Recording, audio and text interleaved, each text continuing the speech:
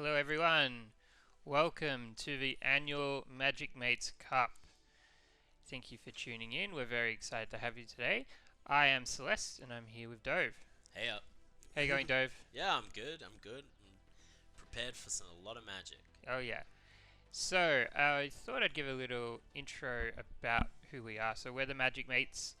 We've been around about 7 or 8 years now, I think.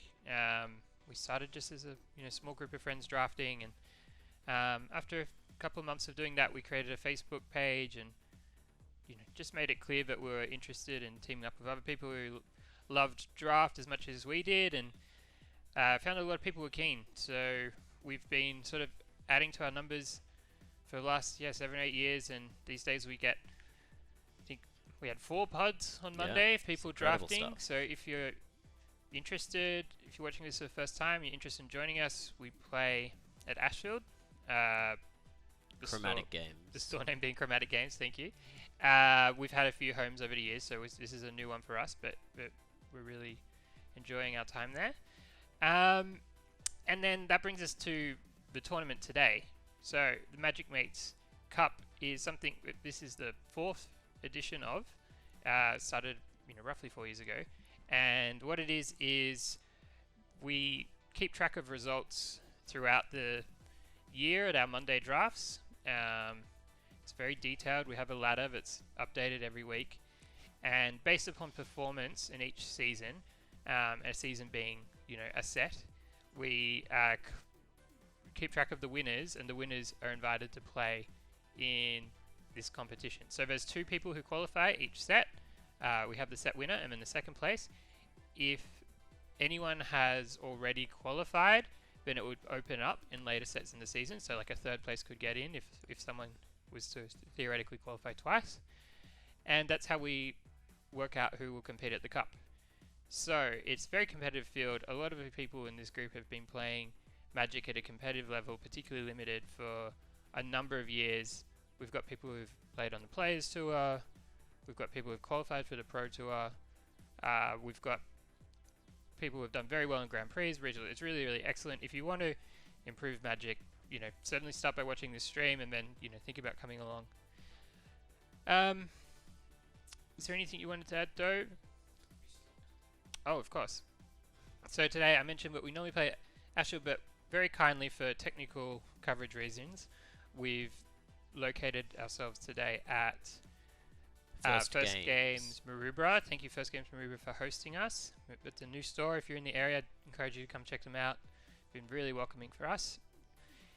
And I'd like to thank our core sponsor, Limited Spoiler, one of our members, Alex Perifinis, who has gone to great lengths to make this tournament happen over the years. Runs a website called Limited Spoiler. It's where we have our rankings for our ladder for the Monday night drafts. It has heaps of historical data.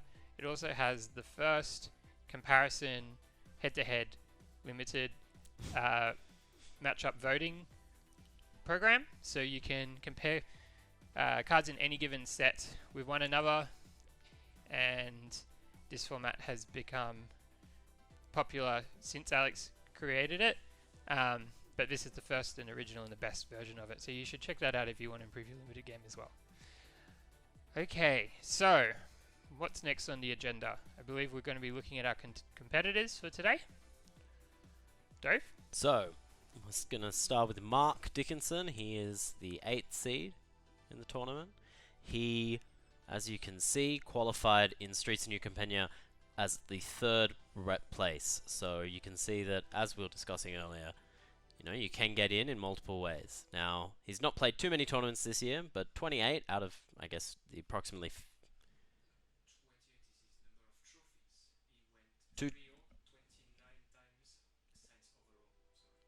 Okay, so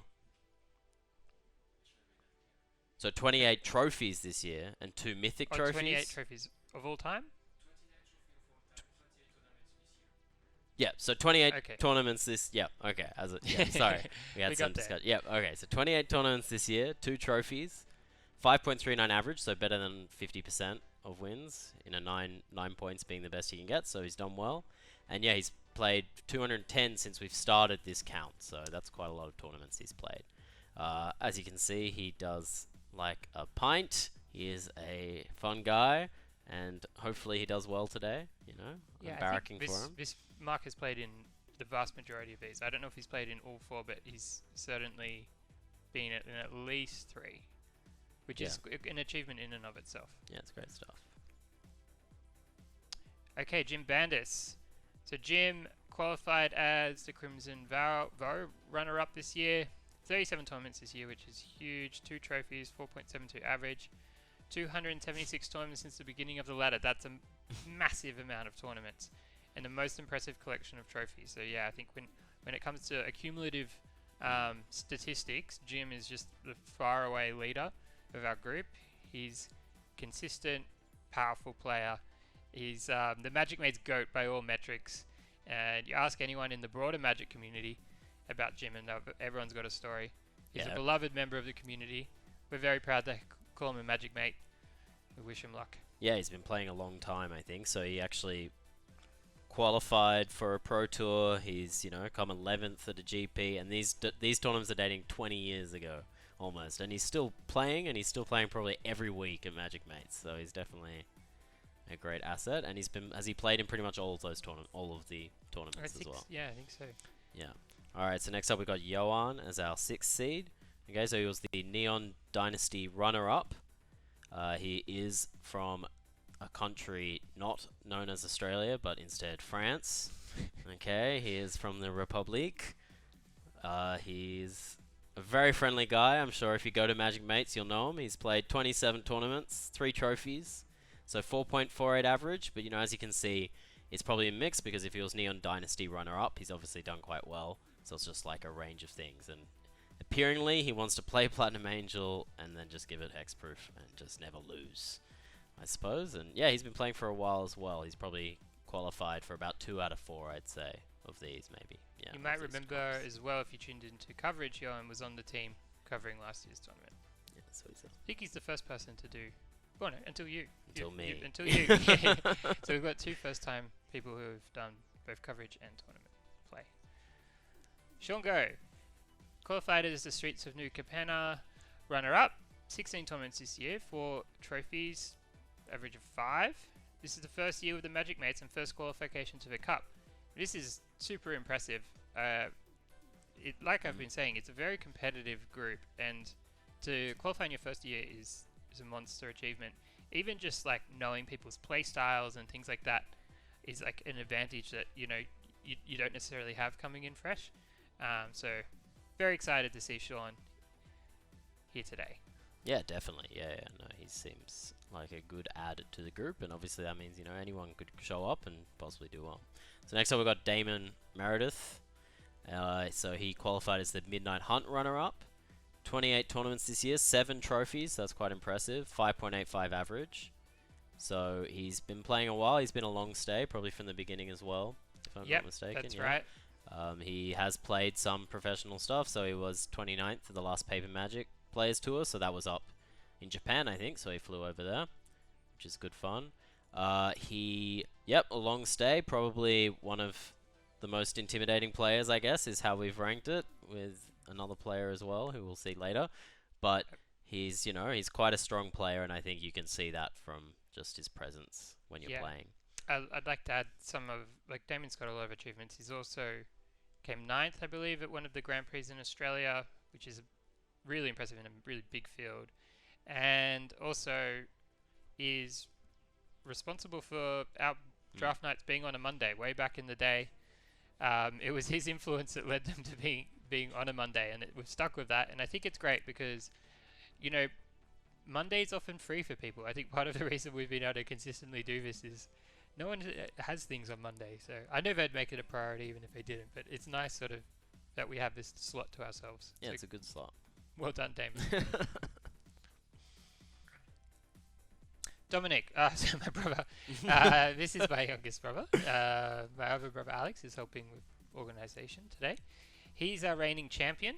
He won the tournament last year in impressive style, qualified for this tournament as the Neon Dynasty champion. 19 tournaments this year, including 3 trophies, average of 4.78. 236 tournaments since the beginning of the ladder. So, yes, another one of the original members of the Magic Mates. He'd remember the days when we were struggling just to get 8 people to draft, and has really honed his craft over the years, and probably playing the best Magic I've seen him play. Yeah, so he's one to watch. And he's already qualified for next year's cup as well. Oh yeah, just last week. Yeah, well, week before last. Yeah. Yeah. So, yeah, he's in. All right, next up we've got Taufik. Now, Taufik, he qualified as the Midnight Hunt champion. Now, as you can see, that number is pretty low, 17 tournaments this year, because he's kind of been taking a break. As you can see in this photo, he does have a child, so he is quite busy with that. But 6 trophies, 17 tournaments, 6.11 average. Huge average. Great average, probably the best of the players today, I think, or at least we've seen so far. And as you can see, he's played a little bit of like international professional Magic, having head-to-head records against Yuta Takahashi, Shota Yakusuka, and Reed Duke. We're not going to state how many games he's played. You know, I've got tying records with each of those as well. We've tied the amount of games we've played. 0 from 0. I've won all of the games I've played against Reed Duke. I've won all of them. But yes, as you can see, he's got quite a good stop, and he's the 2nd seed here. Huge pedigree here with Taufik. Is definitely one to watch. I believe that Taufik has stated this might be his last tournament, so definitely keen to have a chat with him later. Maybe we can talk him out of it. We'll see. Yeah, exactly. Okay, Chris Lynn. He's our former player. Qualified as the Crimson Vow champion. He's also the Streets of New Capenna champion. 2 weeks ago, he also became the Dominaria United champion. 38 tournaments this year. 5 trophies, 5.57 average. 139 tournaments since the beginning of the ladder. Hopes open 23 Wormcoil engines, which just fascinates me because I don't feel like he'll be opening more than 3 packs, but maybe he'll get past a lot. He hopes for something. Yeah. I mean, like the real story here is just incredibly impressive form. No one is in better form, having just won the recent set and qualified as a champion of 2 sets. Definitely, and he's our number 1 seed for this tournament going in. Yep. You know, with 2 championships, so he's going well. And we'll be getting to watch Chris draft. Yep. Which we're very excited about, and that's coming up just real about now, soon. I think. Yeah. We're getting it set up. Oh, there we are. So, Dove, tell me your impressions. You've had the chance to do a bit of drafting we were talking about earlier. What are your impressions of the set so far? I found that a lot of strategies seem to work. I haven't really picked a color that I've gone down a bad track in and done poorly with. The artifact stuff is quite interesting. No sound. Okay. Okay, we're just going to take a break. We're going to take a short break. Thank you for bearing with us. We are back in action and we're about to head over to the draft. Alright, so we're watching Chris Lynn here, our number 1 seed, and we are going to be going through his draft picks. He's a known fiddler with the cards. He does a lot of shuffling and things like that, so we'll see. Just while Chris waits to open his pack, a few things. We're playing this at competitive level. It's a time draft. There are a lot of prizes on the line, so it's a pretty serious moment. So he's counting out the 15 cards.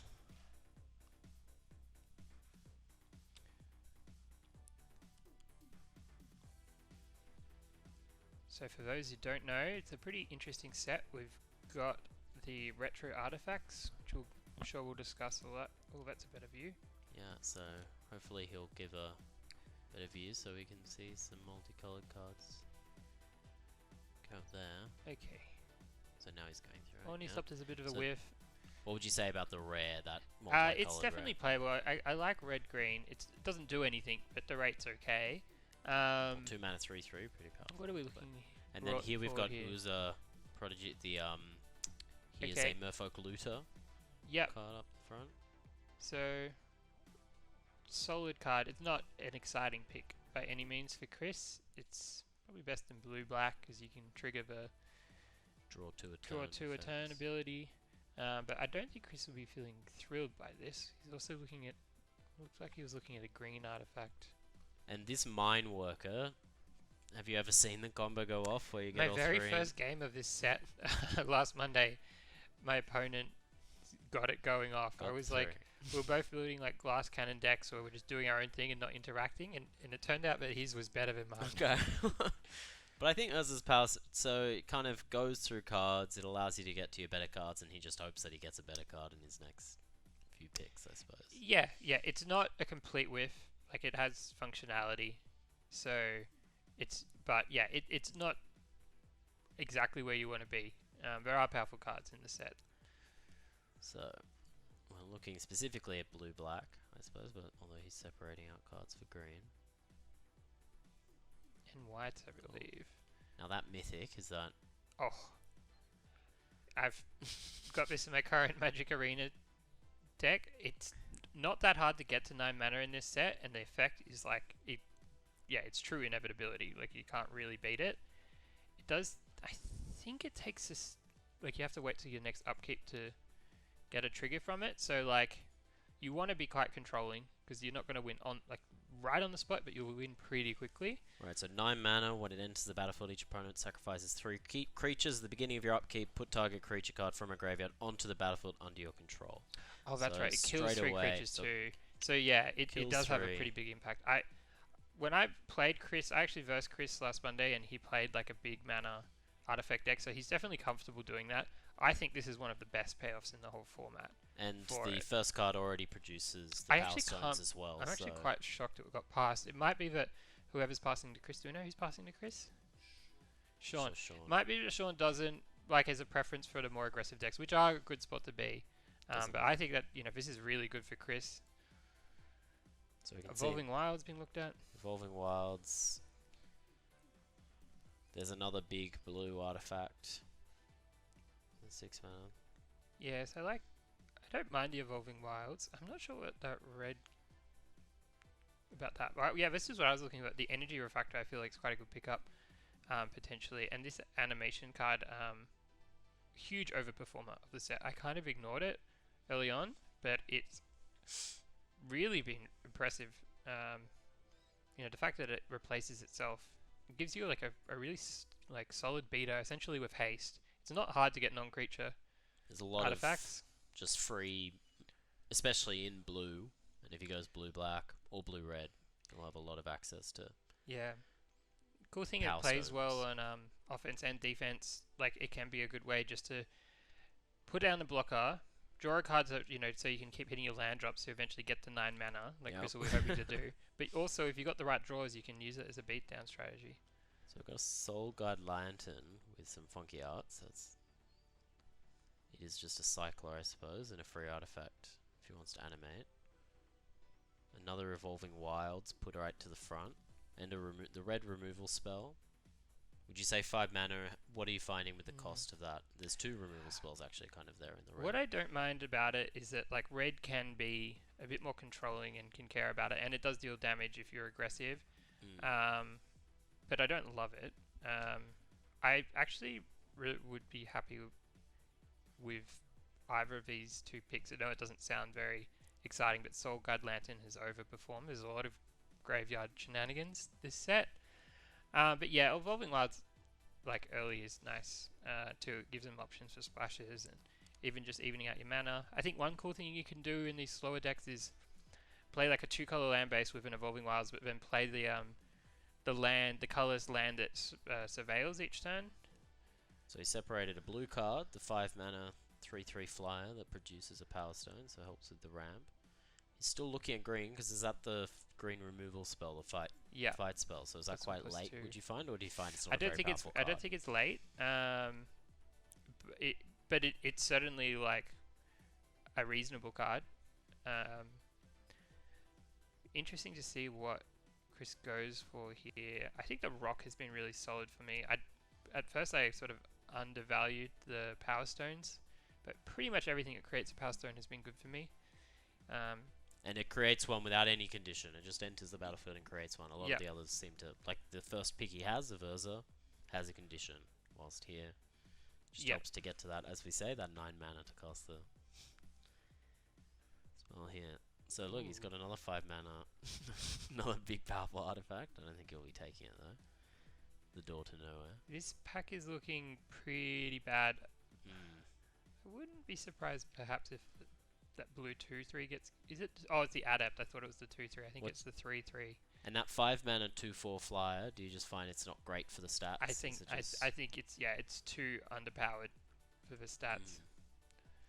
So and the blue, when you draw 2 cards, put a counter on it. I guess is 4 mana for a 3/3. Again, just not good enough for the stats. yeah, it's good in the blue black deck, but unless you're blue black, it's not good enough. Yeah. So what was it? So he took the black that creates a 1/1 artifact token and returns a card from its graveyard. Yeah. So that's been quite solid. You getting the artifact trigger is not to be underestimated. All right. What's our opinion on the that blue removal I think spell? it's quite good. Like, as these sort of blue removal spells go, I think it's quite good in this set because you want just quite a lot of answers for big creatures. A lot of decks are just going to throw down large artifacts. There's not Unless they're in black or red, there's not much sacrifice, I suppose.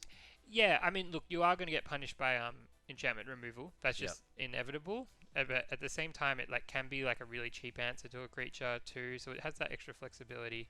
You can also pay for the ability with Power Stones. I think people don't realize that, but it's possible because it's not part of the cast spell. Yeah, you always think of the Power Stones as only mattering about artifacts, but it's abilities as well, and that's an ability. Ooh. So this is a bit of a signal that green blue is open. This creature does a lot. Can ramp you, can give you card advantage. It actually blocks quite well. So it's a 4-mana 2/4, is it? 3/4. 3/4, and also everything becomes a Power Stone. Yeah. And you can draw cards when you cast a spell. Yeah, costing more for than me, 4 this is or the pick. 6. Yeah, Okay, it's worth letting go of the small little amount of black that he's got going for, or you can just play this on the splash. So that's a nice pickup. Because, if you're looking to do big mana, which Chris definitely is, that's one of the better ways. Okay, what do we got here? So he's separating the fight spell again, and now he's probably in green. So he's just going for it. Yeah. And as you can see, he's picking quite quickly because the time of the draft is running down. I'm really surprised he didn't even look at the green creature, the green artifact creature. Oh, the alternate. I like most of those. Any amount of flexibility. Yeah. But, removal is important. True, because so the options of that is the 4-mana 2/5, and then it's also like a 9-mana 8/8 or something, or 6/6 or something. The two, both sides of it are reasonably good. Some of its parts.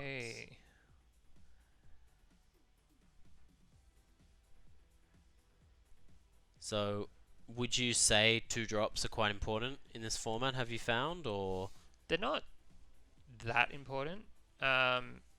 It's not a blisteringly fast format, but you need a certain amount of them. And if you can get ones like the one that Chris just got, which are relevant late game, and Power Stones affect its ability again. Exactly, it's not actually that hard to get to 7 mana. I think of the 7 mana cost in most decks is more like a 5 mana cost in a normal format because you're so regularly just incidentally getting Power Stones.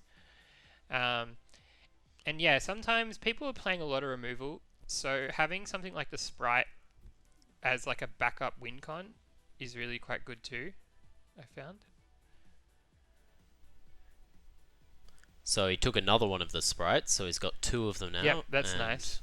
And here we get, do you value, Curate? Yeah, I second picked a Curate in my first draft after starting out with a Jace and just wanting to cut blue. Yep. I think it was Jace, Teferi rather.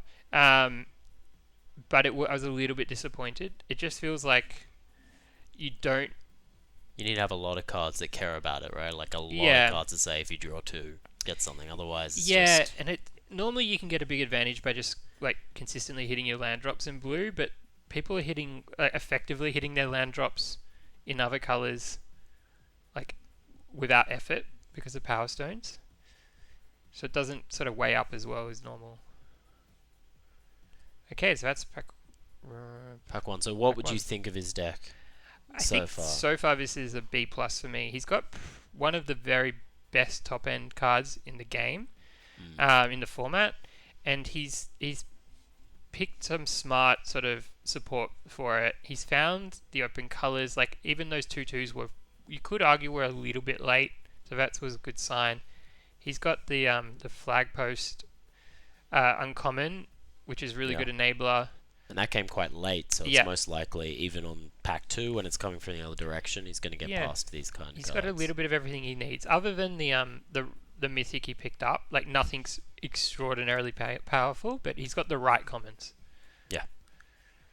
So yeah, B+ for me. Pretty excited to see where this goes. There's definitely, like, I see avenues for just this being a bonkers deck.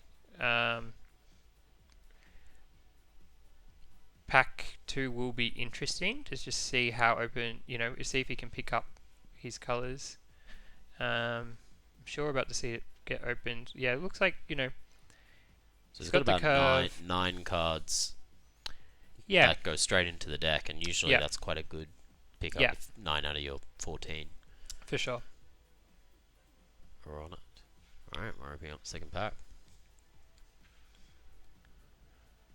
So if you're unfamiliar with the draft format, he will now be passing the opposite direction and getting cards passed the opposite direction. So this is where signs and reading what happened earlier will be important. Alright. This looks like a liquid metal coating, which is pretty low impact. You would need to have a lot of artifact removal or something. Yeah, that's the way to use it. Right? Like,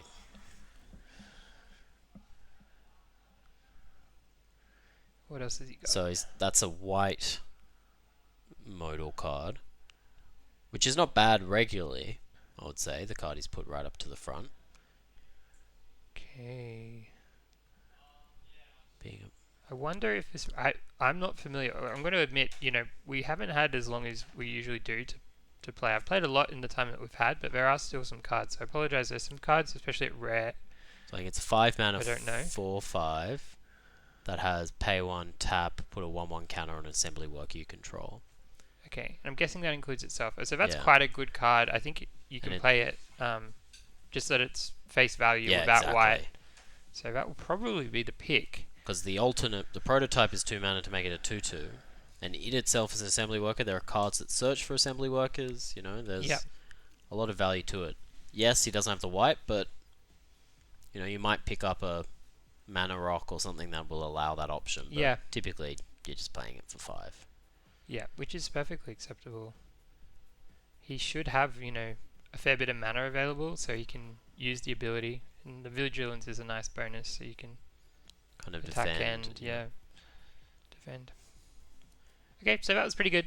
He won't be, over the moon about that. It's not like a broken rare, but it's acceptable. And if they don't have removal, it's going to win games because it can attack, then pump itself in the attack, and just repeat. So we've got the Wing Commando coming. So do you find the 3 mana 2/2 does have an extra ability, the prowess? Yeah, I've been a little bit disappointed with it. Normally I see a card like that and I think it's going to be quite good. I think I haven't played a lot of blue-red, but it would be a lot better there. I imagine. But it's fine. You're going to need some sort of early plays, and ones that can theoretically still, win you the game are good. Oh, there's an Animus. Is that... Yeah, this is one of the better uncommons, and I think will be the pick. So as you can see, he does shuffle his cards a lot, as I noted right at the start, which is fine, obviously. But so what does the Animus is it's a 1-drop. Yeah, and it can turn your Power Stones and things into 4/4s. Late in the game, especially when you're making lots of mana, it can just... Oof, okay, didn't see that coming. Okay, so it's a cantrip, the Everlasting Flask. Yep. What else does it do? It when you sacrifice it, it makes all your lands one basic land type of your choice. So you can tap. So it makes all your lands become. So you can splash easily. Was that. Yeah. The other thing you can do.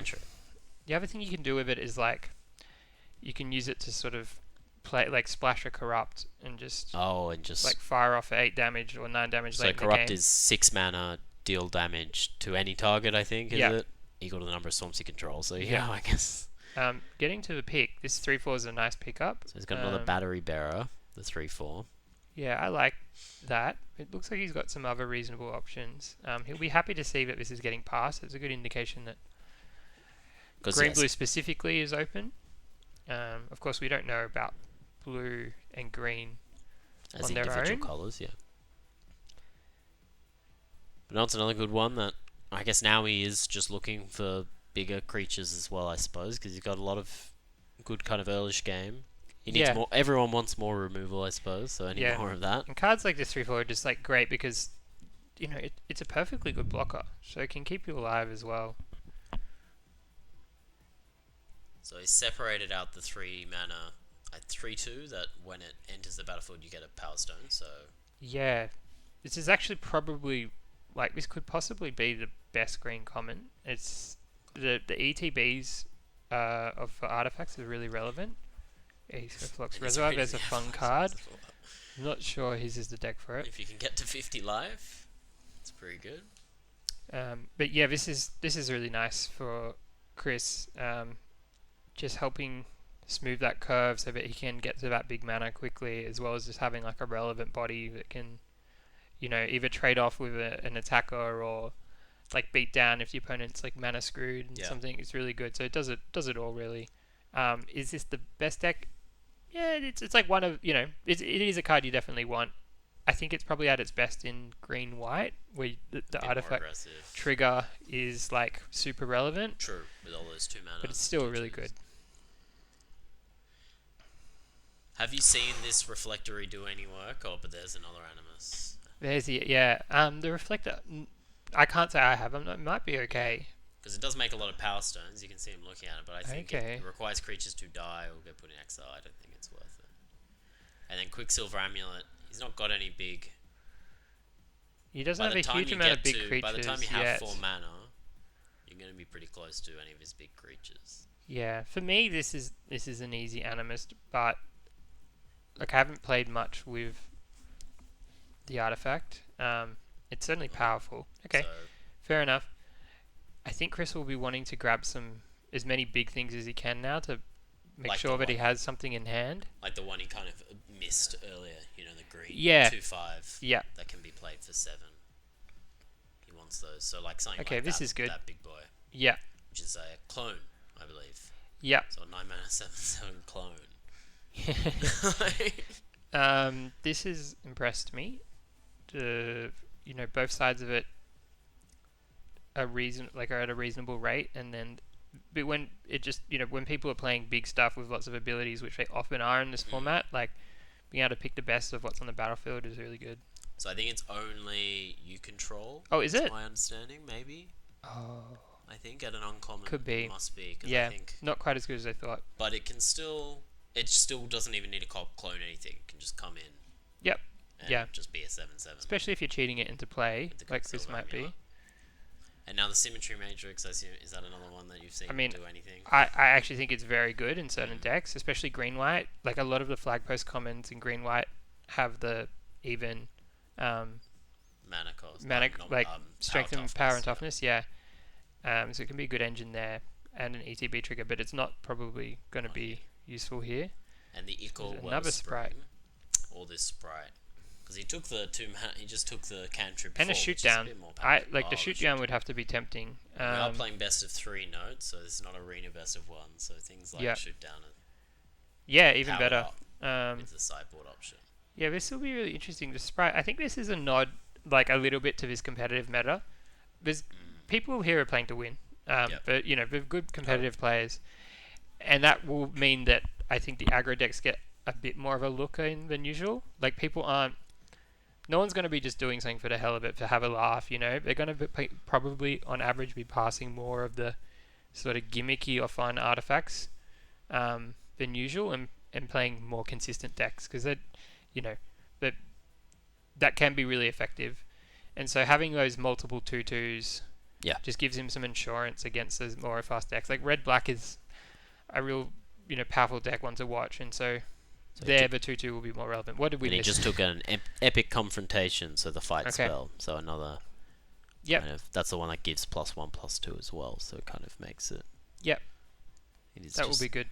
And with his 2/2, that kind of makes it able to kill a lot of. Like now he's got 3 of those 2/2s that we were just talking about. Yeah. Really good answer for some of the. And he was reading the Corrupt for a little bit as well. Was he? Card, was there a Corrupt? There was a Corrupt in that pack that he took the confrontation though. So he took the card. That's interesting. So I think that's the that's the responsible pick The corrupt would be fun, but there's a lot of moving pieces. No, he's about to take the 1 mana 1/1 2 sacrifice, and it has Honor for blue. Yeah, it's been a surprisingly reasonable pick. I actually don't. I've stopped thinking of it as a creature, and I'm thinking it more as like the blue divination of this set. Like you just so rarely do anything with the body, and it's more about. And it's a card fog draw. in the first time as well, somewhat like a 1 creature Yeah. fog. Yeah, You yeah. block, you Gain sack some it, life. Yeah. and then you cast it the second time. Maybe you get him for 1, that juicy Yeah. 1, and I guess in situations where artifact entering the battlefield matters, it can be a bit more relevant. Less so in blue-green, but... So I think he just picked up another flyer, which is actually fine. Yes, he did. The 3 mana 2/2 prowess. So not much here. We do have blue cards, but they're not particularly good ones. At least not a Mystic. The Air Marshal can be okay in blue-white. In fact, it's quite good in blue-white, but I'm... So you don't think the 5 mana put on top of the library too expensive? No, I don't like that they get to choose. Like the fact that it can come back, just like they're down in card advantage, but if it's a big threat, you're just delaying the inevitable. Ooh, I like the Savant in this deck that makes lots of mana. True, because this is another case where you can just use those Power Stones to pay for the set. Yeah, and it's it's a relevant body too that can block. We'll see what Chris goes for. Yeah, he's gone for it. I think that's it. Yeah, that should make his main deck. Yeah, having 1 or 2 of those is a good mana sink. What are we seeing here? So he's looking at the refinery. Oh, this is... no. Yeah. The cooldown. I'm curious about this. Like, it's very powerful, and in a lot of sets this would be like a premium pickup, but blue isn't beating down that much. Yeah. I'm not sure whether you could... it's a good idea to play it more defensively. You could, but we want to be pretty confident that, like, you can win the game fairly quickly. That, yeah. Wow. So no love for the Symmetry Matrix. I mean, it's going to happen sometimes. Sometimes people just don't have the cards to support it, but I think it's quite a good card.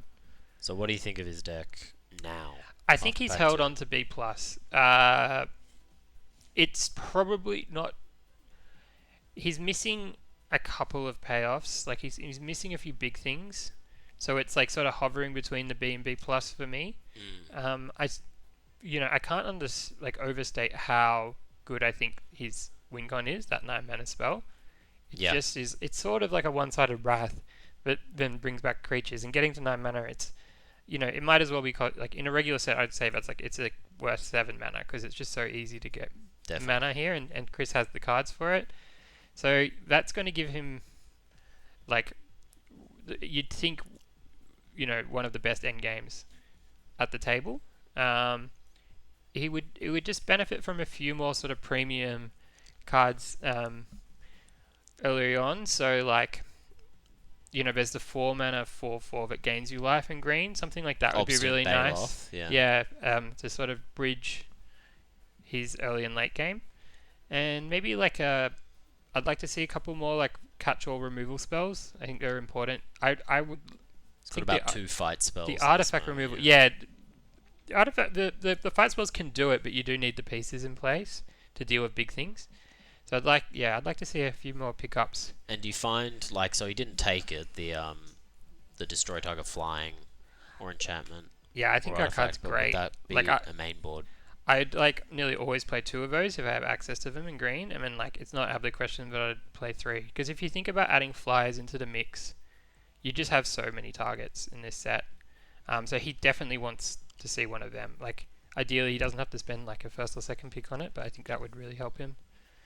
And I guess now we're also looking for big cards for him to cheat in with the... Yeah, definitely. So or like, because right now he doesn't have enough to do that. So we'll just need the camera moved down a little bit, or up, sorry. Or Chris's hands down. Oh yeah, that's better. Might be the easier one. What are we seeing here? So he's here? separating out the command, which is obviously very powerful, but he's not in black, unfortunately, anymore. So there's a self-assembler. And the self-assembler, which searches for the white 5 mana 4/5 vigilance. Ooh. So like that's cool. That's really cool. I hadn't thought about that. So it is like a draw to it's a 4 mana 5 mana 4/4, not great. Yeah, 5 obviously, mana 4/4, but it draws a rare. But draws a powerful rare. And you can get a few other assembly workers as well, obviously. But he's looking straight at the black. What's going through Chris's head here? He has that card that could help him splash, like a double black card, but it's like, is it worth it? Like, what? For one I actually card. don't know. So it does destroy each creature with power 2 or less. You can get 2 counters on one creature and give it lifelink. Get 2 cards from your graveyard, so draw a card. And I think the last option is each player sacrifices a creature. Honestly, I'm surprised by that pick. I don't know if it's going to make his deck. We'll have to talk to him It afterwards. would be really interesting to find out and see what happens there. It could be a low-key hate draft or like a hedge. Like maybe I'll play it, but at least I'm removing it from the game. But there's the Baloth. Oh, the Baloth. Talking about. Yeah, I love this card. It does it all. I haven't seen it discarded yet, but that would be really cool if we got to see that happen today. It's one of those. I guess that's a more constructed effect. Yeah. For when you're doing the green stompy and your opponent plays the Thoughtseize and you get them, but it's still relevant-ish, I suppose. Yeah, but it's corner cases. But I think you just take it because it's a 4-mana 4/4, great rate. Yeah. And it gains you 4 life. Yeah, life gain's super relevant against the more aggressive decks. So one card that he would be hoping to see is the green common Golem, which is again a life gain card. It's one of the motor ones you can either play it cheaper or more expensive. That gains life equal to its power. That card's really overperformed for me. I think, that's another contender for best green common. And I think in this deck with all these power stones, ramp, like being able to be able to play the main side of that card a lot more often. But yeah, the modal cards are always a plus, I think. So his black is shifting into black somewhat. We'd have to look at the makeup of his cards, but that is a good removal spell, is it not? Yeah, this is the premium. I'd say the premium removal spell of the format. Exile's super relevant. It can be really cheap. You can splash it. 4 and a black, but it gets 1 less for each creature in your graveyard. Yeah. Which in green black happens quick. But he's green blue if he doesn't remember. Yeah, well, I'm curious about that. Like, other than his gold cards, which, maybe he could splash those, does he have much he's got blue that he wants to play? He does have some pretty reasonable blue cards from memory. He's got the removal. He's got the Uzurf, the first. Yeah, he's got. Yeah, thing. the 4/4. So, yeah. It could be that just the black spell gets cast. Is his fixing extensive? Like, he's got that one artifact. He's got the Everlasting Elixir thing, and he's got the Evolving Wilds, and I don't even... Did he end up taking the 3-mana artifact, the card there that he's about to take, maybe? I think he might have one more... The Refractor? Refractor? Yeah, he might have another Refractor. Refractor, yeah, I think that's 2 mana, but yeah, that's... You pay 2 to get 1 mana of any type, so you're kind of down a mana each time you use it. So, he's again looking at the black card, which is interesting, but also Stern Lesson. Stern Lesson, for me, one of the better blue commons, performing much better than I expected, just because I think Power Stones are so relevant. Yeah, of course. This is a nice pickup. You want, it's not exactly card advantage, but it's pretty close. It's like card filtering. Helps you hit your land drops. If you're playing 17 lands, you're going to be having a lot of lands in your hand, and being able to discard it with Stern Lesson is a good lesson. So this is an indication that, blue's definitely the plan. So the black cards, I don't know. I'm just super curious to find out what the thought process behind the double black pickup was. But definitely, he's got 2 black cards now, and that's about it. So we've got... Looks like green white's fairly open. Can happen. That's this is powerful another fixer, the 1-mana 1/1, because it... Yeah, true. Gives you any color. What's the blue card that he's separating? Is counter Defabricate. Artifact, yeah. Yeah, been reasonably impressed with Defabricate. The one I haven't played a lot with, but it does what Chris wants to do. Yeah. And it's fixing, as you said, that could be relevant. Do you find counters are quite powerful? Like I'm actually kind of low on the counters. You want to tap out a lot in this format to get your Power Stone on like ETB and stuff like that, and so and a lot of the a lot of your spells they just don't. You're not even playing that many instants in this format, so you're not holding things. You're not holding things up, so I don't love them. Ooh. So the Ooh. Temporal. The Opportunist, I think, is a nice pickup for Chris. I don't think the shenanigans of the Temporal. So yeah, he's just going to take the 3. I think so. Chris has like a pretty good pretty healthy appetite for like powerful plays. I've noticed. Ooh. So I wouldn't rule it out, but it looks like he's going to take he's taking the Opportunist. Yeah, no, I don't think it's a 6 mana card that you need to be scrying and things like that for it to get more value than you want. As end games go, like there's so many good like late game payoffs and engines, and like it just doesn't rate compared to the field. So I don't think it's worth it. Tends to be the case. This has been pretty good so far. What have we got here? So there is a big artifact like a 6 mana with fire breathing, or he's just going to go for the tower worker possibly. But the fight, so that's a 6 mana 5/5 flyer, pay 2, give it +1/+0. You can play it for red, and I guess I don't think he's going to go for 4 colors, but he's just going for the tower. Looks like he'll go the enabler, which in the end is just giving him 1 mana, but it is a 1/3 reach. The reach, easy to forget. It's come up for me a couple of times where someone's pointed out that it has it. I'm always a bit shocked. I'm like, oh yeah. Normally comes out when you're like on the brink of dying, and you're like, oh wait, I have like 1 chomp block left with this. And that would creature. Be another assembly worker he could have searched for with his possible first pick, but he took the removal spell instead. So a 2 mana, pretty much in his deck, a 3/3 defender with pay 2, and you can surveil. Yeah, I actually think this card's a little bit underrated. It's pretty good blocker. But yeah, it's not for. I don't love it in like I mean it's playable in this deck, but I think this. He's already got so many 2-drops, so I guess he has no choice. But yeah, I don't know if this makes the cut, but you know it's an option. I guess sometimes green blue can struggle a little bit with card advantage, so in lieu of card advantage, having the surveil is relevant. It is. It's a good. I think you might play it, and then do it in your upkeep to try and get the land or something. There's a lot of relevant situations. This will be interesting. I think it's going to be giant growth. Are these tricks? In the aggressive decks, they're very good. Like giant growth will probably be one of your better cards in an aggressive green deck. In other decks, I don't mind like one cheap trick. I probably prefer like the ones which give hexproof or indestructible, or sometimes both. So you can just like keep your really big game-winning threat alive. This doesn't do that so much. I guess it protects against red removal. That's true. Yeah, it's good against red removal. Some of the black removal is also power and toughness based. Also, just having a little bit of interaction can be super relevant. Yeah. Like people think about these decks like, okay, we need like the enablers and the payoffs, and sometimes they just forget that to pack in any interaction, a little bit can go a long way. Yeah. So he's got another rock here, which is. I like the rock. I was wondering. This is his first pack, and I was wondering whether this would wheel. And yeah, good. Good for Chris that it did. Ooh, what's this rare? It's not getting much. Oh, is it the one that mills? I think this is quite playable. Defending play mills half their library, 7 mana 6/4. You can cheat into play, and has that. So half the library, obviously, you go from 30 to 15. You're not really going to mill them out super quick. It's going to take a while. But I mean, if I get a second attack in, they're pretty much dead.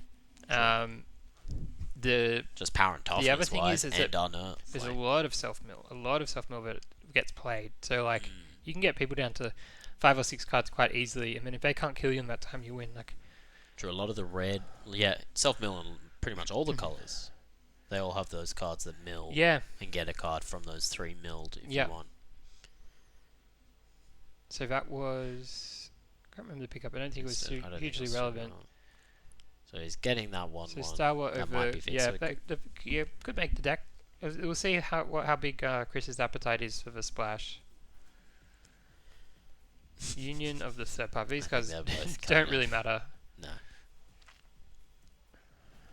You can sometimes get some kind of interesting card. So he didn't get any of those 3 mana destroy target artifact or creature with four, flying. 4 mana, 4 mana, sorry. So it is a bit more. Yeah, that was a bit of a whiff. And he had an option at some point early on, but what would you rate the deck?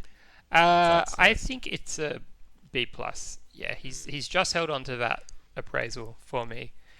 He didn't quite get the power that he might have hoped for in the last 2 packs. I think it's maybe missing 1 or 2 bombs. I don't think you'll play that, the artifact that cheats in big creatures. I can't see how he could. No, I think that might have been what he took potentially over the removal. Yeah. Oh, I can't quite remember. Yeah, but like I'll be interested to hear Chris's thoughts on that.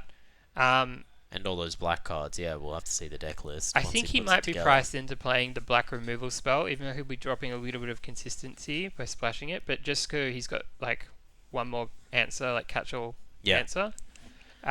True, because the 2 removals he had before that, the green fight spells, are not going to kill anything bigger than 4 toughness, really. Like exactly. Well, without trading, and then it's a 2-for-1. They're more a hedge against like the aggressive decks. Like occasionally it's going to come off where you've got a big thing in play and you can eat it. But I think Chris has only got like 2 or 3 big things. Like he's got that big assembly worker, the 4/5 vigilance. Yeah, which I actually only probably could fight half the sort of commonly played big creatures. Yeah, until it grows.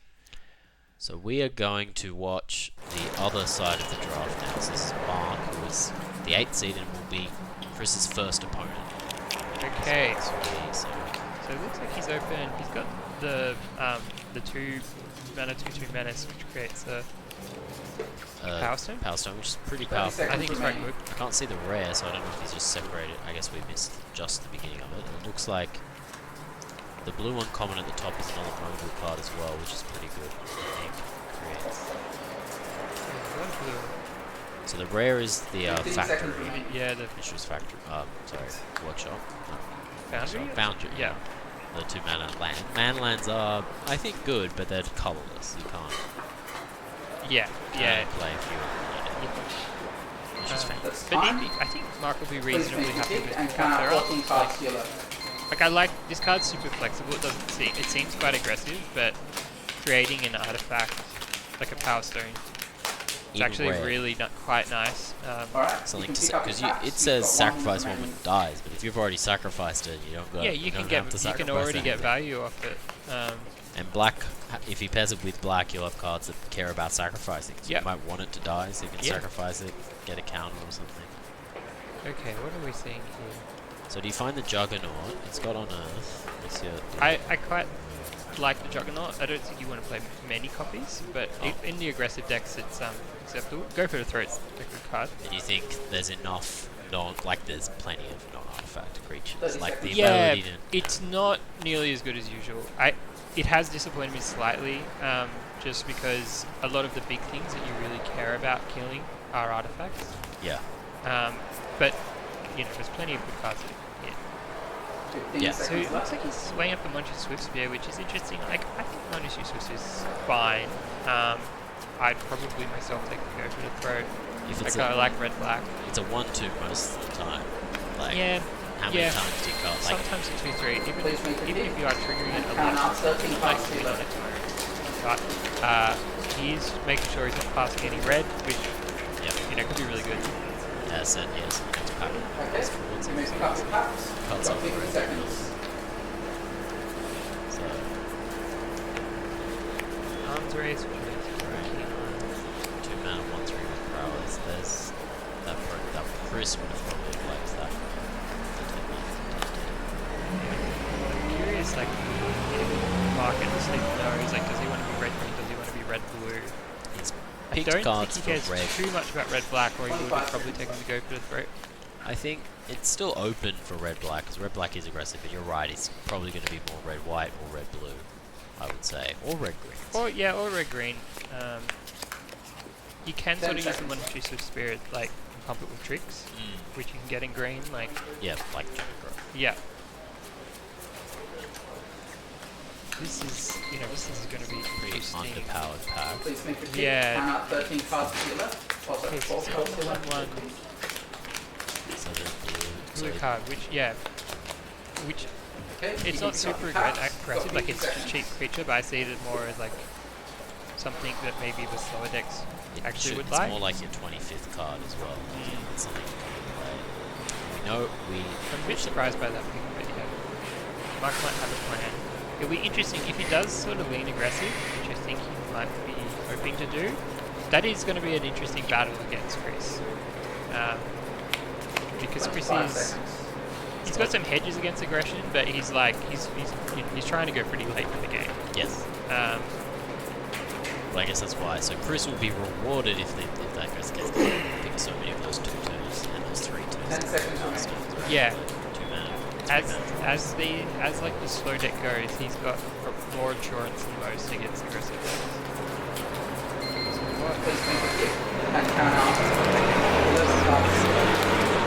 That maybe you were right. Maybe red white is what Mark is hoping to be. He is known for kind of aggressive play, like beating down the weather. You can't just force this fast. No. So what do you find of this artifact up here, the 5/5? Yeah, it's reasonable. It's still 6 mana. Okay. Once it hits the battlefield, it's always relevant. Yeah. Like unless it just gets straight up removed, which does happen. It's always relevant just because it's so flexible. Like you can make it an effective blocker with a death touch, or you can beat down. The flying. Yeah. It doesn't get lifelink, unfortunately. Yeah. Which makes sense if it did. Yeah, it's a bit too strong. The only thing I don't love about it is that 6 mana is a lot for some decks. Like it's probably best as an aggressive card, and can be big. No, he took the white. I think it was the trick that gives the 1 mana first strike. Oh, Yeah. the first Or it strike might have one. been no, maybe it was the hexproof one. Okay. We'll see That again. gives a pretty clear indication. So he's going proper white, red. So there's the 2/2, which is pretty relevant in that colour pair. The 2/2 vigilance at the end. I think at this stage Mark's going to be a little bit concerned he's not seeing more of Red. his colours. It's kind of So there's Juggernaut versus the 2/2. I like the 2/2 just because I think you do want to make sure you got a critical mass, and he's got some tricks and stuff. So you can pick up plenty. Like the Juggernaut is good, but it's not as option. Like those 2/2s, 2 drops are less. You know, you're not going to see them as often. yeah, It's like anyone's going to take. Please He does take the bounce. 9 cards. I suppose he's thinking as well. He might wheel another one of the Juggernauts. Like he knows there's already one going around. It's not like a premium card, so it could get back to him. You've got 30 seconds. So I like the. Yeah. I worry a little bit about the lane that he's in, whether it's quite right, but we will see. Great. So it's 2 mana 0/4, gets plus X plus O, where X is the number of mountains, but only if you have 4 mountains. So it's 2 mana 0/4 until probably turn 6, because if you've got 4 mountain, you're not going to be playing your other spells, and you're not going to be pretty happy either. So Yeah, this is a plant for the monocolored decks. There's like a few, like Corrupt is another example. and he's going for it. As the payoffs go for the monocolored deck, I mean, you can play it in like a mountains heavy, small white splash sort of build too, but it's not, it's at best in the monocolored deck. That deck doesn't always come together. Even when it does, I'm not like, this card doesn't blow me away. The No. Corrupt is a really good payoff, the monocolored, Corrupt but is a removal spell. This is just a yeah. and by the time it is turn 4, 4 toughness is not actually as hard to deal with as it is on turn 2. Exactly. So we're seeing, like, So I he's think got this that would be really- the Juggernaut. So he's got the Juggernaut, he's got the 2/1 Worker, which is just a 2/1 really, because the lifelink ability is not going to be too relevant. As we said, we could develop some Worker, but no, he takes the Juggernaut. And that trick, that's that okay. removal spell, do you think much of it? The 4 mana sacrifice creature deal damage equal to its power. And I don't, honestly, I don't think much of it. There might be niche applications. And I guess same with the, the active treason. I mean, in the black-red deck, Active Treason is excellent. There's a lot of sack outlets, so you can just use it as a removal spell. It's possible that it makes Mark's deck just a bit of reach, like as a way to finish the game. True, if your opponent plays some giant flyer, some giant, and it steals artifacts, there could be a way you can use that. Mark's probably hoping he doesn't have to play that, but it's like an acceptable, one-off if he's a little low on True. card quality. And it gives you that reach, as you say. Yeah. power of your deck now relies on your phone. Now that 3 mana 2/1 I think is going to be pretty relevant to his going forward. Yeah, so is it that one or is it the 2/3? It is the 2/1, isn't it? No, It's the you're 2/1 right. that mills 3, take an artifact, or it gets a +1/+1 counter. Please make a pick. Yeah, of the cycle, five this cards is to your for left. me one of the weaker ones. Because often Even the the blue artifacts one, you or just is it- You may want pick to up be in the the next pack. graveyard You've got any 20 summon. seconds. So taking it is less. Yeah, and red not necessarily doesn't really want to grind. Like Mark's deck doesn't want to grind. It wants No. to sort of smash. True. So having a 2/1, Yeah, not It's as not. relevant. and that's just an aggressive 2 mana Yeah, 1/3 It's with like prowess. it's okay. You know, it's sort of filler. If he's got enough tricks, it could be interesting. Um, we'll have to see. Okay. So it does feel like someone on like to his right, if not two people, are like in his colors. Yeah, probably. Because yes, he did get some of the good cards, like the Phalanx, like the 2/2 Vigilance, but these cards, they will go late in most situations. Yeah, it would be. They'll be yeah. up. There are other cards that are better than them that could exist, and that probably was the case as opposed to. It does feel like maybe green is sort of open at the table in general. Like it's not too many green drafters. Like that last card that got picked up is like, you know, it's like a reasonable like 7th or 8th pick. It wouldn't usually go this late. Like No. all the modal cards are pretty good, I think. So Yeah. I wonder if exactly. Mark is sort of regretting his path at all at this point. But at the same time, you know, So, he's got a plan, which is good. so what would you? Oh, so he took the 3 mana 4/4. I think that was a card we missed him take. And there's that trick that I was. That was the hexproof one, I think. Okay. Yeah. I like that card. Okay. So what would you rate his deck? Right now, looking at it now. I think it's at this stage, it's a C plus. Yeah. What I like is that it has a plan, Yeah.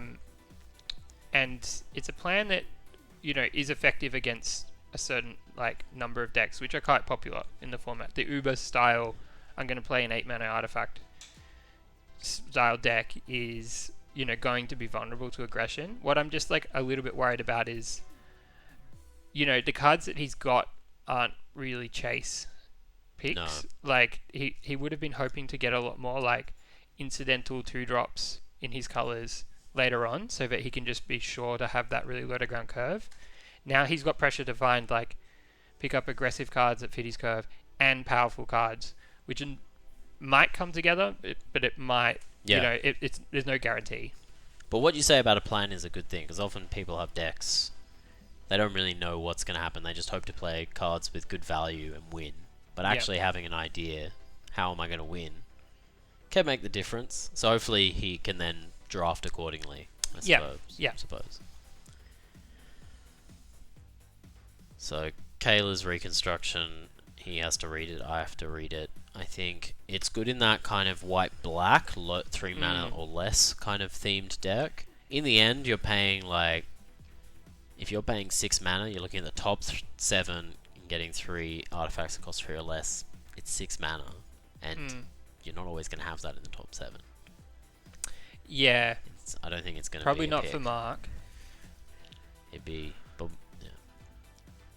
Well, you never know, but there isn't, from what I can tell, isn't a much else for him. I guess you can pay 4 mana and just use it as some sort of The weird cavalry, tutor, I think, but is the a cavalry, fine 5-drop. Rock Hunter, not great for a first pick in a pack 2, but and the land there, is that I didn't don't see know it. what the land is. See if we can get it this time round. Is it the Surveil one? That might be the Surveil oh, is that just one. the that's Seville actually- one? So he's going for Okay, so this is sort of going in a different direction. Like it's not. We were talking about his plan and being aggressive, plan hopefully a 1-drop and then a 2-drop, play some tricks. This is not that. that. No. But his deck is full of cheap creatures, so I could see what he's thinking. It will be interesting to see what happens from here. But it is a case where you can't use the Power Stones for that. So That's true. That Mutt, the 2/1, I think I've played with it a bit and I quite like it. I don't know. Yeah, what it's you're the most finding. winningest common in according to 17 lands. Okay, well, Much to surprise a lot of people. Yeah, it just does a little bit of everything. There's a little bit of card He's advantage. taking very quick, you know, that he probably has like Yeah. an extra 20 seconds there. Yeah, He's did he just pass like, the white removal spell too? Might have. Anyway. Was that the 4-mana enchant? Or was that... There's a card that looks very similar to that removal spell. Let's... Prison Oh, it Sentence. was. Yeah, the he is Prison passing Prison Sentence. okay. Wow, which is, yeah, it's a testament, I think, to how much the MUT has risen in people's opinions.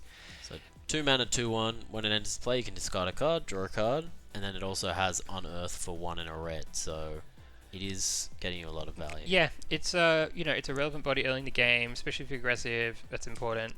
Gives you an artifact trigger. In fact, it gives you 2 artifact triggers. It also is just really good at, you know, filtering your draws. So you can early in the game you can use it to find your 3rd land. Late in the game you can ditch a land just to give yourself another draw. Yeah, really sort of effective card. Yeah. So hopefully that works out for him. So we've got a Rock Hunter. Elliot Chaplin's nice.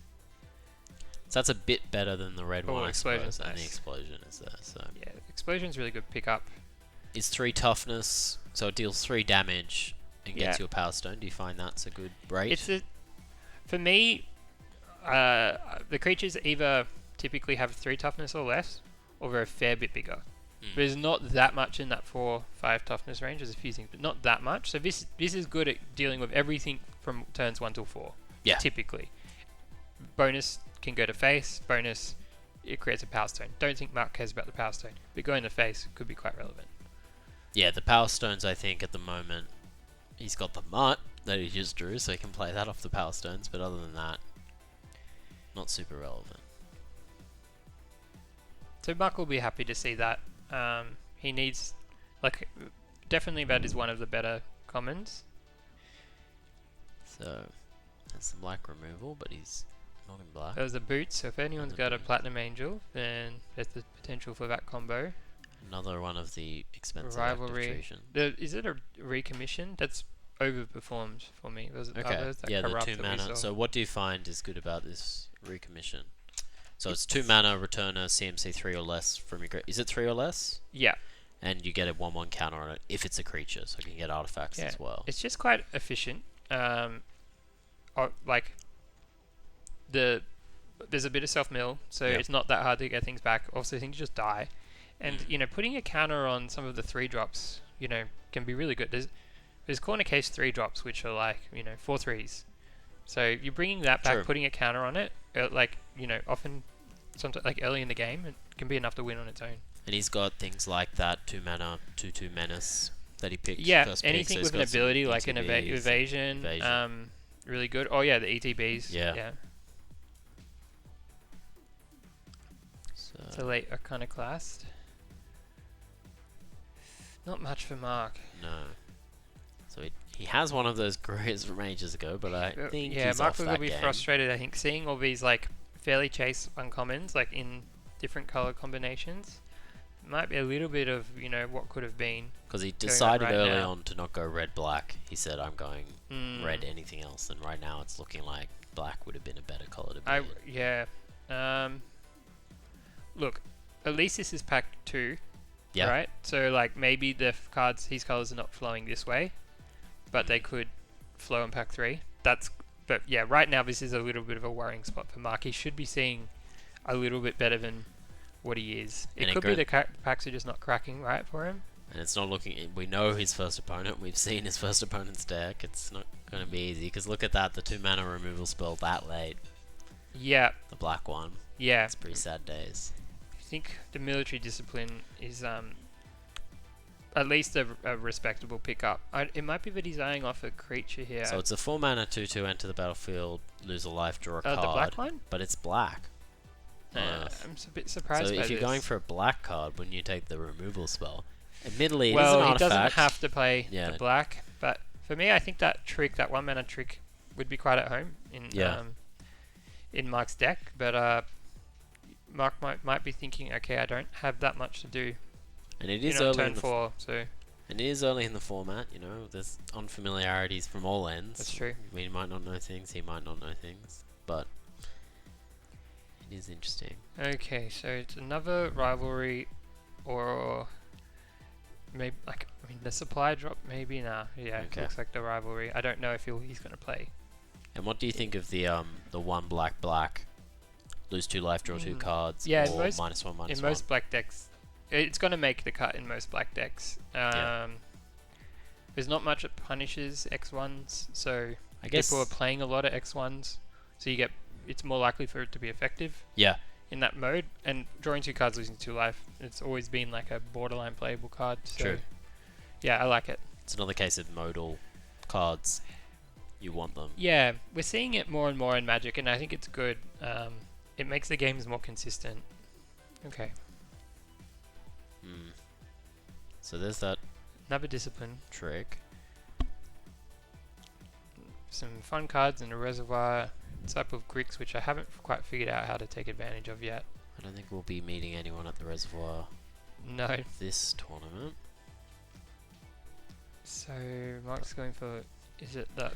So it's a 4-mana 2/1 that enters the battlefield. You get a Power Stone, is my understanding, right? And it's got Unearth. So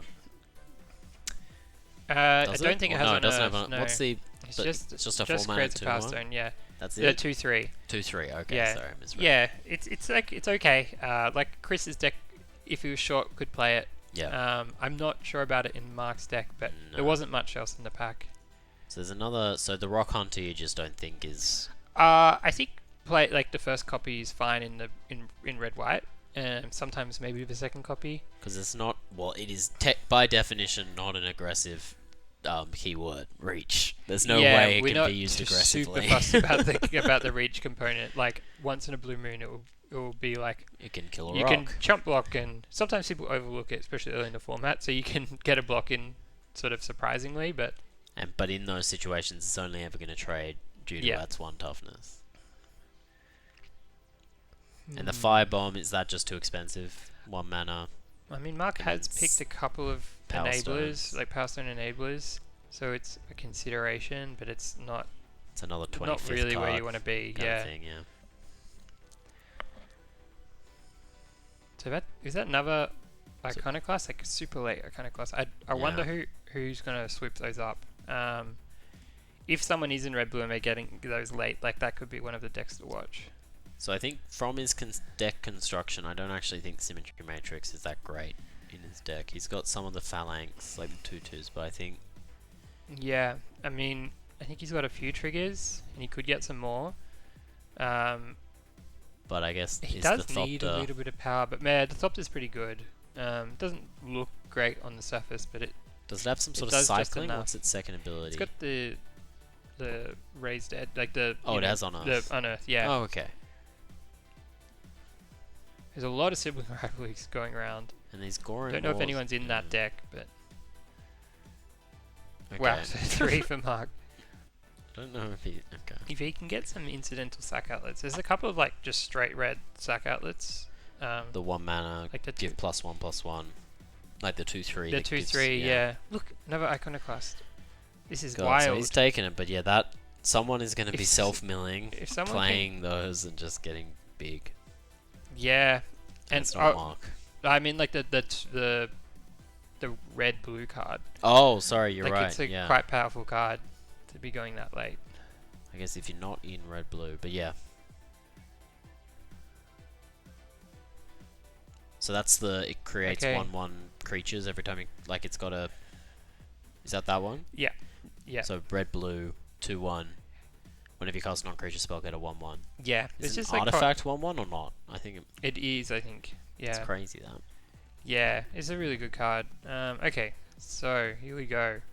We're just gonna get straight We're to getting back straight through, into I it. guess, because I wouldn't say that Mark is, hoping that this picks up. he needs some Factory. mythic It's been a bombs. bit of a challenge so far. And unfortunately, his cutting action pack 1 didn't reward him pack 2. Yeah, that so it was probably really means like pack surprising. 3, there's no reward. It's just... Yeah, we'll see. We'll see. It might be. I have a feeling it will get a little bit better for him now. So that modal card is pretty good. The 6/4 haste or pay 3 like that 3/2 card, yeah. haste. Oh, he's thinking about pivoting. 7 mana 6/4. Sorry, He's thinking about whether he can pair. Is he thinking 'Cause about that- whether he can pair the? because that's an easy sack. Outlet, Yeah, isn't it? It's just sack a easy-ish. It would make the combination of that and the steal creature. effect Is 3 7 mana, Yeah. Okay. which is it's achievable, but is a bit difficult. You can use Power Stones, I suppose, for Thruxo Demon's ability, but he doesn't have too many. But red black produces them. And what do you think of Ashnod's Harvester? Quite like it. Yeah. It's even like fringe playable without the black, I think. So what did he take? Whoops. Yep. It looks like I'm pretty sure he took Alex, you know what he took? I'm pretty sure he took the first card, the black card, the Thruxo Really? Demon. Yeah, we'll see it again here. But Okay. I'm pretty sure he took the Thruxo Demon. He took the demon. Wow. Okay, so he's So we're this going is a through late it again. pivot. Okay, lock yourselves in. Well, let's find out. I if I'm like it. correct. Yep, he took the. It's risky. Yeah. It's risky, but it could pay off. I would have thought that maybe this pack white would have been open because it was certainly not open coming the other way. So typically that would mean it's. I guess It's when we open this think way, of the but- white cards he's not got, but that's just more, he's just not got many Yeah. good cards. It's not been a great draft for Mark, I think.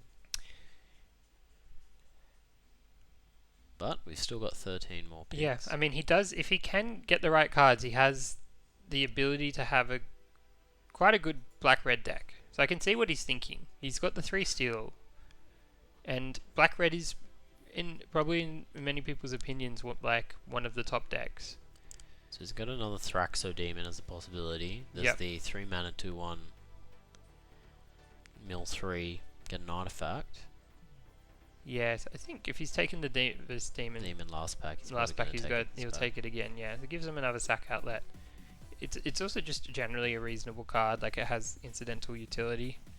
Yep, there it is. Oh.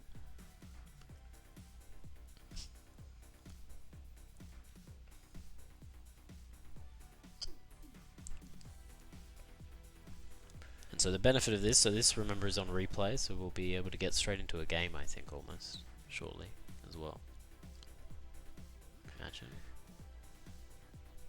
Which will be this Mark vs. Chris. Yeah, it's going to be super interesting. If Mark can get a few more like sack outlets, it's not the easiest thing to combat. Because it is a powerful play to be able to steal and sack, because you kind of get two effects, but it's 7 mana. It's a lot of mana.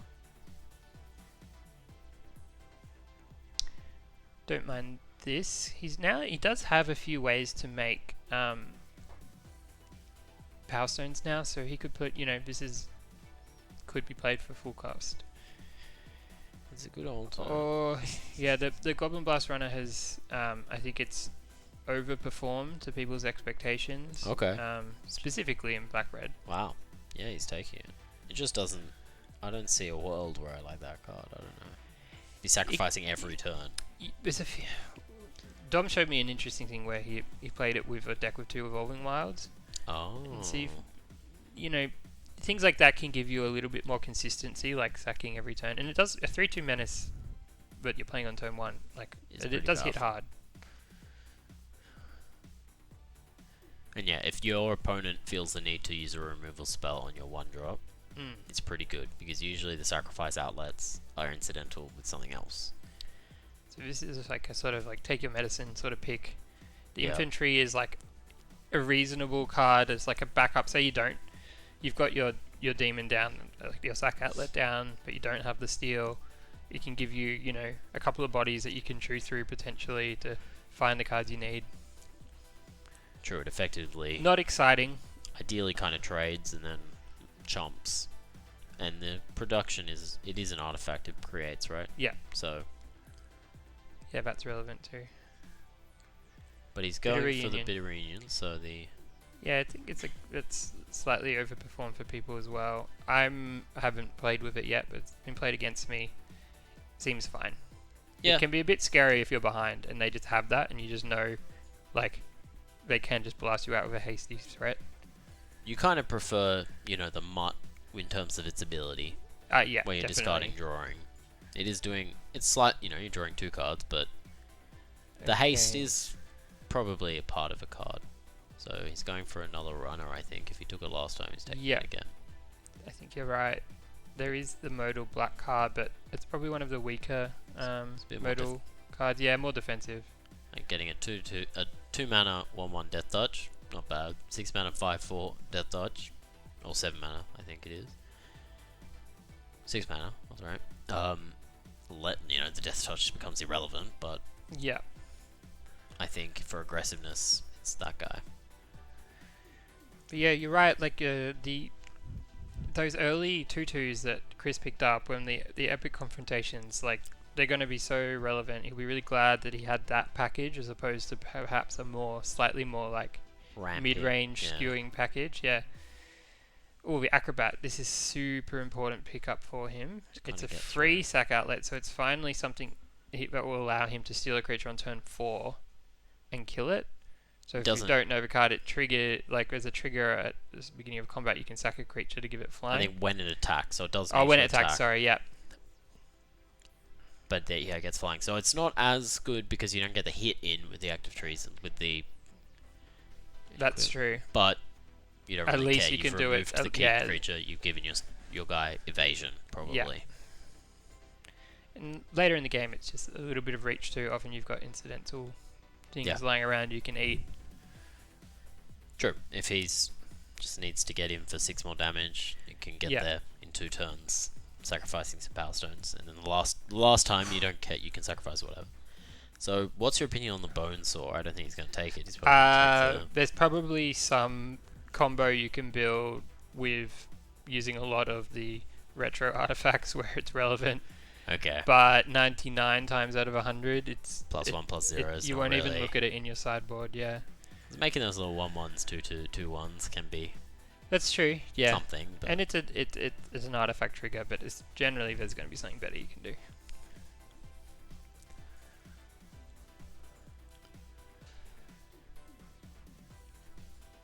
Okay, so this has been. The pivot into black has been okay. He's gotten a few of the things he needs. I still feel like he's a little bit short on hard removal. So I think we're almost done Mark's draft, but it looks like we are going to be taking. No, we're keeping going. Okay, sorry.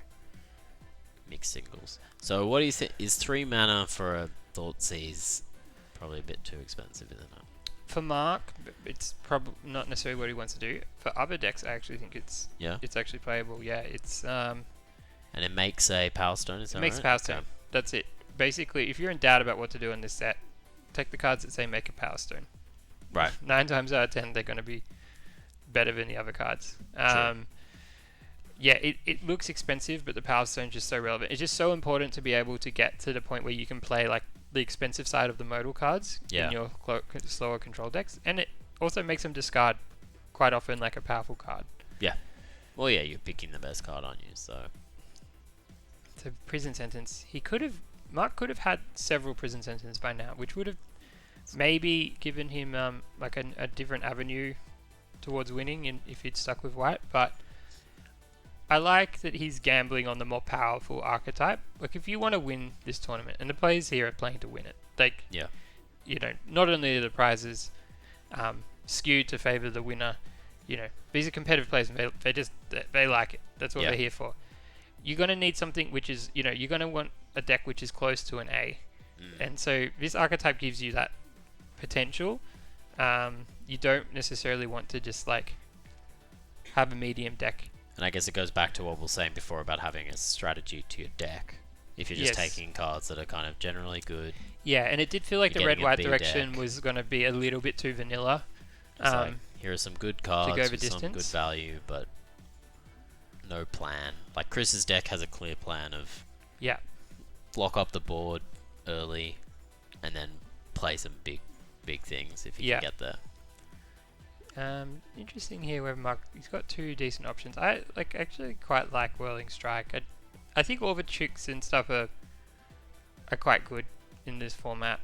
Do you find that the Fire Breather, 3 mana for a 1/3 with Fire Breathing is not great, and 8 mana for a 5/5 with Fire Breathing is not great either. So it's want to be you want quite a lot of ways to cheat on mana, so it's not expensive for you. Yeah, if you're paying 6 for a 5/5 flyer. Yeah. It doesn't matter about because the Fire Breathing ability, it's more expensive. It's 2 mana. Yeah. And it's not particularly when it's 2 mana, it's not great. I find. Yeah, So really, you just it's gotta look at the it's a stats. lot. Yeah, it's a lot clunkier, a lot less scary to face. Okay, so these cards aren't super important. I'm not sure. No, I think the deck is pretty much finished. So what would you rate his deck Uh, from memory? I guess he might flip through it in a second, but look, I've said it before. I say it again. I have to give it a C plus. I think Yeah. in the context of this table, like there'll be occasions where something like that could definitely go the distance. In this field, I think it's going to struggle a little bit, but it has the potential to beat anyone. true. Yeah, and I guess you need that potential. You want to win, as you say. They're here to win. So we are going to Taking take a brief moment for how long do you think? 5 minutes? 10 minutes? 5 to 10 minutes. We'll be Yeah. back with the first game between Chris and Mark. So they're just building their deck still, but they're probably finalizing that. And yeah, we'll be back shortly. We'll see you soon. Yeah, see you soon. Welcome back, everybody. We're very excited to bring you round one in just a sec. But first, let me introduce Cassie. Hello, guys. How's your day going, Cassie, so far? Yeah, pretty good.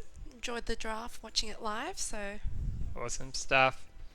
Okay, so with no further ado, let's jump over to round one. Chris versus Mark. Chris is enjoying Not sure this taking is a photo of his the deck. shot that we wanted. It's quite funny. There we go. Okay.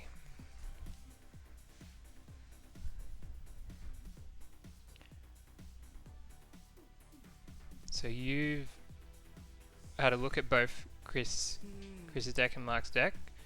Do you have a prediction? I think it'll be a close match. I do. I think they have different styles. One is much more aggro than the other, Mhm. but who knows? Who knows, Someone yeah. gets their bomb out first. you Yeah. know?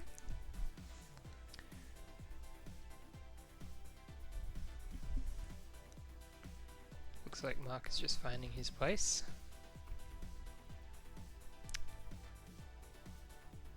I'm not sure if there'll be a dice roll. It might be that it's decided by the seeding. It is. It is? Yeah.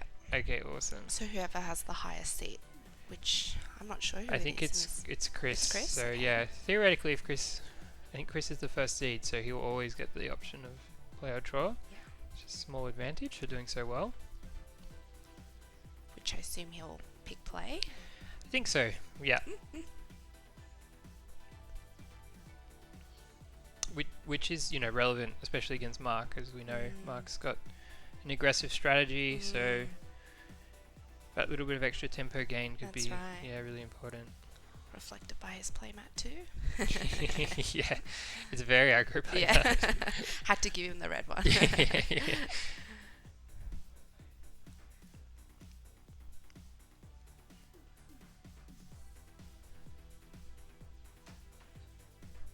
Great.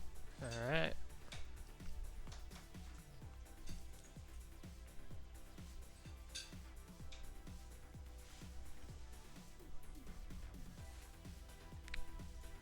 Okay. Alright, so Looks- a lot of lands. Yeah. I can't see Chris's cards, but Yeah, we might just be speculating. Yeah, we can see Mark's got a healthy mix of lands. they both There's kept. Forest from Chris. Some from Mark, so not too much action Alright. just yet. The first 2-drop. I find that's a really strong card. Can't be blocked by artifacts. Yeah. I always forget about that line of text. Which is really relevant in It this is, set. yeah.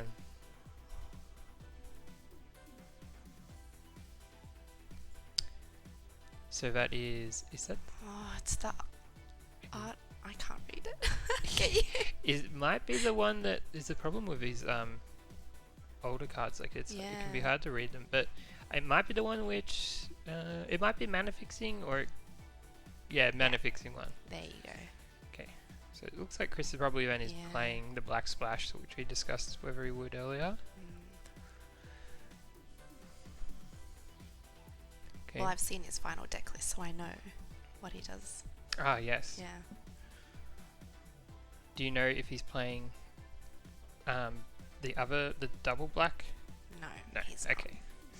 He ended up cutting black, so Oh, okay. Interesting. So he might just want. I think The his deck artifact. is just strong enough to Yeah. roll with blue-green, really. So it looks like Mark got him for damage. I don't know if he. Yeah. Does it have menace from the get-go? No. I think so. Might have just bluffed the. It only gets menace when it gets something sacrifice sacrificed. trigger. Yeah.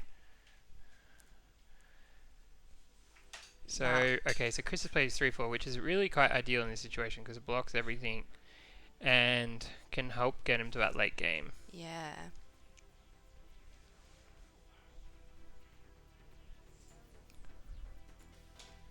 That's the creature that makes all the other creature tap for colorless. Yeah. Yeah. That's such a key piece to his deck. Okay. Mark's got a 4-drop. What is it? Oh, it's a- Makes a power stone. Yeah, it makes a power stone. Yeah. It's not the blisteringly quick start that Mark would have been Yeah. hoping for. But he is curving out more or less, which is good. It could be setting up for like a big steal effect. Yeah, he just needs something to sacrifice now. But yeah, I think currently Chris will be fairly happy with his position. Plenty of life still.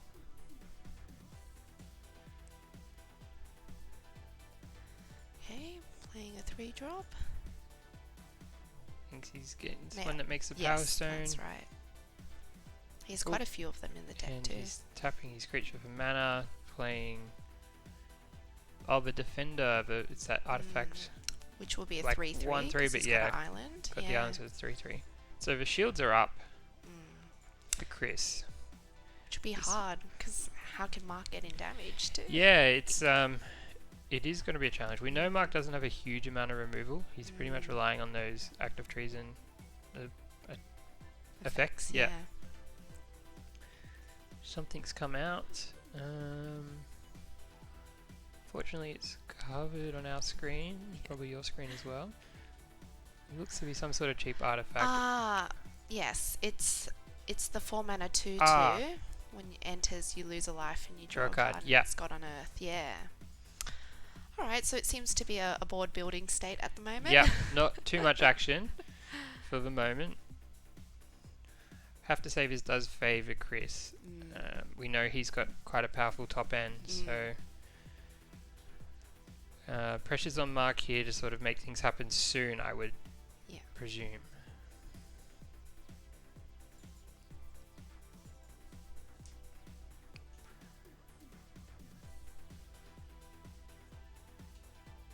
I think we're in Chris's turn now. Seems to be thinking about what he's going to play. Maybe he's got something big. Yeah. He's probably considering like what, do I want to play like a threat now, potentially have it removed? Do I want to build up the board more? Maybe like try and get some more power stones on, or draw some cards to hit land drops. Yeah, because technically he's got access to like 8 mana. Oh wow. Yeah. Oh, with like- all the creatures, yeah, of course. exactly. Wow, yeah.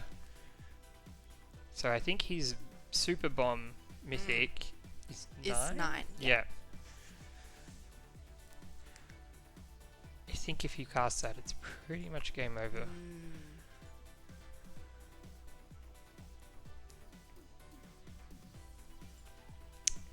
He can, of course, pump his 2/2. Put 2 counters on it for 7 mana if he wants to. That might be like an end of turn thing, but I'm sure at this point he'll want to play a spell. Okay, And 5 Mark's mana. got so many blockers anyway, so eventually he would trade. Tapping creatures for mana. He's tapping them all. Ooh, he's gonna play big boy. Yeah, Ooh, nice. It's his clone, right? That's right. What's he gonna copy? And it can't copy itself.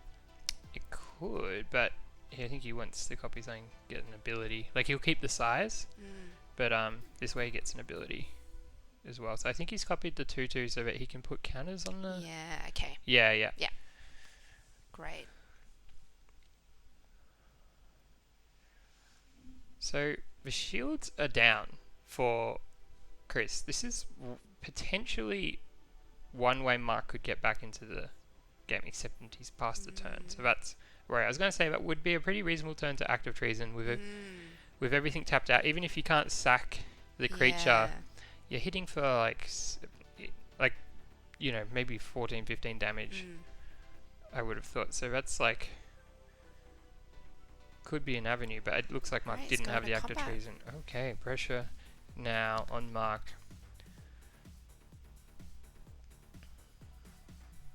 Let's see what he does. Looks like Mark's just taken it. You can see the life total ticking down. Makes sense for Mark. He doesn't really want to play like a long game. He doesn't have good trades like what blocks here, so he's probably thinking, all right, I'm going to just try and win this quickly. Whether he can, I don't know. We'll find out. Yeah.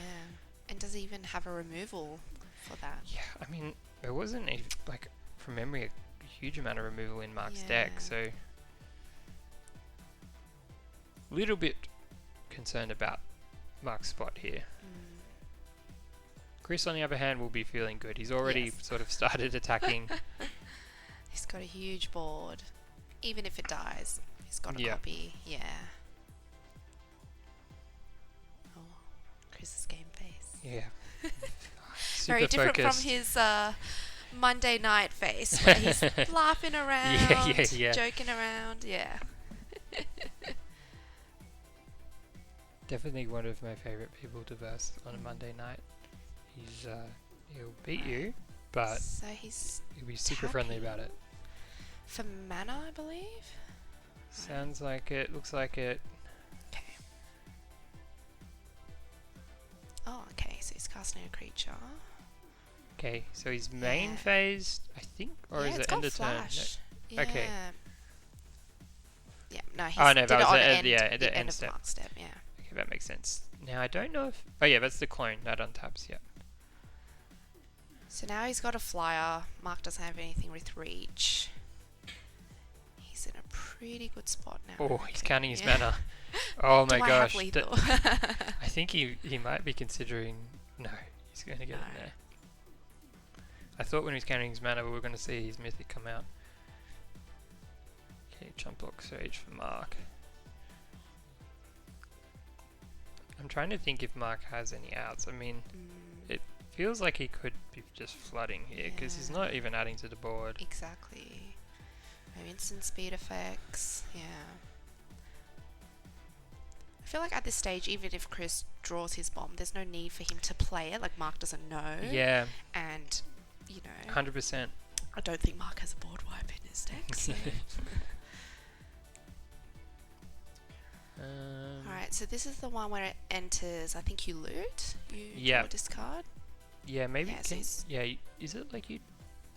Can you like discard and draw two? Yeah. Maybe. Searching for an answer, pretty much at Yeah. this stage. Just don't know if there is one.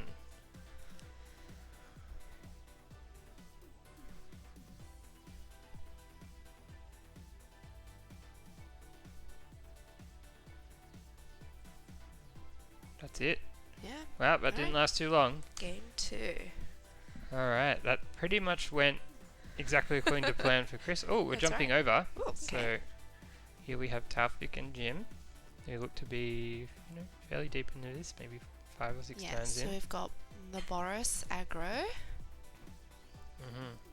which I believe is like some go wide strategy. Or Yeah, what is it? It's I haven't quite figured it out. I think maybe there's some enter the battlefield sort of triggers going on. I don't think it goes super wide, but certainly probably wider than most decks. Yeah. Definitely aggressive though. I think that is that the 2/3. Yeah, it's the 4 mana gold card. That's one of the definitely one of the better cards Yeah. in the archetype. And it looks like he's got the 3 mana, effectively a 4/3 because it can put counters on itself. It has unearth for a green cost, but just still perfectly acceptable to play. And somehow he's on 31 life too. It's a lot of he's got a hits with life these. linked Oh in, yeah, yeah. which has got counters on it. That's Oh, I see right. what he's done.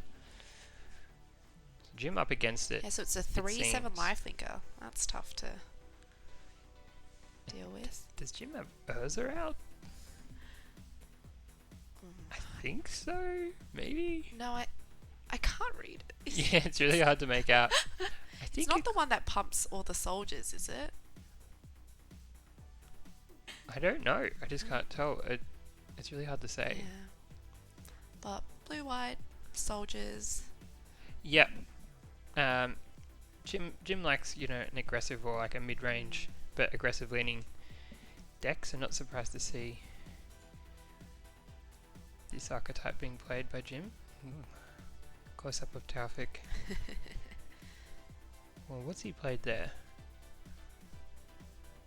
He's played some sort of enchantment spell. Can't seem to make it out. Yeah, it's tricky. It's still at that stage in the set where we haven't quite memorized all the cards. Exactly. So bear with us. We'll do our best. I'm sure the players know better than us. They probably played a ton of drafts this week to prepare for the event. I reckon so. Yeah. I know that Dom has. I think Taufik was saying, I didn't do much, just played 7 drafts this week. I was like, that's quite a lot.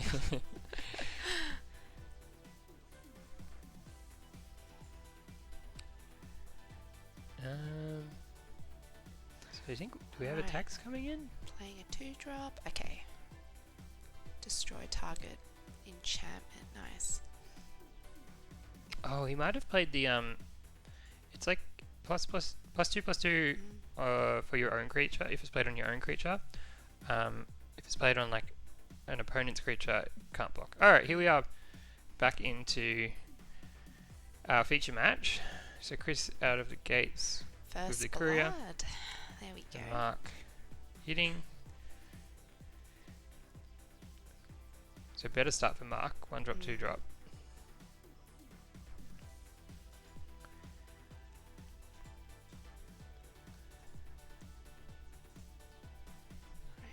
Passes.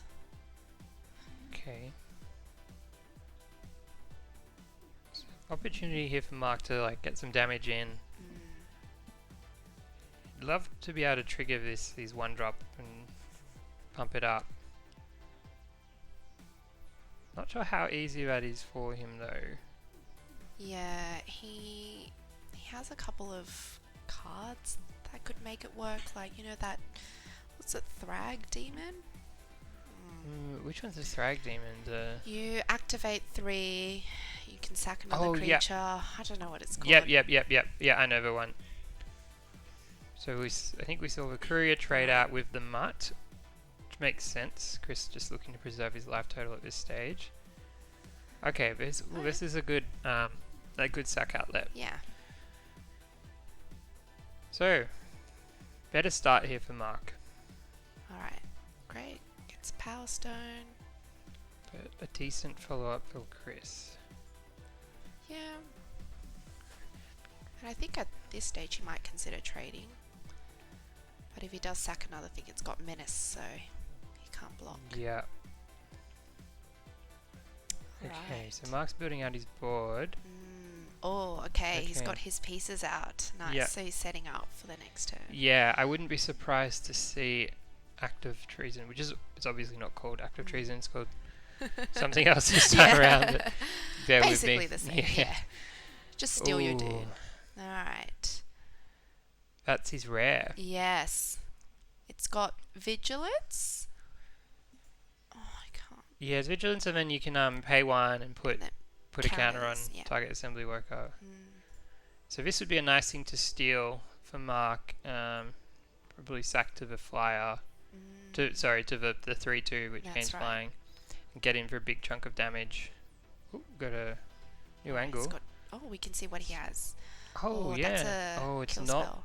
I think it's the. Is it the kill spell? The pump. It's the one where it sacks, I think. You sack something Interesting. to kill another creature. Well, let's see.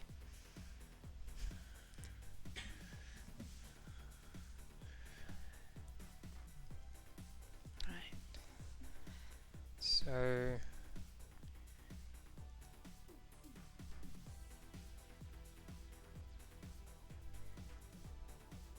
Yeah, I'm really curious if it is that card. I don't Yeah. remember drafting that, but I definitely like a few picks I missed. Yeah. I think it's the ones like as an additional cost, sack Okay. a creature. So if he does, he triggers the menace. Pops off the other trigger to give remove his that creature big blocker. flying. So I think he's thinking whether he's going to do that.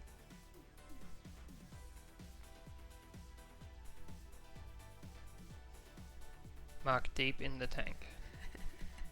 He knows that this turn is important, and he has to get Chris down somewhere around that 9 or lower life, so he can maybe try and like fly through for victory with his 3/2. Yeah, because alternatively he can activate, use 3 mana to sack something else and save that potential kill spell. Yep, that's an option. Probably he's not like won't be thrilled to be sacking his own stuff right now. Okay, looks like you were right. Oh no, there's the mutt from the graveyard. Oh, but maybe he's going to use this to sack. With Unearth? Yeah, I think it's been unearthed. Yeah, He there you did have go. that in the graveyard. Okay, so he's sacking So it. he's paid 3 mana for something. Oh, he's sacking it. Because he's activated Yes, the... Yeah. Nice. I wish I knew what the name was. I think it's something demon. Okay, so Yeah. attack coming in. With What's Chris want to menace. do? Oh, he takes it. Oh. I'm Interesting. surprised he didn't give the other one flying. We'd have to sack something. So I think he wants to keep his, for now keep the board going. Mark just praying for active treason at this point. Yeah. It's definitely like his most high impact. I think it's called Yeah. Sibling Rivalry. Is it called Sibling Rivalry? It rings a bell. Well, he's got Might 3 be it. copies. So Yeah. We might high find chance out. We'll get it. Oh, the Vigilance Alright, just going in gravy for, for the attack. Chris. Being able to get damage in at this point Yeah. is just such a bonus. Whoop, what's going on with the life? Might be slightly behind on the life here. Okay, there we go. Yeah. It's all sorted. I would expect he'd take it. Okay, it's his trusty 3/4. I expect we'll see the mana tapped soon. Yes. And Great. the Evolving Wilds. Nice. So he still has access to that Power Stone to use to pump up the Assembly Worker. That's right.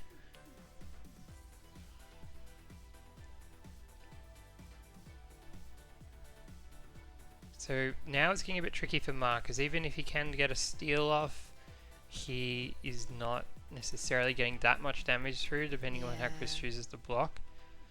So pressure's on. Yeah, I think he has to just Tournament life on the line here for Mark.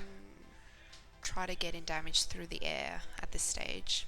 Menace is Might not going to be. do much. Yeah, might be the ticket. Ideally, he'd have Chris a little bit lower before he starts sort of sacrificing his own stuff to the 3/2, but you gotta do what you gotta do. If it's the only way to deal damage, you gotta go for it. Alright.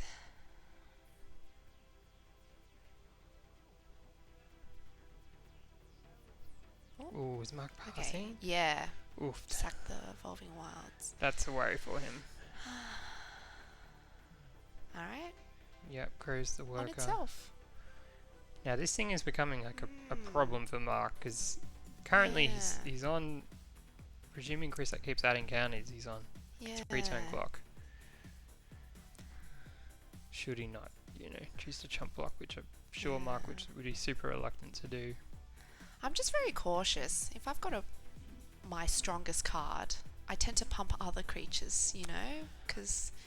I think there's a restriction that you have to target another assembly worker. He Oh my does god, he did it. Yes! Wow, we got to see it. I mean, no for Mark, It's sorry, but we got to see it potentially play. tournament ending for Mark, but Yeah.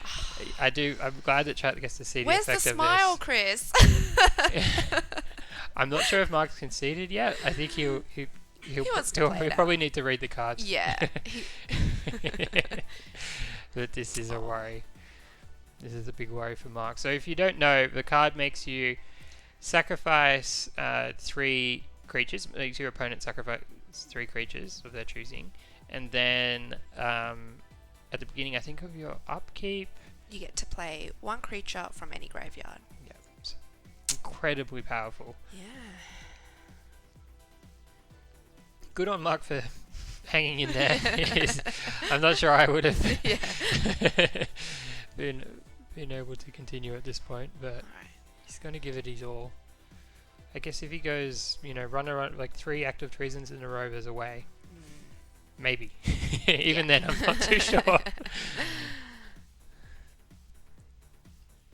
So his upkeep is deciding what to take now.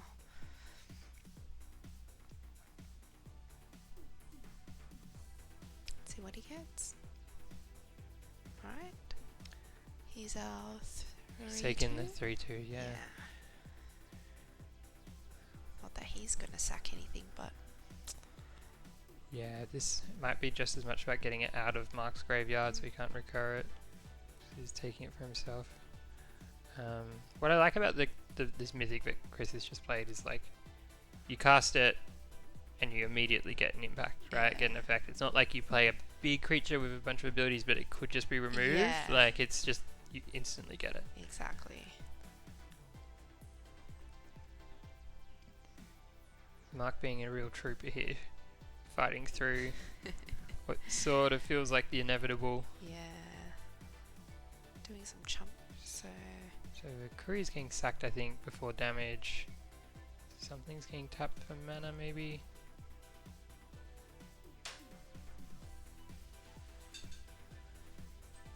alright.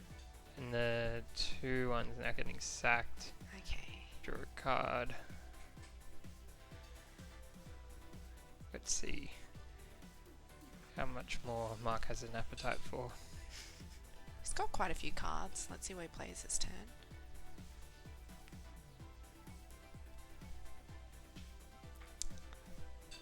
If only he had that red board wipe. Although I don't think he would still come back, but would be handy.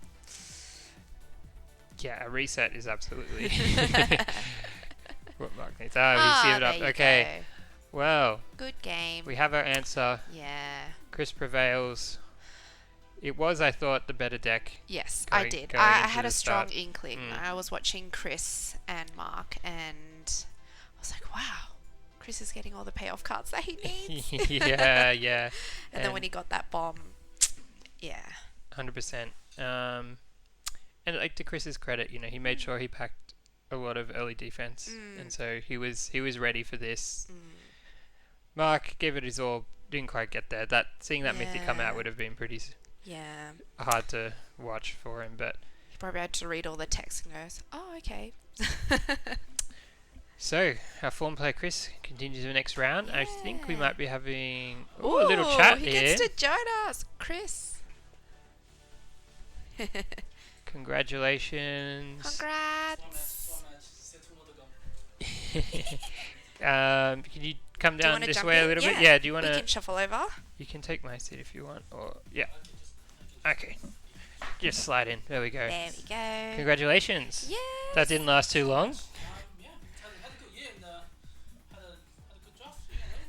How did you feel? You looked so nervous. You were very serious. Just worrying about I don't have enough interactions. I know I definitely has the power. Like Yeah. the power part of the deck is there, but I just worried my interactions was not like efficient or fast enough. Turns out I got on the curve really quick, and that was lucky. And, Yeah. both turn I draw one of my top end finisher and ramp it out. Yeah, I think. Got my 9 drops on turn 5 and 6. Yeah, like your Simic 4-drop is the key to your deck, really, and you've got a couple of them. I got 2 of them, so that does have a bit of consistency to get Yeah. yeah.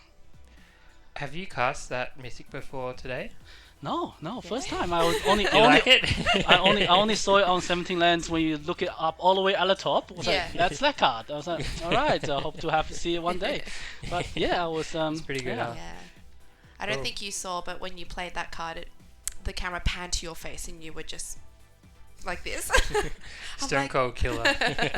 Sacrifice everything. yeah. Yeah. Good Nice. job, Yeah, Chris. that's what it's. Did yeah, you it's how I sideboard got. anything in the second game? I did. I because I know I'm gonna be on the draw. Yeah. So I have one more draw to hit my land drop. I actually take out the 2 mana artifact cantrip Okay. and play one more interactions. So I can more likely to come back from behind and things. Okay. Yeah. What did you put in? I put in the I forgot the name. That's the 4 mana sorcery. That's tap up to 2 target artifact And stun creature counter. and 2/2 stun counter. Yeah. I actually think that card's really really underrated and I like that. yeah, I think Nice work. that card's yeah, that card be a player. Yeah. Yeah, Come for up. sure. Yeah, I like that use of it too. I mean, often I think people think it's just an aggressive card, but Yep. 2 stun counters. It's quite a Two lot. stun Like, it counters gives is you a quite a lot lot. of time Yeah, to do your yeah, thing. and That's right. the thing with green deck is the creature that makes Power Stone or the creatures like the 2/2 like grow over times. They can finish the game. They they can deal quite a bit of damage if given time. Given three turns a long time. Yeah. Yeah. In Magic, once ball established, you lose 2 creatures for 3 turns. It's Yeah. it feels like liars. Well, great job, Chris. Excited to see you in the future rounds. Good luck. I'm sure we'll Thank see you you, back thank here you. at some point today. Yeah. Yeah. All right. Thanks so much. No worries. Thank you. Okay. So, I think we are jumping over to our secondary match Alright, that's a big the life total round. difference. Yeah. Sure happened? is. Oh, Okay, so okay. it's the start of a new round. I'm not sure if we're going into round 2 or round 3. Probably round Information will 3. be shared. Do you know, Alex? Okay. Either way, we've got a game of Magic starting. I would have guessed, based upon what the life totals were saying, that Taufik won that round. That game, rather. Hey, you never know. You could come back Yeah. on 1 life. Yeah, big double strike. Yeah. Lots of pump spells. Game 2. Okay, game 2. Oh, game 2. That was a long game 1. Yeah. I thought it would be faster given the colours that they're playing, you know? I know.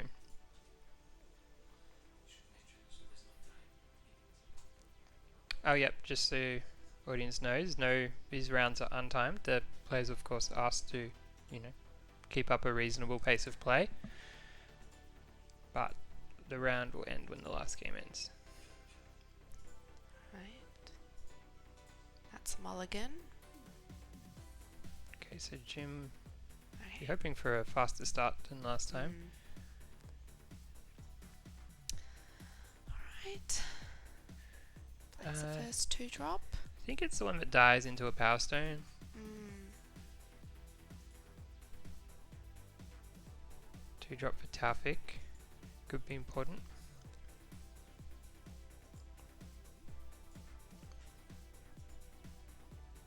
It's interesting, we've seen 4 decks now Mm. on the stream. We've got one sort of uber strategy, Yeah. Chris's going over the top, but all 3, the rest, all quite aggressive. Yeah. Like I'd that's say right. all these archetypes are very aggressive, which Yeah. wonder if it was, something people were hoping to do early on in the format.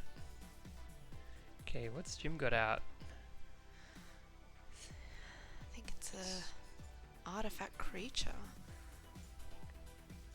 Don't know if it could be. I'm We're like, gonna is it try a to Foundry Inspector? read the No. card on the Yeah, side. it's hard with these older cards. So we'll figure it out. Yeah, we should get a copy of their So deck both- list. Both Taufik and Jim curving out quite nicely.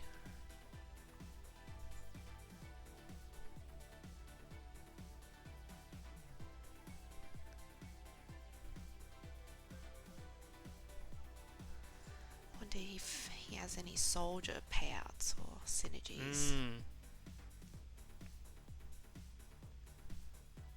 Right.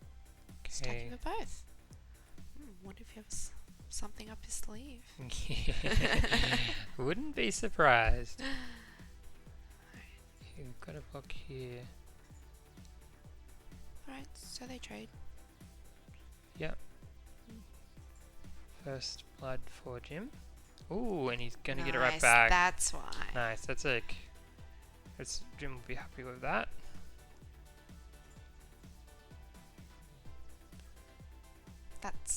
I actually think that's a really good card. Yeah. Yeah, for sure. So yeah, when it enters battlefield, you can bring back to your hand like an artifact from your that's graveyard. right. I think it also triggers it any time you play legendary, which doesn't come up much. Yeah. but- It was really disappointing when I threw everything at my opponent's Wormcore engine and he played. Oh that and no! got it back. I was Oh just- no! That is very. So I know sad. that card. Yeah, you don't forget it after that. So Taffy getting aggressive, which is interesting. Looks like Jim's taken it. Now it's, I think Taffy passed the turn, so I think it's Okay. Jim's turn. So he's got no defenders. Oh, no, he just played something. Oh, okay, sorry. Oh, you can make a bunch Oh, of okay. soldiers. Is it- Yeah. Yeah, Alright. so he's played that during combat. Yeah.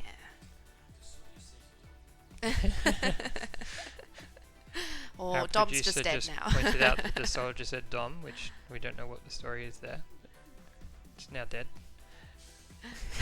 Dom's dead.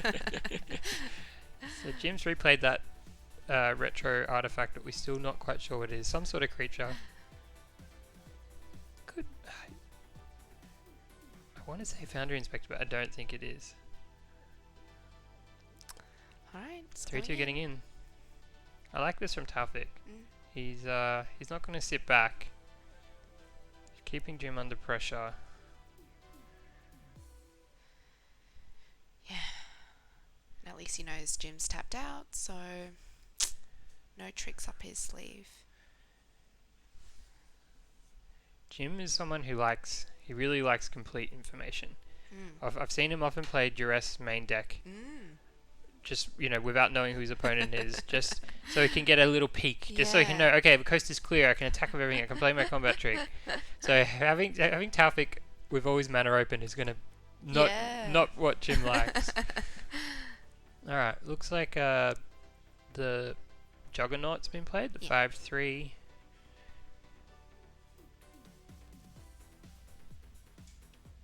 So be interesting to see if Taufik chooses to trade this off. Taufik won game 1. Okay, we've had it confirmed Taufik did win game 1.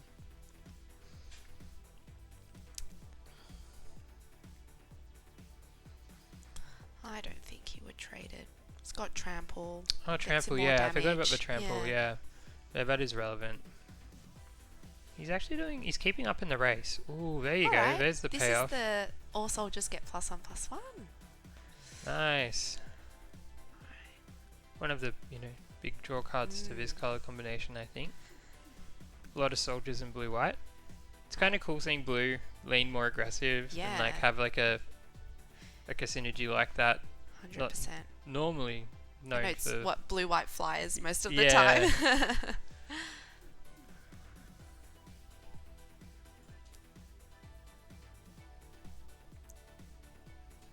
I mean, Jim played that and passed, so a bit more on the defensive side. Yeah, Maybe the Juggernaut wants to have some blockers back. yeah. Ooh, okay. Oh, he's CC making it big. champion. I think he's making it +2/+2. Ooh, this is interesting. I'd be curious to know if Taufik's got something else here. Like some way to keep it alive, perhaps. Big Well, set he's of got blocks. 1 mana up. What if it's the give Uh-huh. it indestructible? Yeah. and Because we hexproof? saw in the draft that a few of those were going around. Mm. That would be pretty devastating for Yeah. Jim. He's gonna have to.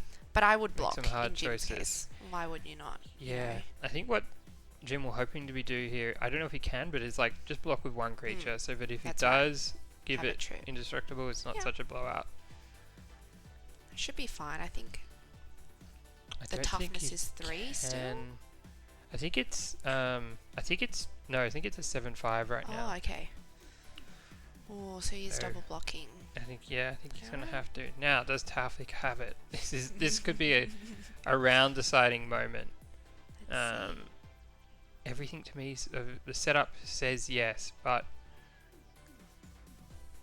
we don't know.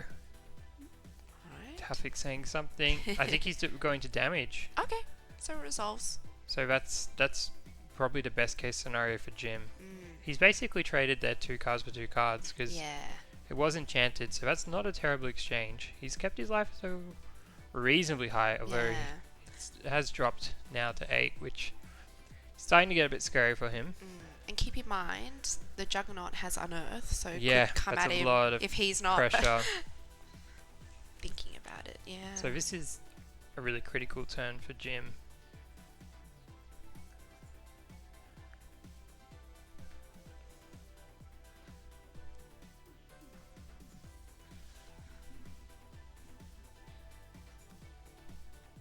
This is the sort of point where you wouldn't mind like a random Soul Guide Lantern or something, just to get rid of that Juggernaut from the Alright, graveyard. okay. Ooh, that's a hefty blocker. I think he's played it as the 6/6. Yeah, as the prototype. Yeah. Yeah, Still, very importantly, big Yeah. enough to block the Juggernaut. that's true. Should be priority number 1 for Jim right now. No idea how many cards Taufik has left. He's played a fair few spells, but I would imagine that he has at least 2 cards.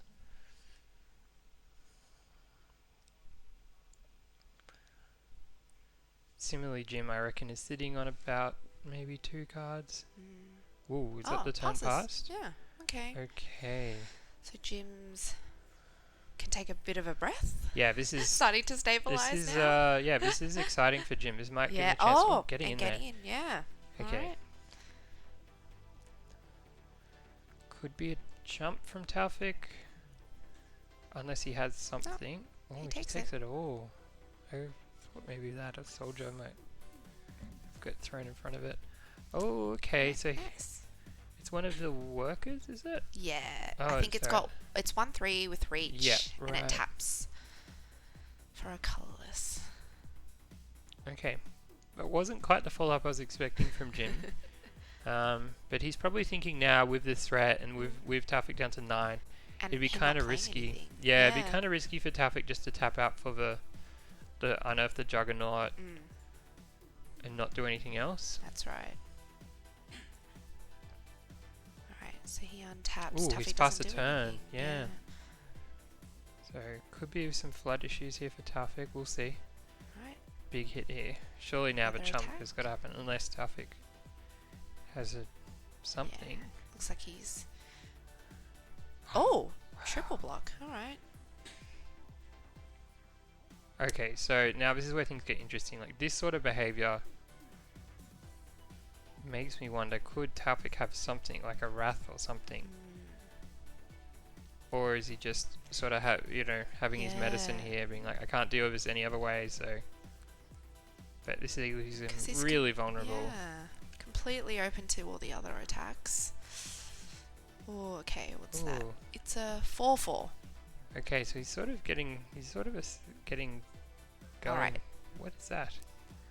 Oh, it's the The 2/1. flyer. So it looks like the tables have turned. Now Jim's Yeah. looking really strong. Like, could Taufik have been sort of setting up a trap here? Which is the big question mark. I think there's a card that deals 3 to everything in red. That's right. It wouldn't deal with the rare 4/4 wrath. though. He could also just be flooding, and this could be like Yeah. GG. Yes, Alright. GG. Yeah. Over The most likely. Yeah. Wow. Okay. Well, we've got a good match here. 1 apiece. Hello, everyone. I'm sure we'll be getting back to the match soon. But Nice. Cassie, so you drafted on Monday. First Yeah. impressions of the set.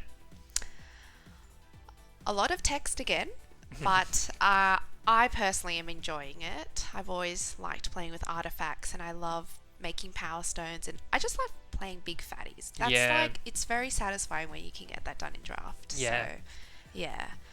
Must say, I did build a really janky deck on Monday night. The way you got to go. Round 1, you got to. I built a Have some deck fun. over, do you know Quicksilver Amulet? Oh no, you have to remind me. So it's a rare artifact, and you can pay 3 to tap it and put a creature into play. Oh yeah, yeah. I never won. Oh, that's so fun. Did you get to do it? Once Once. out of 9 games. At least you got to do it once. Yeah. At least you got to do it once. Played my 10/10 reach trample. Felt Oh, really good. That's awesome. Disenchant. No. Alright, cool. That was my moment of It's glory always the gone. case. Alright, looks like we're getting back to it. Jim, always with a smile on his face. Plays in the best of spirits. At all times. And fittingly, Jim's got the red, Red more sleeves. aggressive playmat. And the sleeves to match. Putting on a show. So, I Alright, so imagine they Taufik. probably each might have done a little bit of sideboarding there, or off screen for a bit. Wonder what they would have Yeah, put in. it's a tricky one. It's not like one of those easy ones like, oh, I'm a control deck, I'm versing an aggro deck, I should come up with some more Yeah. cheap answers. This one, they're kind of doing the same thing. Exactly.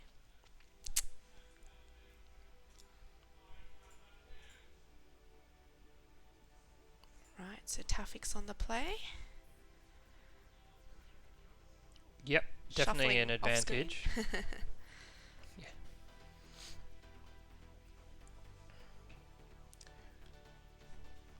Yeah, personally, I've had a lot of fun with the format. At the very beginning, I was like a little bit unsure. I think, as you're saying, Dominaria United was so fun. And I was kept comparing it to that. But now I've sort of lent into the quirkiness of it. Yeah. Just trying to look to do the fun things more, and it's good. 100%.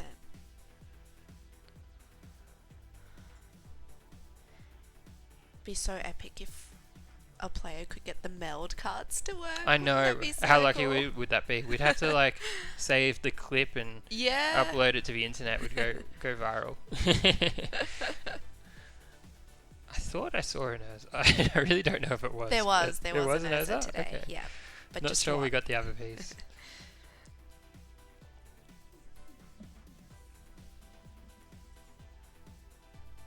So we've got a little peek at Jim's hand. I can see one island, but beyond that, it's really hard to say. It might be another He's got land at the three- back. Three islands, yeah. Oh, great.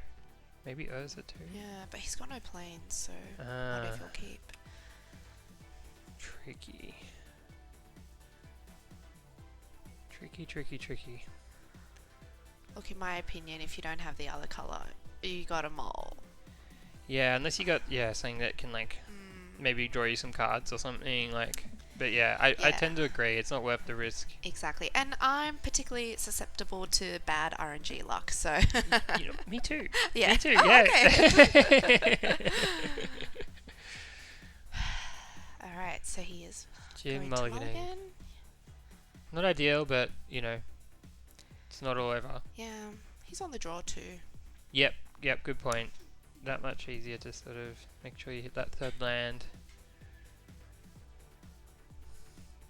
Looks like Taufik's mulliganed as well. Okay, So that always makes That's good for other the game. opponent, yeah, feel better. yeah.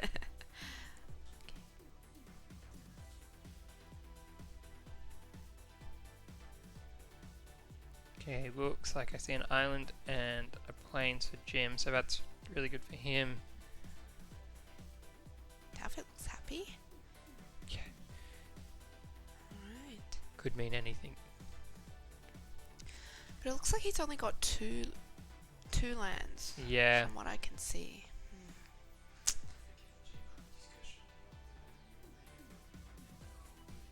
Huh. Producer's has just pointed out that Jim and Taufik were discussing the new mulligan rule, and as veterans of the game, they've seen all sorts of mulligan rules, and they like this one a lot. I agree.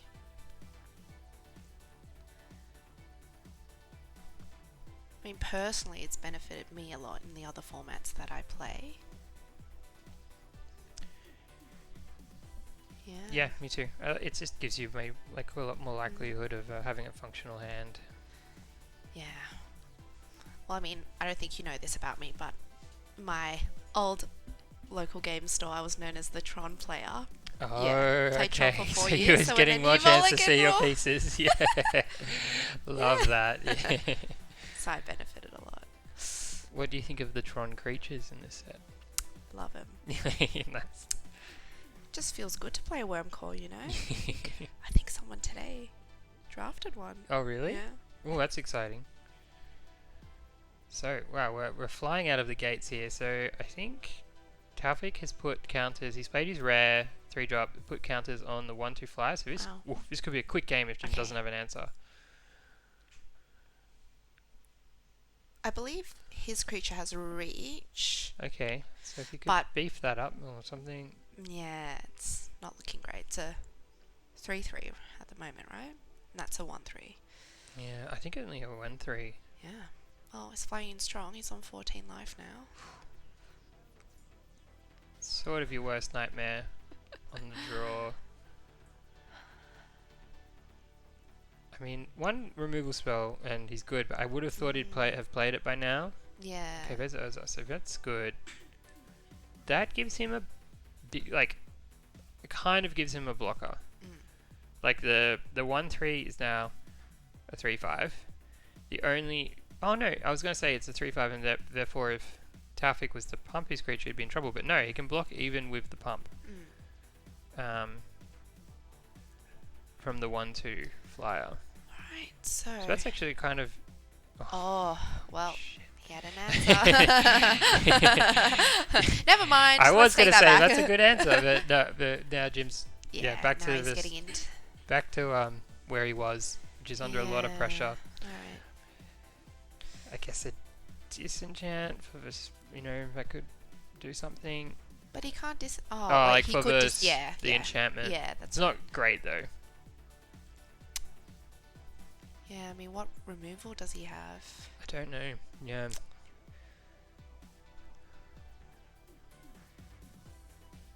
There's a few options that would work. Oh, he's passing the turn. This will be. I wonder what this is.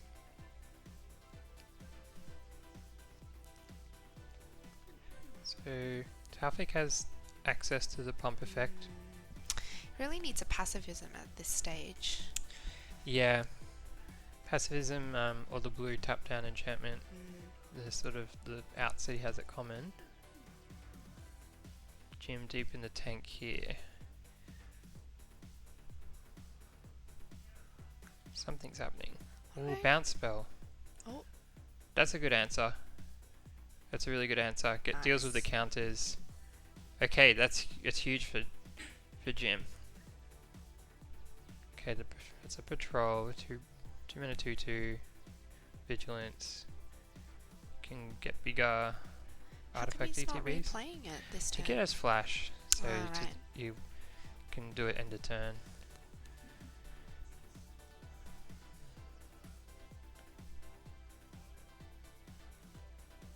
So now Jim needs to create some sort of pressure. He also has the issue that I was going to say that rare can't be unearthed very easily if it was to go to graveyard because it's green mana. So that's okay. Yeah, I was okay. worried. I was thinking from Jim's perspective that could become a problem for him. Oh. But He's got an answer. he a had a counterspell. counterspell. All right. Good old blue magic. Yeah. So we're seeing a little bit more of a controlling game from Jim. Be really curious if he does have like a disenchant or something to get the Urza back. I mean, in this set, would you mainboard it? Definitely. Yeah. Yeah. I think it's better than ever. Really. Yeah. Yeah.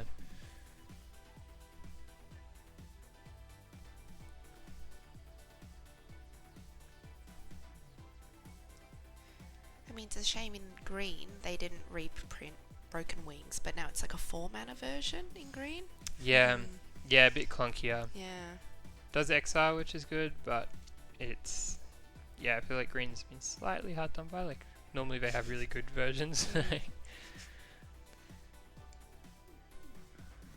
Alright, so Alright. he plays a big dude. Okay, so this is Playing it starting for a to prototype. turn in Jim's favor now. Ooh, okay. There's the passive. No, we're sort of back at Which is even. great because you can scry 2 at least, so you can Yeah. find something. Yeah, but the scry is super relevant. I know. It's the same with like that uncommon enchantment removal, but he played the static something Yeah. like the getting the power stone from that. Yeah. It's really like sort of just bonus added gravy. I mean, it's essentially the same card as Citizen's Arrest in the last set, but then you get to scry 2 on top of that. Absolutely, and easy to cast, like just the Yeah. one white mana. Ooh, we got it. Oh my gosh, This? is one of the best cards in the set. Oh, all creatures get +1/+1. Is Yeah. that the one? And then you got like I think for 6 mana you can exile something. Ooh. Really good. He just needs to pump out more dudes now. All right. Yeah. This is interesting. Okay, so he's lost some life. Looks like he got him for a couple of damage with the vigilance maybe. Yeah. So Jim's in a tight spot. He knows like anything he plays could get exiled. No, he's reading the card. He needs to know. If he didn't know before, now he knows. Which makes it tricky. Like, what do? Do you so there's some mind games involved. Do you play your best thing anyway and just hope that Taffy thinks, oh, maybe you're holding back something even better, or do you try and bait it out with something a bit middling? Yeah. But I don't think Taufik will pop it. He's in a good position, so Yeah, I think only if Jim was to play something Yeah. like really impactful. yeah.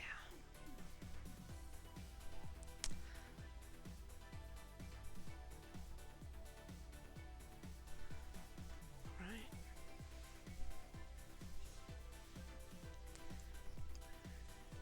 So Jim does like to think out all his options. He's known for being a very considered player. Doesn't rush into anything. No doubt he'll be doing the same here. Okay, Right. so it looks like he's played It's the a 2/3. Yeah, a 2-drop, draws cards late game. Is that the one? Yeah, 3-drop I think. But yes, Right, draws so the not cards. really doing much in the deck Yeah, like right now. it has the potential later on to to do some work, but I'm not sure if Taufik's going to be in a rush to fire this off. I can't tell exactly how much mana Jim has. All right. It's not a bad card for Jim to play here though, because it is towing the line. Like if Taufik doesn't have much else here, he can't let this card go unanswered for too long. Like if Jim was to say draw 4 cards off, he's doing. In fact, he's Right. doing it. He's just going to Yeah. get rid of it. So yeah, that's Wow. really interesting. He sees it as a threat. There you go. All right. We're going in. Yeah, I don't think Taufik wants this game to go for too long. Jim got a decision here. These cards are of course pumped up by the enchantment, so I feel It's like not the an best easy case trade. is like you can trade your 2 creatures for one of them maybe, Yeah. or maybe you could put one of them in front of the rare, which is right now 3/2. Take the 4 damage. It's okay. Yeah. Just probably double block in this situation. Yeah, I think so. Does he have enough power though? I think that creature is what, a 1/3, is it? Yeah, a 1/3 and a 2/1. Yeah, so he can't really double block the Oh no, he could double block. Sorry. Oh, Oh, the disenchant. oh my God, this could be a real blowout. Nice. We were wondering about that, and he had it. He did have it. So this could be a really nice clean block here, and then just trade Yeah. with the rare. On top of that, he's got his Urza back for any other future shenanigans. Any other artifacts he plays are going to get Yeah. pumped up. What did you think of that? Wouldn't you have disenchanted his mythic enchantment?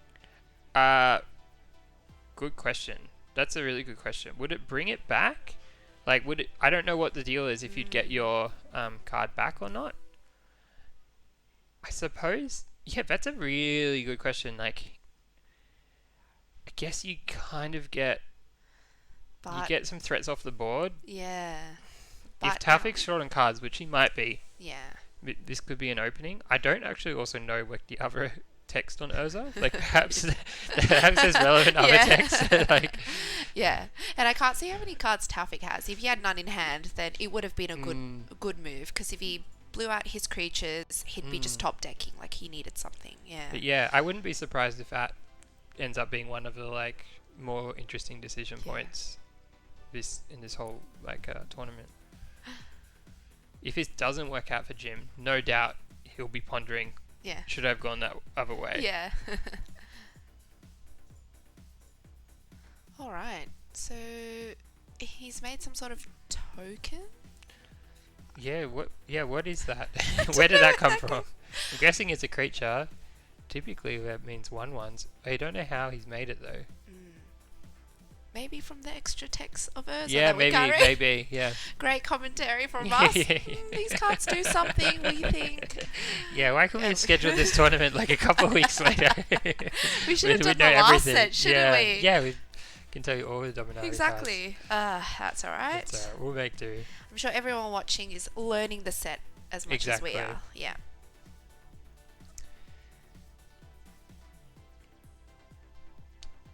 Okay, so it seems, I don't know exactly what the token is, but it seems Jim's in a fairly healthy position. Yeah. After his tricky disenchant. And it's funny, And- we saw that in the last game. Jim was really behind. And then, Ah, thank you. And was that made by Urza somehow? We think so. Still not entirely sure. Ah, okay, yeah. So yeah, I think Urza has copied that 1/3 reach. right. So yeah, I mean, at least he's getting some value This from guy. Urza. I love that. Is that an attack? So it's Or it could be attacking for... Oh no, he's tapping for mana. Must be. I Doesn't think seem like a so. worthwhile attack with a 1/3. Oh no, I think it was an attack. Oh, because it's buffed up by Urza, so it's actually 3 power. That's Yeah. right. It's cool. I feel like it's been so many sets since I've seen a card that's like gives +2/+2 to everything, like or like to a certain set of things. Yeah. Like normally it's always +1/+1. It's kind of exciting to see like powered up version. That's right. Or it's always +2/+0. Yeah, so- yeah. Alright. Okay, is Jim gonna make Exciting for another Jim. worker? We're gonna get another card. Oh, Yeah, I think we are. Yeah. Another this guy, Yeah, this 2 this arrows guy. down. Who is this guy? Yeah.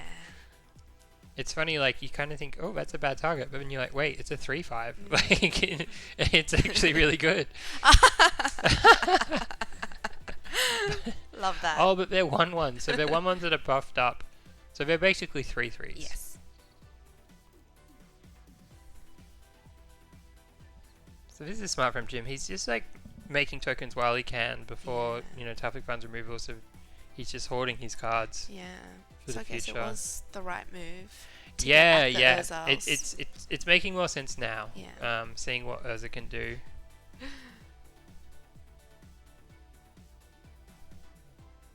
Wow, this has been a Cool. fascinating game and match. So Jim, it seems like Taufik has had some issues with Flood. 'Cause Yeah. It's been a while since he's done anything meaningful. And it happened in the last game too. We thought Taufik was in the lead, Yeah. got all this damage, and then Jim stabilized and came back. Right. Okay. I believe this is a 4/4, and he has to tap something to Yep. be able to cast it or pay. some extra Interesting mana. decision.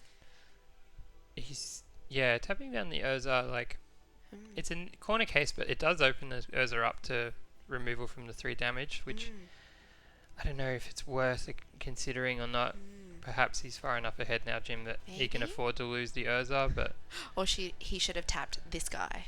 Yeah. the other option is just tapping lands, but I think Jim must have something, maybe a counter spell or something.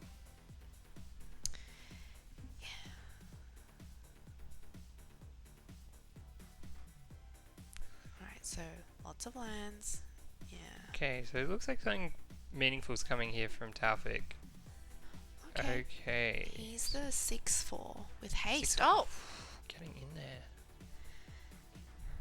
maybe because he knows next turn is he has to win this turn. Yeah, well, at least put a serious dent in Jim. So, looking at this, Jim's favoured in the long game. You'd have to think with Urza. So it So- looks like he's tapping mana for something. Oh, he's making Oh. another token. Oh, he has the mana to be able to do that. That's amazing. So the 4/4 lines up quite nicely with the 6/4. But it wouldn't trade because it's all +1/+1. So it's a Oh. 7/5 at the moment. Oh, if Yeah. So I wonder Jim- if you can remember that. Jim might not have remembered this. Yeah. And no takesy backsies in this No, kind of tournament. Absolutely so not. I think you're right. He's just yeah, he's just missed I don't that. think he. Maybe he's okay with this. Just it does. If there was like a trample trick, maybe he just doesn't want to be able to Yeah. lose to that. And 'Cause he's got a lot of creatures. he might have lethal on the swing back, right? 3/3. Yeah. Yeah, he like does. He does. If Taufik has nothing else, he Yeah. does have lethal. So yeah, this might not be a mistake. Yeah. All right, he's got something. Oh my gosh. What that does was it do? It gives Does it give +2/+0 first strike and trample. So literally, if Jim had chose to block the other way, he would have lost. He would have I had was thinking. exactly. Taufik would have had Yeah. exactly lethal. So that is super heads up from Jim. I think he's just won the game there and then, right? Because there's no blockers. He's got the damn. I think we're doing the maths. Yeah. Yeah. Wow. Nice. That was it. Okay, well done, Jim. Congratulations. That was thrilling. I know. We were thinking for both of the games. Oh, Jim's not looking in a Yeah. good spot. Came back. Yeah. Wow, that was super good. Okay. We are going to take a short break. We'll be back in 5 minutes. 5 minutes. Yeah. Oh, Jim's coming. Sorry. No, stick with us. Stick with us. Don't go anywhere. Keep the browser open. We're about to talk to our other winner, Jim, in just a moment. So what do you think of that? Did that make you, more impressed by Urza? Yes, it does. Yeah, I think I underestimated Urza. I only really read the top line of Yeah. text. And it seemed like his deck wasn't really around like the expected soldier build out. It was no, just that was just like a subplot. It was Yeah. mostly about We need to read Urza and the text in yeah, polish up. Yeah. There you go. I mean, if he was making a token every turn, by that time, Taufik was, not drawing too much. Yeah. Yeah. Definitely. I mean, we didn't even really get to see what else Jim had, but it was, he was stockpiling cards, Yeah. which is, always going to help. So we're just waiting for Jim to get here. Yeah. He's coming. He's He's coming. coming. Can confirm he's coming. Oh, alright. I think I hear him. I would prep him. What was that? Hello. Hey, Jim. Hi. Congratulations. Thank you. You did it the hard way, but got there. Yeah. You can come around so people can see your face. Okay. Sit in. Yes, Yeah. sit here. Come close. We'll slide across. Oh, Well Hi, well all. done. Yeah, thank you. Talk us through that one. That was thrilling. Yeah. After getting mashed in the first game, I was Yeah. not super confident. Yeah. Um, We didn't see. We only saw a little bit of that game, but we saw the life totals at the end, and it seemed it was. It was 33. Urza's a little bit broken, Yeah. just a little bit. Oh my If you don't gosh, have an yeah. answer Yeah. and you've got at least one artifact out, Oh my it's gosh. a creature. It's just Is he he an just- uncommon or a He's Oh, rare. A rare. He's not mythic. He's just Oh. rare. But yeah, you just keep 6 mana up and you just keep making things, and eventually, if they can't kill Urza, they pretty much die. Yeah. Even if they can't kill Urza, if you've made enough artifacts, That- copies. That block at the end, putting the 4/4 on the 6/5. Well, I was an idiot because I thought it. I thought it was didn't realise it I was a was thinking- It 7/5. changed your life. Yeah.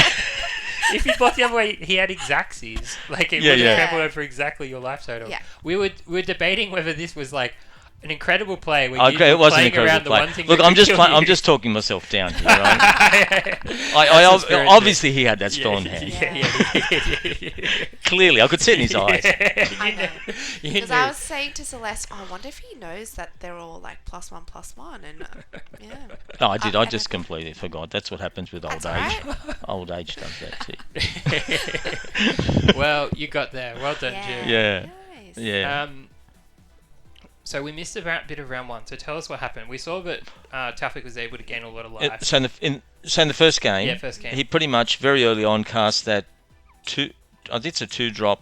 That puts Of a 2 3 plus drop. 2 plus Yeah, 2 the rare. or 3 Yeah. 3 plus 2 +1/+1 counters on something, and he put it on His lifelinker, was it? his lifelinker, Yeah. which was suddenly a 3/6. Yeah. And I just couldn't efficiently block that. And then he got the 2/3, the red white and 2/3 first striker, and every Oh. time you cast a creature, it gets Creature, +2. Yeah. So he put it on He the cast a few lifelinker. creatures, so it was a 3/6 lifelinker and a 4/3 first striker coming in fairly early, Yeah. and I just couldn't. I kind of semi-stabilised on about 4 life, Yeah. but it was just a matter of time. He was on Yeah. 36. Yeah. I was just stalling to make him feel bad. Why can't I kill you? And then he did the same in the second game. Well, not the same, but he got the thing early and put it on his 1/2 flyer. So he had a 3/4 We flyer. saw that. Yeah, we, and we I thought that got could down to be- 11 fairly quickly. Yeah. Yeah. And luckily I had that bounce spell. Yes. Yeah, that was So a good answer. I bounced it, and then when he recast it, I countered it Yeah. because I had the rebuff or whatever Yeah. it's called. Beautiful. Oh, awesome stuff, Jim. And then I managed to outrace him from there. And then the third Mm. game, he just didn't have an answer for Urza. Well, I liked your disenchant. I was thinking, why didn't you disenchant? Yeah, his- and it was a tough call, really tough. I ruled out the 6/6 Yeah. because even though it would have been good disenchant to just block and mash the guys, I thought to win the game, I think I need more than just a 6/6, you know. And it was either the +1/+1 was quite, because I would have got a creature back. He would have, you know. But I just thought Urza has more chance of just winning me the game if he outright, can't. And he yeah. only had one card Ah, Yeah. okay, in yeah, hand. We didn't So I have that thought, information. and I know from the other games, he doesn't have a lot of answers to Urza. You know what I mean? He didn't have a lot of removal in his deck. Yeah, okay. Mainly prison sentence and static net, Yeah, but he he used played that both of them. already. Oh, Yeah, wow. that's Yeah. right. Well, I don't know if he had more than one, but Yeah. you know. He'd used to, So yeah. I just thought, I just said Urza it was also good because it makes my 1/3/3/5, and I can still kill his 3/3 that he was attacking with. You know what I mean? Yeah. And in the long game, so I was just thinking ahead. Yeah. But I was Cool. also I was thinking about ahead. Might regret this when he puts out big things that are suddenly bigger. You know, that +1/+1. But only having one card in his hand, I thought, how quickly can he build his board? Yeah. You know. Yeah. Yeah. Yeah. No, good Whereas call. I It know really with paid Urza, off I for can you. build my board Yeah. one fairly big artifact creature a turn. You know. Yeah. Yeah. So that was the thinking worries. anyway. But it was tough. I said to Val, "This is tough." He said, "Yeah," because he could see I was going to disenchant something, but there was like 3 good targets. You know. Yeah. But anyway, so Well Got there. done. Well done. Good Thank luck you, next thank round. you. I'm sure we'll Yeah. see you again. all sometime right. today. Well, hopefully I'll avoid your brother. Oh, there's a question from the chat. Oh, Just come back. There's a question in the chat. Yeah. About your thoughts on Brothers Wars in comparison to Dominaria in terms of lead. good question. I think they're both good sets to draft. I really enjoy Dominaria, and I think I'm going to enjoy Brothers War too. The only thing I would say about Brothers War is I feel like some of the mythics and rare, the gap between the quality of the really good ones and the average ones is far greater than it was in Dominaria. I think there's a lot more mythics and rares where you can really just run away with a game. You know, the mill one, where you're pretty much 3 mils and you pretty much win the Yeah. game most games. You know, the artifact of 5 mil. Obviously Wormcoil Engine. That's the only thing, that Yeah. if you open a really bomb rare, I think there's more scope to just go, oh, I'm going to go good, rather than Dominaria. I don't think was quite that swingy. You had to work for it Yeah. more, yeah. Yeah. And even there was only a couple of rares that you'd think, oh my god. Yeah. Whereas in this set, I think there's probably at least 6 or 7 that you would go, oh my god, Yeah. look what I opened. Yeah. You know. So that's, but they're both really good sets. I think Yeah. they're both better. I think they're both better than what was on before New Dominaria. Capenna? Yeah, Streets of Yeah. New Capenna. Yeah. Yeah. Yeah. Yeah, I agree with But that. I think they're enjoyable. Yeah. Awesome. Great. Okay. All right, All thanks, right. Jim. Take Good care. For luck. the rest See of your yous. day. You too. All right. So I think we're taking a short break now, but we'll be back soon with round 3. Don't go anywhere. See ya.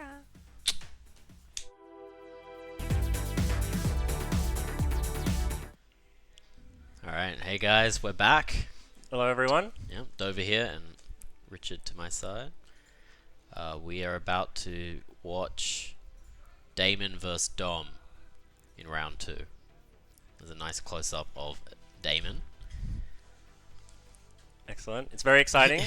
Do you have any thoughts or intro about the format, the players' decks, before we get into it? So you had a closer look at their decks, but it looked like... So Damon was playing a black-white CMC 3 or less matters kind of deck. Anyway, we're started, so... So Dominic is out of the gate with one of the better cards in his deck, the Wormfang. So this is going to grow every time he plays an artifact, and this is going to cause big headaches for Damon. So he's got to be sweating at this one. And just to give a brief overview of their strategies, Damon is trying to draw the game out because he's got a big advantage in a slow, grindy game. And Dominic has got some tools to try and win quickly, overwhelm Damon, make sure that he can't protect himself with his creatures, and get him with big creatures, essentially. So yes, right. We're on Chris's game now. I think you swapped to the wrong game. Yep. So right now, yep, Dom's got the 1-mana 1/1 that grows bigger when you play when an artifact enters, and then when you get 3 or more counters, or 3 or more artifacts, it's got Death Touch. And then he followed it up with a green and red 2-drop. That is a 3/3 with irrelevant text, but a legendary 3/3. And Damon has been able to play a creature on the board, so that just there is the 1 and black 2/1 that gets bigger when you sacrifice things. So he's not sacrificing things just yet. But he does have a few, I think, like, there are a lot of ways for him to sacrifice artifacts, or anything really, including Yeah. Evolving Wilds is an example of something that just grows it. So he's got Mishra's Bauble, and he's also got Soul Guide Lantern, which are both cheap artifacts that sacrifice themselves at instant speed. So he can use those as kind of tricks and get this growing out of control pretty quickly. But at the moment, he's really on the back foot because his opponent's got 2 3/3s that he can't block very well. Yeah, he's just been curving out like a Dom has beast. followed it off with a 2 and a green 3/3. That also gets power when artifacts enter. Is that right? Yeah. Yes. Okay, so Damon has played a 1/3 2 and a black flyer.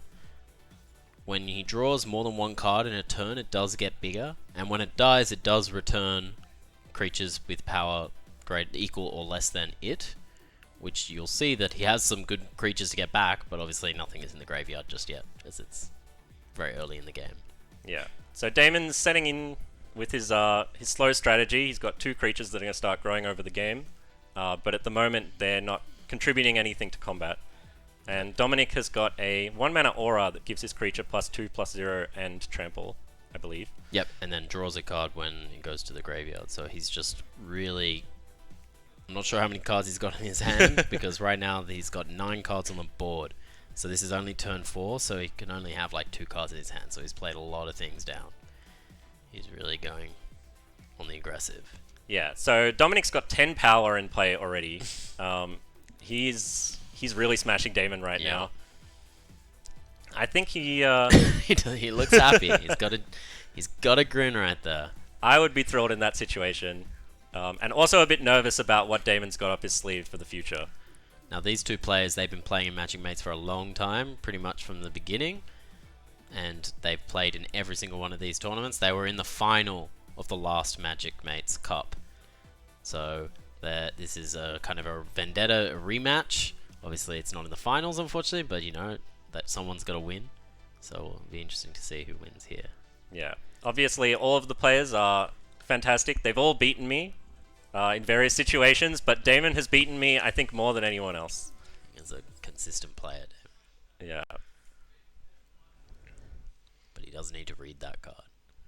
So his opponent Dominic has got a 2/2 double strike, and when it dies, he gets to bring it back, discard any cards he has left in his hand, and draw 3 new ones. That's right. With the unearth So ability. with the unearth. So yeah, the rest of the tech, it's just a 2/2 double strike, is it? Or first strike? Double strike. Double strike, but then yes, it's got the unearth that allows him to draw 3 cards fresh. Yeah. So you were just saying about Dominic running out of cards. He might not be running out of cards for a while. Yeah. That double strike. Yeah, a 1/3 and a 2/1 is not much of a defense on the other side. So Damon, he does have a lot of removal in his deck. Yeah, he's got quite a few tools. He's got a little bit of Death Touch. He's got creatures that he's very happy to trade off, as you can see. He can bring back dead creatures, so any combat between creatures he's happy to engage in. Yep, but right now it's not looking good. Now the life totals, I think, are just updating. There we go. Yeah, If 'cause he he's is got, on 7, it's pretty close to being... I think he's not got many turns. So he's just drawn 2 cards because he just played a 3-mana artifact that draws a card, and you can pay 2 to make any mana of his type, of a type. Yeah, purely to for his synergies mainly. Yeah. And just, yeah, exactly, to have an artifact there to be able to sacrifice occasionally, and also to round out his, you know, double black spells or something like that he might have. Yeah. But it's not... He needs... This might well just be a removal spell right now. Sacrificing. Yep, he's sacrificing that artifact he just played to be able to destroy another creature. So his synergies are starting to pay off here. His creatures are getting bigger, and he's finally cleaning up some of Dominic's threats. But he's under quite a bit of pressure, and he's relying a lot on his blockers at this point to try and stabilize. But Dominic's Wormfang is going to start growing out of control if he keeps drawing artifacts. Yeah. And if Dom has any removal spell by now, it's pretty close to being game over as well. So Absolutely. because that 2/2 double strike is still going to be able to trade with either creature on the board. Damon does not actually have any creatures in his graveyard at the moment, so the flyer dying won't do anything.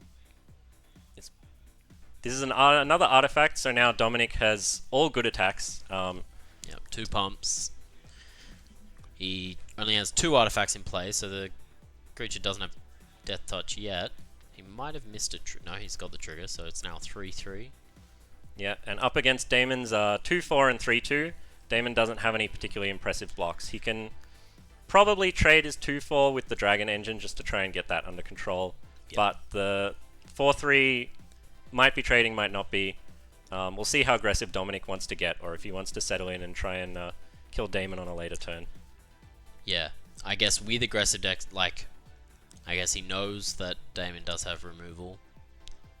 So there is a wall, and he does have that unearth for the the double strike, so he's probably going to attack with that, because even if he trades with the 2/4 as he described, He's got still that quite extra happy with value. that, yeah. But you're right, he may well leave the other creatures back, we'll see. Yeah, it is a difficult crossroads, because once you start letting Damon use his creatures to trade them for yours, he's going to start looping them and getting them back, and you're going to start running out of gas, and he might not be. Yeah. He is all filled up. Yeah, so he's ready. He's doing as you described. He's just going for the alpha strike. Yeah, so we're looking at Damon taking a minimum of 3 damage here, depending how much he wants to give away. Yeah. And with Dominic's 4/4 that's very hard to block up the top, putting Damon down to 4 life is actually really good for Dominic. Yeah, so as you say, it's minimum of 3, maximum of 6, because he can't take 7, because then he'll die. So he kind of has to block. Yeah, there's going to be a trade happening, I guess, no matter what. Yeah. I think he would be thrilled to trade off both of his creatures at the same time, because then his Anointer, I'm not sure... It will target, because there's a creature, I'm pretty sure. Yeah, I'm not sure the exact requirement on bringing something back. I think it's Power. something with Equal power to- and mana value. Oh, okay, it might be... I think it's the creature's power, and possibly the mana value of I'm the going graveyard. to double check this, In but any situation, it will bring back the other creature. If it's CMC or if it's power. that's true, yes. In So- both situations. If Damon can kill both creatures simultaneously, he'll get one of them back. He'll start cleaning up Dominic's board. So he can block one of the 3/3. Well, that's a 5/3, isn't it? Because it gets +2/+0. I think it's just a 4/3 at the moment. So it gets +1/+0 for each artifact. Is that right? For each artifact that's entered this turn, yeah. Okay, so he can block 4 damage there, and block the double striker, I presume. Yeah, I think he's making a decision of whether he wants to kill the Wormfang before it grows too much out of control, or if he wants to take an extra, like, prevent an extra damage, because he's only taking 3 from the Wormfang at the moment, and if he can start locking up the board soon, he might not be taking any more damage for a long time. I guess in either situation, if Dom has another artifact to play, whether it pumps that or just makes that stronger, it's probably not good news. Yeah. Like, in whichever decision he makes, it's going to be hard pressed to be like, oh, I should have traded with this one. Yeah. Like, There's a if lot Dom that has- can go wrong. Damon needs Dom to not have anything. I think the other thing that's very important here is, so Damon's deciding whether he wants to go down to 4 life or down to 3. Yep. Dominic's playing red, and there's a very strong red spell that can deal 3 damage to your opponent. So if Damon decides to go down to 3 and Dominic's got that spell, he loses on the Yep. spot. And he's deciding if he can win without going down to 3. As well. Yeah.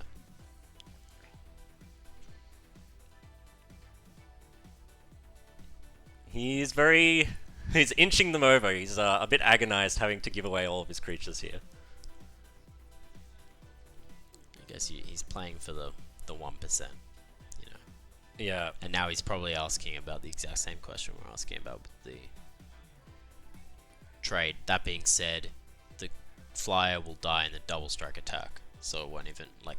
Well, it'll die on the second strike. So, True, so they'll both be dead. Yeah. So he's wondering whether it can target a creature that has died at the same time. Yeah. Which I'm pretty sure it can. Yeah, as long as they're both in the graveyard before he receives priority, he can select it for the return. And like you said, these are the kind of 1%er Hail Marys you have to go for if you want to win these big stake tournaments. Because if he plays it safe here, he's just going to get run over. Yep. Comes back. He goes down to 4. So he is going to try and play around the 3 damage spell. I don't think Dominic actually has a copy, but Damon doesn't know that. And I presume the downside of that is also the 3 mana spell can probably just target his creature. Yes, which he would might remove just a be block. dead Yeah, no matter what he does. Yeah, exactly. Like him, but so he.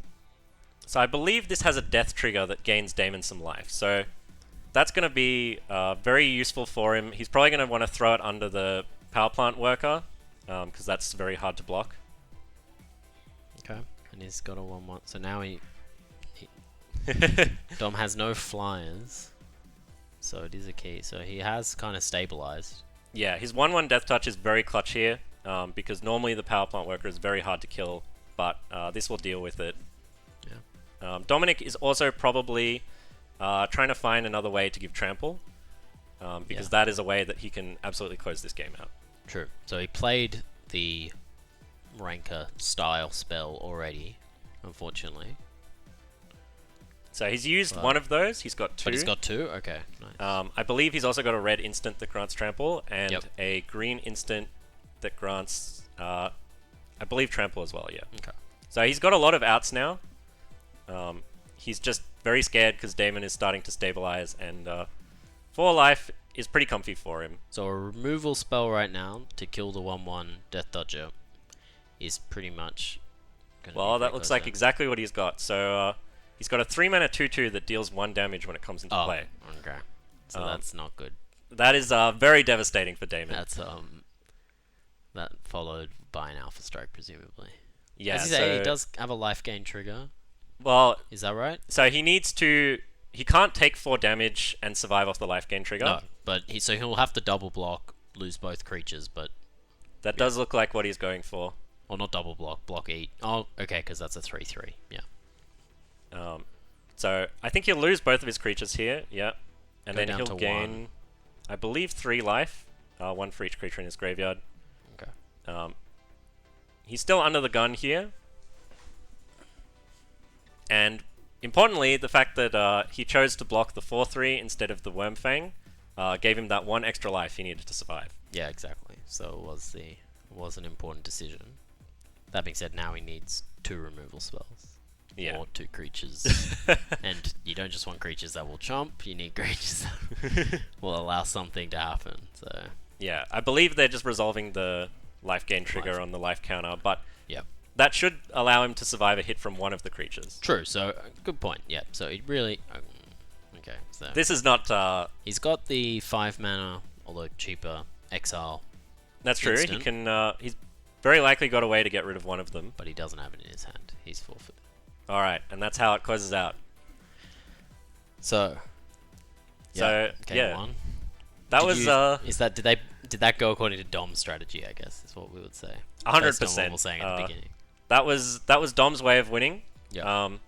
If the game went a couple more turns, he would be in a lot of trouble. Damon would start clawing back in, but Dom really just wanted to get out of the gate really quickly, slam everything down, close the door, Yeah. make sure Damon just couldn't get stable, couldn't get any ability to defend himself. And do you find, does Damon have much stuff he could have done there? Like, were there spells that he just didn't, like 2 mana? Does he have early plays, or he's just like, if Dom has those things, if Dom has that curve, the 1, 2, 3, which he did. Yeah, I mean, especially the specific cards Dominic was playing, they were way above curve. Yeah.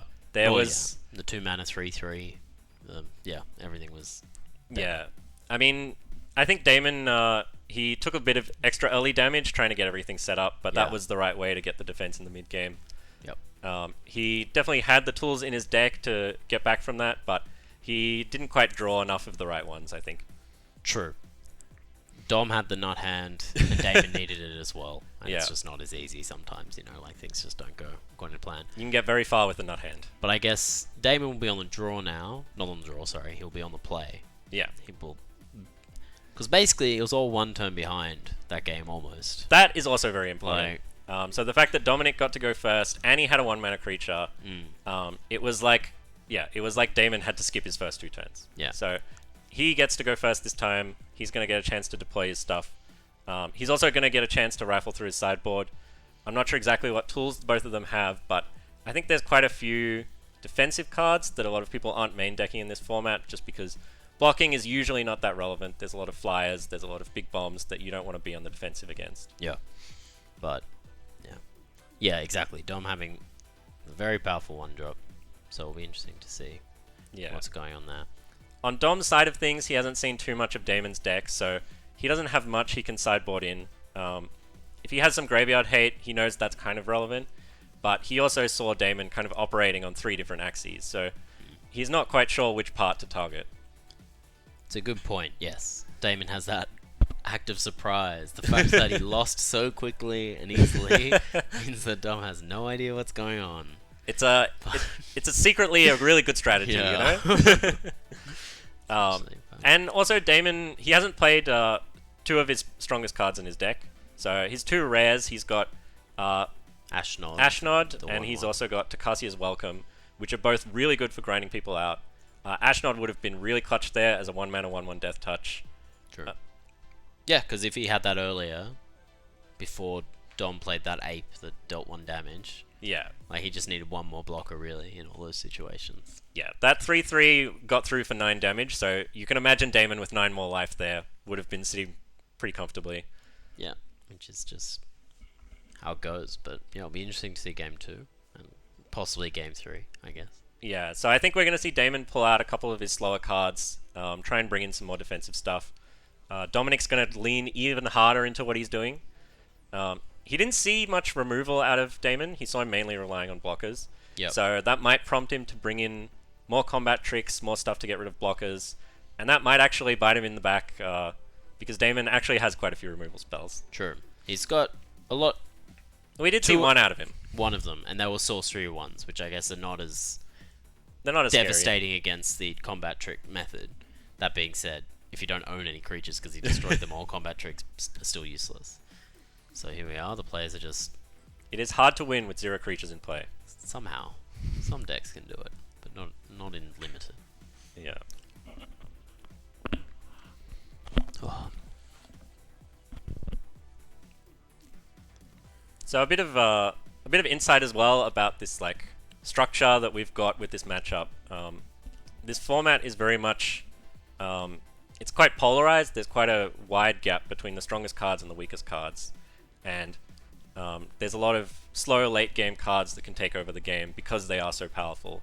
So you see this dichotomy where you're either trying to kill your opponent as quickly as possible before they can deploy their strong cards, or you're doing the opposite and you're trying to survive until you can deploy your strong cards. Yep. So this leads to these kind of matches where Dominic and Damon are both just kind of trying to not engage with what each other's decks are doing. They're not trying to fight on the same axis.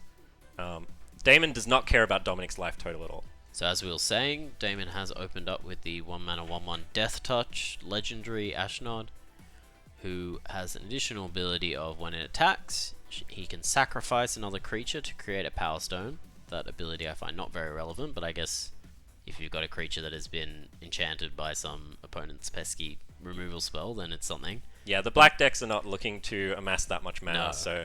It's not, but more importantly, it is the second ability, which is exile creature from your graveyard. Pay 5 mana, colorless mana, and you can get a 3/3. And you can do that tapped. And you can do that at instant speed, and it's a 3/3 artifact, so it's a very powerful late game. It's going to grind him out. And So, yeah. So Yeah. Dom has just played a 2/2 creature with another very late game heavy card with 7 mana, put 2 1/1 counters on it, Correct, I believe. Yeah. So. Okay, and on table 2, Chris has won game 1, so we saw Chris playing in round 1, and we saw his draft, winning 2-0, so... we might be seeing more Portal of Phyrexias on camera. Exactamundo. Okay, so Damon has just played the 3-mana 1/1 flyer. He milled 3 cards, and seemingly no cards of CMC 3 or less, so it's a 2/2 flyer now. Yeah, so Damon is having a much better game this game. He was right out of the gate, putting things down. Dominic doesn't have great threats against him. His 2/2 can't be blocked by artifact creatures, but that's not relevant so far. No. Oh, He's played Epic Confrontation, so his Pixie turns into a 3/4 and then fights one of Damon's creatures. he attacks, offering the trade with the 1/1 Death Toucher. I think you would be quite happy to get that off the board at this point, as it's going to trade with something bigger later on. Yeah. So, Dom does have access to, like, Damon saw 1-mana pings and incidental damages, so Damon knows that that 1/1 might just accidentally get killed, well, not accidentally, but incidentally get killed in some later case, so he might opt for the block, and he does. So, he views that a situation like last time of dying quickly, he wants to avoid. Looks like it. Also, Dominic playing a little bit of a mind game there. So normally you would play your land at the start of your turn, so you have more mana available to make plays.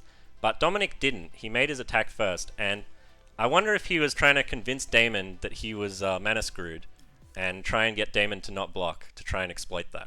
I suppose so, because in reality, Dom, the 1-mana trick that he could have would be something like Giant Growth, which wouldn't really be an offer. And I guess he wanted the trade to happen as well, and things like that. So there's a lot of elements where he's playing in a way. He doesn't want to make it seem like there could be a trick, almost. He just wants the trade to happen. Very small edges, but they're free to do.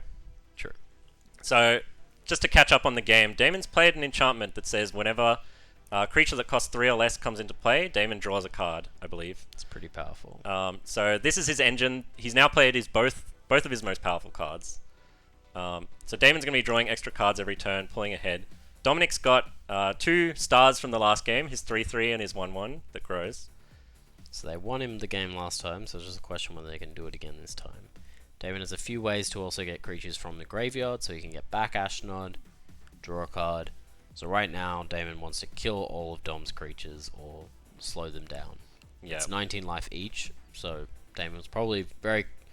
It now makes sense why Damon made that block. Yeah. He really wants the game to go long, so he can draw as many cards from that very powerful enchantment.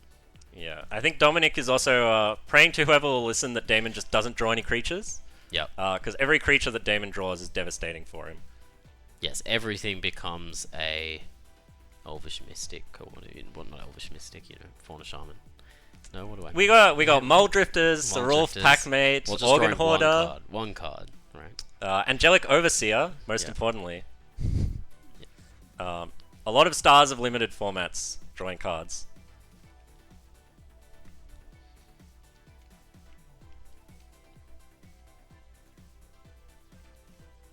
But he passes the turn, so no creature.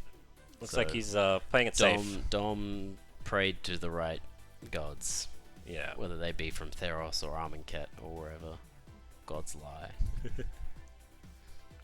but he got there. Yeah. So Damon's probably representing at the moment. There's a 5-mana instant that exiles a creature that costs 1 less for each dead creature. Damon has got exactly enough mana to play it and the right setup. So he's probably got that, and Yeah. there's a bit of cat and mouse because he wants Dominic to play a pump spell so that he can exile the pumped creature, and Dominic wants him. Well, doesn't want that to happen. Yep. So Dom just played Self-Assembler, I think is the name of it, but it's a 5-mana 4/4 that searches for an assembly worker, which is a very common creature type. Everyone knows an assembly worker. Yeah, but it's pretty good. It's a pretty powerful card. We saw Chris opt not to take that card, even though he had a rare assembly worker in his deck already. Ooh. So that might come up later. That is a classic Chris move, I should say. Exactly. So it was a funny decision, but Dom's gotten it, and he goes and gets a common assembly worker. So there's a trio of 3 different assembly workers in the set. He did have the instant. And only for 2 mana. So he's got 3 creatures in his Of course, graveyard. he's a self-mill creature. Yes. Yeah. So yeah, Dominic has got 3 different assembly workers in his deck, and if he has all 3 of them in play, they get souped up. So the one he just got, the 5-mana 5/5, you can pay 3 to give it +2/+2, and if he's got all 3, it's +2/+2 forever. The 2/1 usually gains 1 life when you can tap it. It gains 3 life, I think. Yeah, and then the other one, It usually gives 1 colorless mana that can't be spent on can only be spent on artifact. No, can't be spent on non-artifact spells. I think it's just a regular mana. Is it just a Yeah. regular mana? Okay. They let you off the hook on this one. Okay. And then it can make 3 when it's got all 3. So really, it's only the one that he got is the one that matters. Yeah, Okay. and that's kind of his late game plan. Is if the game stretches out, he can chain assembly workers, try and assemble the trio and get a bit of value that way. But it's not actually that relevant in this matchup.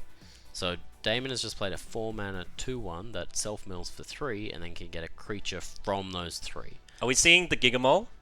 Is that what that is? I can't remember. I haven't seen it. I didn't catch it on camera, but I am excited to see some Gigamoles on coverage. Oh, I see what you mean. Okay. Well, we'll see. But Verified, it is the Gigamole. yeah, so Dom is reading it, but it only gets from that mill, if I'm correct. Yes. Yeah, so So he's he can get that creature, but he can't go and get Ashnot, for example. So it's good, but as much as he wants to. yeah. So he got a 6-mana 5/4 Death Touch that can also be played as a 2-mana 1/1 Death Touch. That is black when he Yeah. does that. So an extra card for later, but right now he's just got a 2/1 in play. Dom has 2 4/4s and a 3/3. So Damon has no great blocks here. No. He didn't draw a card off his enchantment, which is a bit devastating. True. That's one of the few 4-mana cards in his deck. Yeah, and he might be second guessing his decision here. I think he made the right one. So he has a 2/3 at the moment, and he had a choice to either get back the Death Toucher or turn it into a 3/4. And that depended on whether Dominic wanted to play his artifact creature to make his Wormfang a 3/3. Because if he had the +1 counter on his Gigamole, he could block. But I think he valued getting the Death Toucher a lot more. Yes, I think a card later on down the track is going to be much more relevant. That being said, he's not playing it, so he's waiting for it to possibly be... That's the benefit of those prototype cards. They kind of have options later down the track, so it could be played as a 6-mana 5/4. Although he's probably going to play it just efficiently as a 2-drop. But Importantly as well, if he prototypes it, he draws a card. But if he Yes. doesn't, he does not draw a card. True. And so right now he's just played another 4-drop, so a card that does not draw a card. That is a 3/1, and when it dies he gets a 1/1. That being said, no, when it comes into play, it gets a 1/1, so he does draw a card because that triggers. Yeah, I think we're just getting the right token for it, but... Yep. It is an artifact 1/1. So he's chaining together some chump blockers. He's hoping to trade with the Wormfang with the 3/1. So hopefully no tricks is what he's hoping as well. So no artifacts, that means he has to swap 2 creatures. And no tricks, that would make him just lose a lot of creatures. Yeah. Damon is getting a bit pinched here as well because he's drawn a lot of cards, but he's only played 4 lands. So he's already missed a land drop. You could have 20 cards in your hand. If you've only got 4 mana, it's not going to be great. Yeah. So Dom has just played a 3/2 with haste for 3 mana. It has pumped his thing. He now has 3 artifacts, so I'm pretty sure that it's a 4/4 with Death Touch now. Oh yeah, Yeah, that's which even means the more double devastating. blocks are, like with the 2/3, he can't do any. Although that being said, at the current stage, it's not relevant. But now he can Alpha Strike. Only trades can occur, and it's not looking good for Damon. But Yeah, Damon's also very scared of doing multi-blocks into open mana because Damon would love to be able to multi-block when he's got mana open for a removal spell, but he just hasn't got that luxury. no, and he, as said, he drew. He probably only did draw one card off that enchantment, but the one card didn't give him a land, so he's just not being efficient with his. He's not playing as. He needs to be playing more spells in a turn. Yeah, he really needs to draw the game out. I mean, I say this about every single turn Damon's played, but Sure. So it's incredibly unfortunate pairing, I assume, for Damon. Like just in terms of, and Dom has just drawn well, played well, and we'll see if he wins well. yeah, I think Dom's just he's executed his strategy quite well. Exactly. He's lined everything up quite well in the draft, especially. Damon definitely has the tools to pull ahead if Dom stumbles. Yep. So right now Damon is offering a possible double block on the 4/4 Death Touch and a single block on the 3/2. So he will be taking 8 damage down to 2, which is actually in that range of both of the red removal spells. Yep. Because the other one deals 2 damage, right? The red, I'm 3 not sure. colorless. I think it deals 4 and then 2 to the player. Ah, yes. So, like, Unleashed Shell, yeah, a fantastic so name. that one will kill him, and the one that targets it. But we know that Dom doesn't have. I don't think he has either. But he's got. He's gonna get put down to 1. Oh, I think- unless I think I've done the math wrong there a little bit. Oh, he's probably going for the trample. Okay, does that give trample I believe so. Yeah. +2/+2 in trample, or is it? A +1 counter, and it gives trample, reach, vigil, hexproof, and indestructible. Right, so giving the 4/4, making it a 5/5, getting an extra 3 damage for lethal. Yeah, finishing him off. So that was quite a quick match, which is exactly how Dominic wants to win. Yes, exactly. So we can see there that they're just kind of. Chris is grinning on the side. He's already won his game, and he sees his opponent that he's going to be playing. So is that? Wait, so Chris has won his match, so that's it for round 2. Wow. So Dom's gonna come up and talk to us. But yeah, that was pretty quick. Yeah, round that was 2 that was compared very to efficient. round 1. There are still other games kind of going on, but I don't think we'll be watching them just of the other rounds because there are prizes still in contention for every player. Yeah, get hyped for the finals. Yeah, we've got a very generous prize pool. So it'll be exciting stuff. But we'll get Dom up here in the booth as he prepares for his finals. Yeah, I'm surprised Chris was able to knock those out so quickly. Yeah. I think he had quite a slow strategy. Yeah, he must have just Jim. Who knows? There's gonna be a lot of reasons. why that Maybe happened. Jim was just doing him a favor, you know. Yeah, considering Jim is he's got the most draws recorded in Magic Mate's history. In one round, he got only 3 draws, so he got 3 points in a draft. Draw. I must say, Yeah. do not ever concede in real tournaments, no matter how nice you are. Well, don't concede a round. Hello. Okay, Hey, Dom's Dominic. joining us now, so it's a funny setup. So I'll move over. Congratulations. Do you want to scooch over? I'll Oh, get yeah. on screen. Yeah, if you want to Squeeze in a bit. Hey guys. Very well played. Thank you. That was remarkably efficient. Yeah, we were impressed that game 1 curve out. Yeah, look. Fair to say, I just like the curve of the deck is pretty good, Yep. but that was absurd. I think it was it 1, 2, 3, 4? It was growing 1 Game drop 1 into was- 2 mana 3/3. Yeah, rare into rare in the first 2 turns is a bit savage. And then game yeah. 2 it was 2-1. Yeah, You know, it was like a bit it's silly. kind of, but it's very so similar. The first game in particular, I felt very just lucky. But the second game, I kept actually quite a dicey hand. It was 5 lands, the graveyard interaction thing that sacks for a card, Yeah. and the self-assembler. But I was on the draw, and I knew the graveyard interaction was relevant against white-black, so I was like, okay, well, at least that gives me something. Yeah. Worst case, I'll sack it for a card. And then off the top, I was destroying creatures, so I was like, So yeah. Yeah, there was a little stumble, and then he just took over. I'm sure Damon felt really good. Yeah. About I the kept result. resisting the urge to exile his graveyard. I was like, I just know he's going to play the white-black uncommon that needs Returns a returns a young small creature, and it turned out he also had the one in a black return a creature from Sure. the graveyard and make a 1/1. And the judge question he asked Hash halfway through was whether if he doesn't have a valid target for that Will it make spell, the will it make the 1/1? I don't think it will. Which it wouldn't. Yeah. So it was a fun, tricky game. A lot of rules, nuance, and I think a testament to this. And I think he just got. I guess he got a bit mana screwed as well, which was unfortunate. That game. Slowed but him you down a little. punished it. Yeah, exactly. Yeah. His deck being significantly slower than yours. Well, not significantly slower, but just that more Yeah. grindy than yours, I suppose. Exactly. And yeah, I just think that lantern carried me through. If that card wasn't there, I think he probably would have popped off with the Oh, I see. Yeah. graveyard stuff. So Yeah. Yeah. So was that pulled in from the sideboard? How's it your was. sideboard It strategy? was. So here's the thing. My main board, I probably made a silly mistake, which is I put in the assembly team, so all the In the 1/3 main that. board, Oh, gives we you were mana, cheering the for 2/1. it. But you have And to that, and that every game I've search boarded it out because I'm like, what am I doing? I just play this the 5-drop, the 4/4 that finds one, and then I Yeah. play the other 4/4s. Yeah, you don't. And don't worry about the nonsense. The 2/1 little and the 1. things. The 2/1 can trade sometimes, but not. No, you've they're got not better really things. relevant. You've got better things. And a deck that's trying to apply pressure, why am I playing these a 2/1 undersized and a 1 creatures? Just for the definitely. mirror, but it doesn't come up often enough. No. It might be, yeah, we'll see. Maybe it'll be relevant someday, but I think it's probably going to continue coming out of my deck into games 2 and 3. Yeah. And how did you find your draft leading into that? What was your Uh, experience with the draft? No, I wasn't very happy with it. Okay.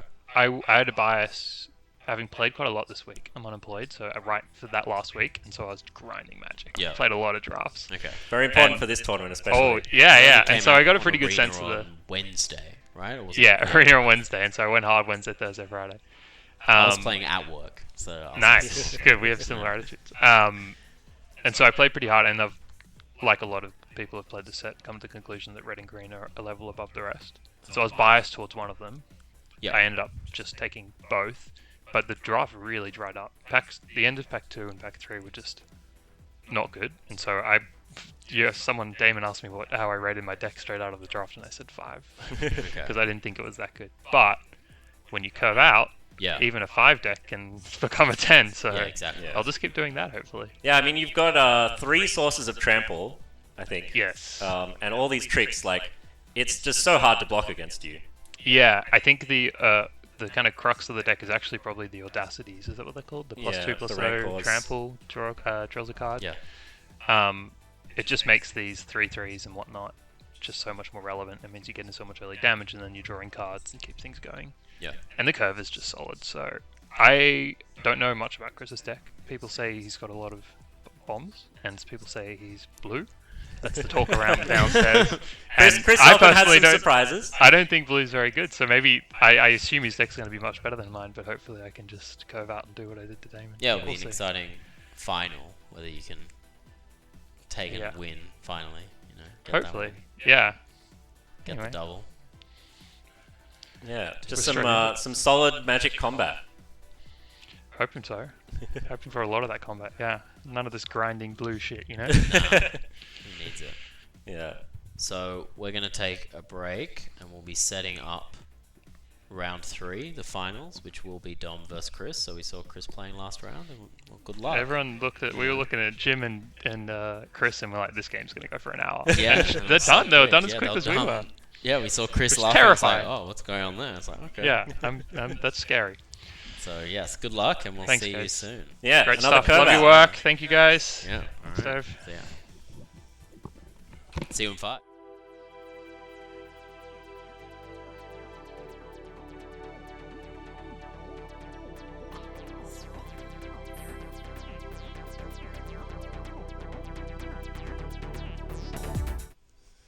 Welcome back, everybody. We're here with Chris, our finalist. Well done, Chris. We were just saying before, this has really been your journey. Thank you, From the thank you. start of coverage, we've been following you, and you've made it all this way. So, well done. Thank you. How are you feeling about your chances? I mean, I feel good. I feel good. I mean, I'm just enjoying the moment. This is my first time making to the Magic final. This is my third time playing Magic Cup and first time making to the final, and I'm just enjoying every moment of it.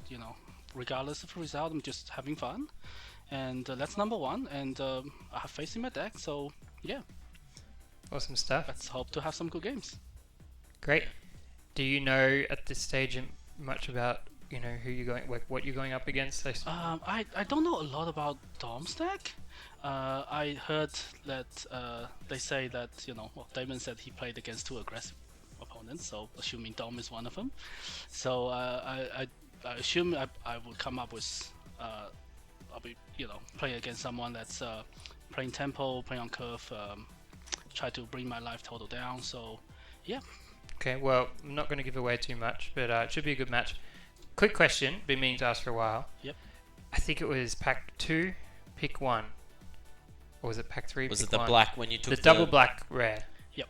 Talk me through that pick. Why'd you pick that? Well, first of all, there's nothing in the pack that I really want at all. Like I after reviewing after 2 packs, I have about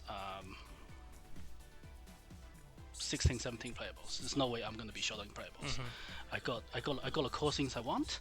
I know I have the thing that can change all my lands into a type. So there's an off chance I can play it, and given that this is such a powerful card, I decided just to take it. Just to. Did you not think about the assembly worker tutor?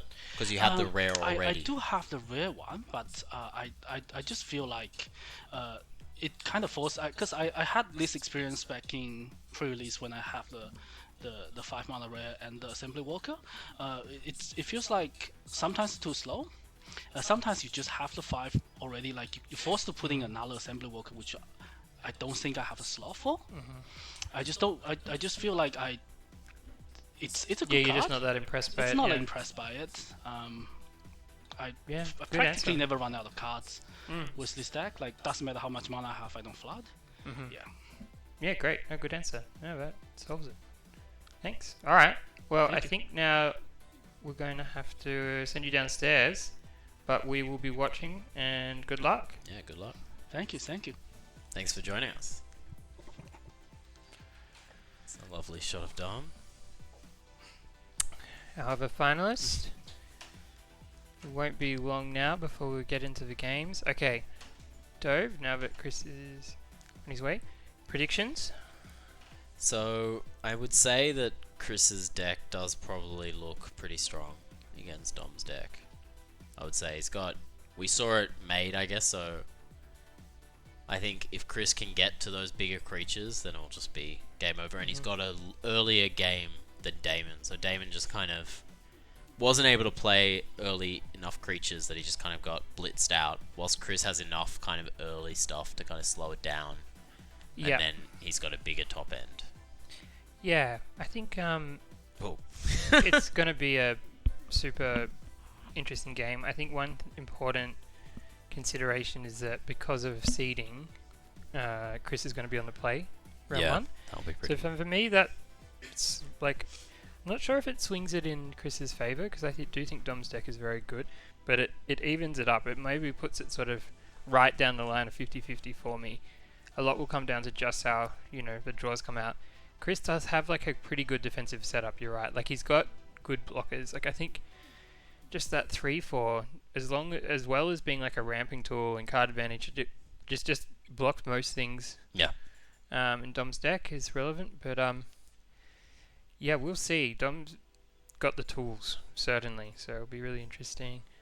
Alright, so Chris is down there, getting So ready. Chris is on the left. Understand the names are still needing Oh, to yes. be updated, We've but got I Jim believe Vander Chris is on the. still top right. But I'm I pretty don't know sure if we Chris is can on the left. change I that think right now, it's but being yeah, changed that's right Dom, now. anyway. Playing over Chandra. So far, I feel like the aggressive deck has nearly always been in the red. Although last round, I think Dom was on the other side. Chris just made an illegal reveal of part of his deck, showing an island. Which is Dom said islands are not good in this set, he thinks. Interesting. So Dom's deduction was that red and green are both like the best colors of this set. Yeah, I think there are ways to build blue where it does do a bit better. But I know what Dom's saying. It has felt hard to build. I think we're starting to see things shift a bit. Like, there are some cards we discussed during the drafting process, which have actually sort of overperformed, and I think unlocked blue a bit more, like the stern. Can't remember, but it's like the instant, which lets you draw cards, creates the power stone. Oh yes, It's yeah, quite yeah, good, the and then draw 2, discard 1.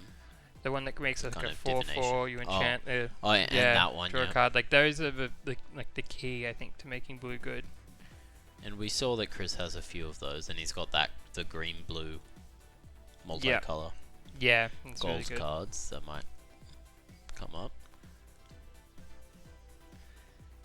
I'm Yeah. still not convinced by Chris's argument about the assembly workers. I think I would have taken the assembly worker. Yeah, it's a close one for sure. I definitely don't think that pack had nothing for him. Yeah. But I can understand what he was thinking. So I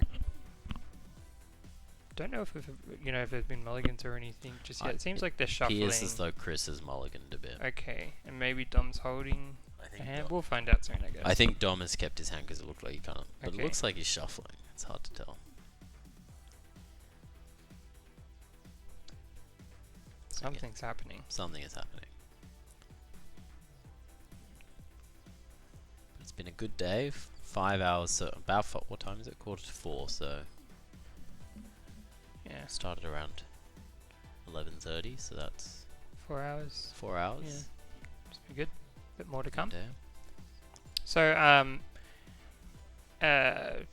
so you know what they're playing for. We've got a few prizes on offer today. We've got a number of booster boxes. So I think first place will be getting 2 Whole Brothers War draft booster boxes, Right. Okay. as well as, most important of all, Trophy. the Magic Mates trophy. So we've got a 3D printed Magic Mates trophy. I'll hold that right That's up. it. It glows in the dark. You see, that's our logo. It's like full on 3D. It's pretty built sick. in, which And is yeah, incredible. if we turn off the lights, but we won't do that. And Just you can this see in the one. back. I'll put it up close. I don't know if you can read that clearly, but it says Champion. Magic Mates Cup Champion. We've had some minor technical issues with I don't see with anything the wrong printing. with it. I don't see it. I think it's really nice, like this way. Pretty cool. But yeah, this is the first year that this will be being handed out. And then We're we've very got. excited. Oh, and the game has started. Oh, the so game's let's started. get in. So, on Dom's side, he has played the 2/1 assembly worker, which he was actually saying he doesn't know why he has kept in his deck. He wishes that he didn't have it in. Oh, 'cause is he it doesn't the one fight that too much gains fight. life? Yeah, because Okay. he's got the package. And on the left hand Right. side, we have Chris. He talked about the Everlasting Flask cantrip, and then he's got the 2/2. Getting in there. And we've talked about that 2/2's late game relevance. Yeah. But Dom is going for the aggressive, so he chose not Yes, to trade that and attack instead. I thought was interesting. I would have thought Chris might be interested in just trading off early, knowing that he has the better late game, but he might be thinking, I'm not blocking with this because he might have an epic confrontation, so might as well get in there. He's been a little bit punished because, yeah, Dom's got a pretty chunky hit in here, Okay, and and it he's looks like now the 2/2 might be staying back. so he's got 2 cards with incredible late game relevance, but he Yep. didn't play another land, and I think this is his 4th turn, isn't it? Or maybe not. Yeah, because he attacked with the 2/2 last turn, so that was his 3rd turn. So he Oh. actually missed a land drop. Oh, it's, despite yeah, drawing a card. that could quickly become a problem So this for is Chris. in Dom's favour, especially since he was on the draw. Yeah. He's now on the aggressive side. It's kind Yeah. of flipped around in a sense. This play though is Bit like slow. it's a bit slow. Yeah, it's looks like Dom might be sort of So it's a 1 and hungry for lands himself. a green, mill the top 3 cards, and he can only put a land, can he? He can only get a Yeah, land just from a those land. 3. You don't have to. But you don't have to, and it becomes a 2/2, which can then. And kind of it's a trade. 2/2. Yeah. It's What are the stats on the 2 in the blue? Is that a 2/3? it's a 2/3. Yeah, Okay, so so- decent blocker right now. So he's opting for the I 2/2. think I'm curious here whether Dom gets in with the 3/2. I presume that he might want to. Well, it looks like he's got his 4th land, so I was wondering about that when he opted not to take a land. Had he just whiffed? But no, he still had a land. Okay, so he's got the land. Now he's choosing whether he opts to attack, and Looks he like passed he's the turn. passed. So by attacking with 3-2, might have off the trade. So Chris has gotten his 4th land. So you're Yeah, on. that's pretty big. So it wouldn't be surprised to see one of his 2-3-4s. His Simic True. uncommons. He's got the Simic Here? uncommon. He's got the Obstinate Baloth. Well, he can't play that. Well, he can Can't- sack the class to yeah. make it green, and in reality, that's what it's for. Does it cantrip? That It does it on play, so it's already Okay. cantripped. So he plays it's a that. So now 3/4. all his creatures are in fact mana yeah. rocks. So this is a pretty big turn for Dom. I think he has to like get damage in or get some trades happening, because if he doesn't, we could see some pretty big plays or counters or card draw from Chris, and then that's when he can turn the corner. Because Chris has access to now 7 mana for colorless spells or artifact spells. Yeah. So he's almost in that territory of opponent sacrifices 3 creatures. The Phyrex. Yeah. If he Yeah. has it, obviously. And if he doesn't, well, he can draw 2 cards, which is going to help with his like mana issue. Yeah. We know he's got spells in hand, so okay, I like this from Dom. He needs some pressure. So he's signaling a trick, obviously. And Chris Yeah. is a big overthinker, so he's going to be thinking. Yeah, it's going to Through be thinking, everything what right now. could it be? And it's not for the wrong reasons, because most likely Dom does have something. He's not.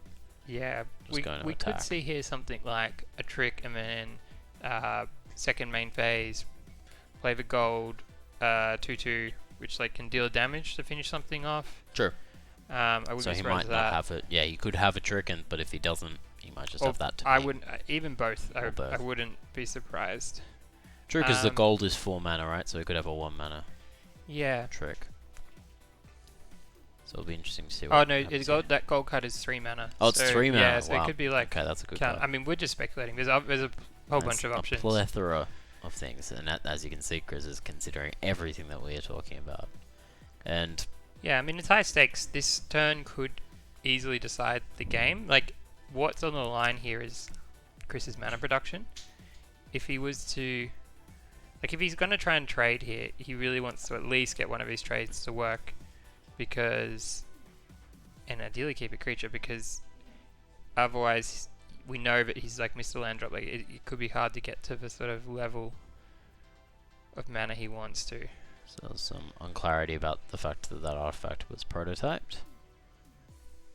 So they were just dealing with that. But I think Chris is blocking like this, which will, at this situation, just be a 1 trade and 1 pure loss. Yeah, I'm sure Dom's like got something.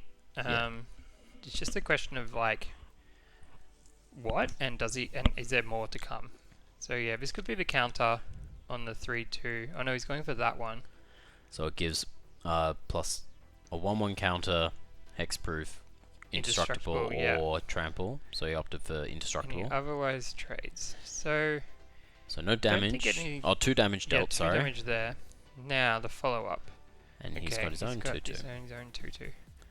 Not a terrible. Like, it does give him something to do if he was to like. And got rid of 2 draw too much mana on mana. Chris's side. Yeah, that's huge. I don't know what Chris has in hand, but I'm actually a little bit surprised he didn't Mm. play a little bit looser with his life, potentially to cast like something that can block all these creatures, or an additional creature that can block all these creatures. So he's got 3 mana here, and he is playing Urza. So this was Okay. his first pick. It is just a simple 1/3, I think, with a 1 mana looting ability, and a kind of power stone. Dom will Side be ability. relatively content with how this is going. He's very happy, I think, Dom will be. A lot's going to come down to, can he get through this 3/4? At the moment, the 3/4 deals with his entire board, which isn't ideal. Yeah. Judging by this attack, he's got something.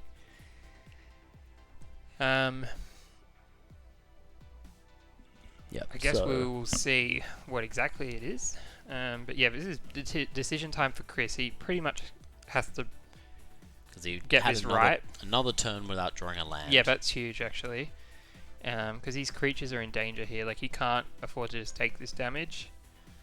It doesn't mean his hand is full of spells, but the problem is he's really only going to be able to play 1 spell a turn, and that And- means he doesn't want to get out aggroed. And also here, Chris can't really represent anything with just 1 blue mana. I don't know if there's anything relevant he can tap his guys for colorless, but they're not going to be able to use to cast instants. No. So I guess he's got 1 mana of any type because he can sack the flask, but I doubt he's going to Yeah. have a disfigure or something. Yeah, I don't Like, think so. So Dom has So just played a 1 could mana be a spell little that's off giant camera. growth. I think Yeah, it that was a w- giant growth. That will probably be giant growth. I know Dom likes that card a lot. Yeah. And so that just bounced the Urza with the 2/2. Yeah, and so Urza's now on the board. Now, that mana production from the creatures is gone, which is awkward, to say the least, for Chris. He would have So- liked to have that. Now the big sack 3 creature, that's Yeah, that's looking that's away never going to off, happen. yeah. And he needs a big creature, and he doesn't have that. Encouraging, though, for Chris is that Dom had no follow-up play. Could Yep. mean he's got another trick. Could mean he's got like a burn spell or something, like a removal. True. I don't even know, how many cards Dom has in hand, but that's got to be encouraging. You think if Dom had landed like another threat here, it could be difficult. Okay, so here's the draw 2 discard one, which we talked Yeah. about. Make a Power Stone, a tapped Power Stone. I think Chris is not looking good. He's on 11 life, so he's got a few Yeah. turns, but Yeah, it's a worry though. got the land. Oh, the land's okay because maybe we could see an epic confrontation here, perhaps in response to like a 7 mana pump on Dommy's 2/2. If say Dom doesn't have anything else, just lands. Yeah, he's just gone for the main phase epic confrontation. So that's a Right. nice clean answer to one of Dom's.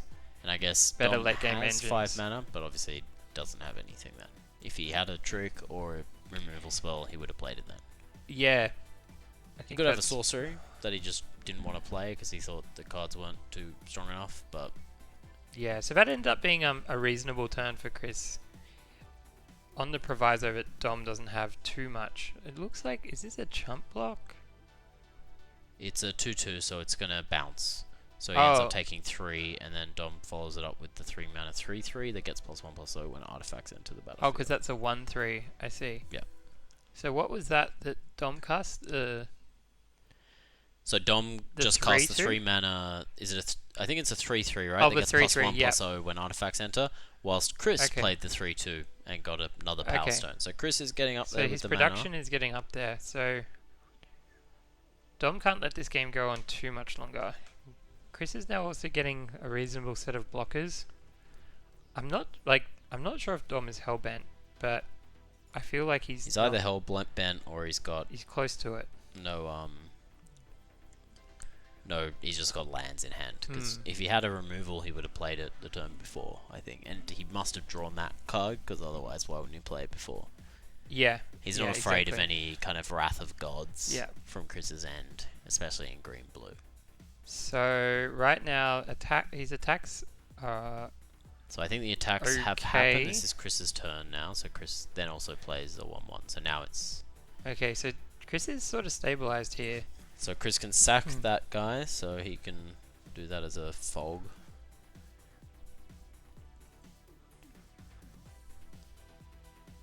Dom can attack into this board, but he's sort of trading off most things. He's not getting in any damage, presuming that Chris blocks. If he has like a trick though, like another copy of that trample trick, he could at least sort of keep something alive, get damage in, but that's just presuming he drew it, I think. So I think Dom is just attacking to kind of simplify the board, perhaps. Yeah, keep the board clear. He doesn't really just want to get into a board stall. So I understand the attack. But This is interesting that he's in the tank so long. It says that he probably has something. something... There's something possible, I He might be guess. thinking, what do I keep alive? Nope. Nope. But he went to damage. Chris, before going to damage, sacked that. Dom might be then back in the tank again. Possibly. That is interesting. So it's still... He's damage hasn't Still occurred yet. thinking, yeah. There's the opportunity to...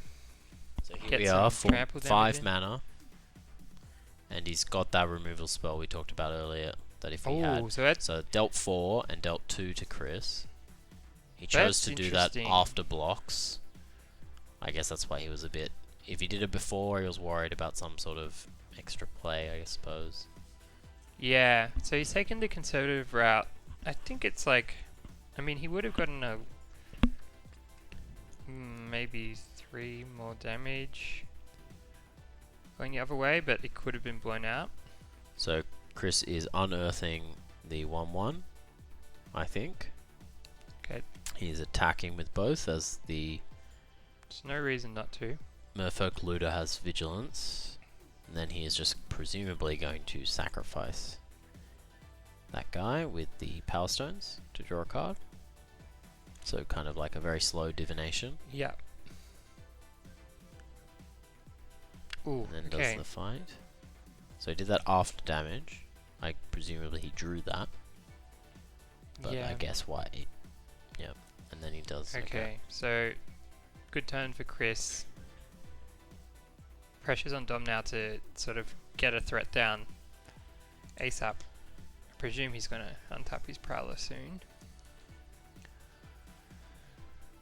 True. Yes.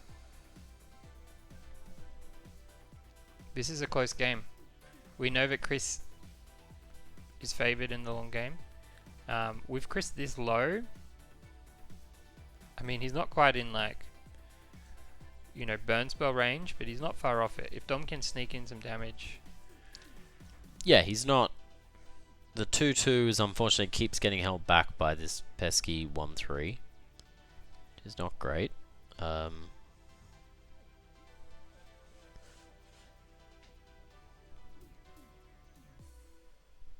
Looks like Dom does have a spell. I think. Maybe he's just making his lands neat. He's thinking on something, so presumably he's got something.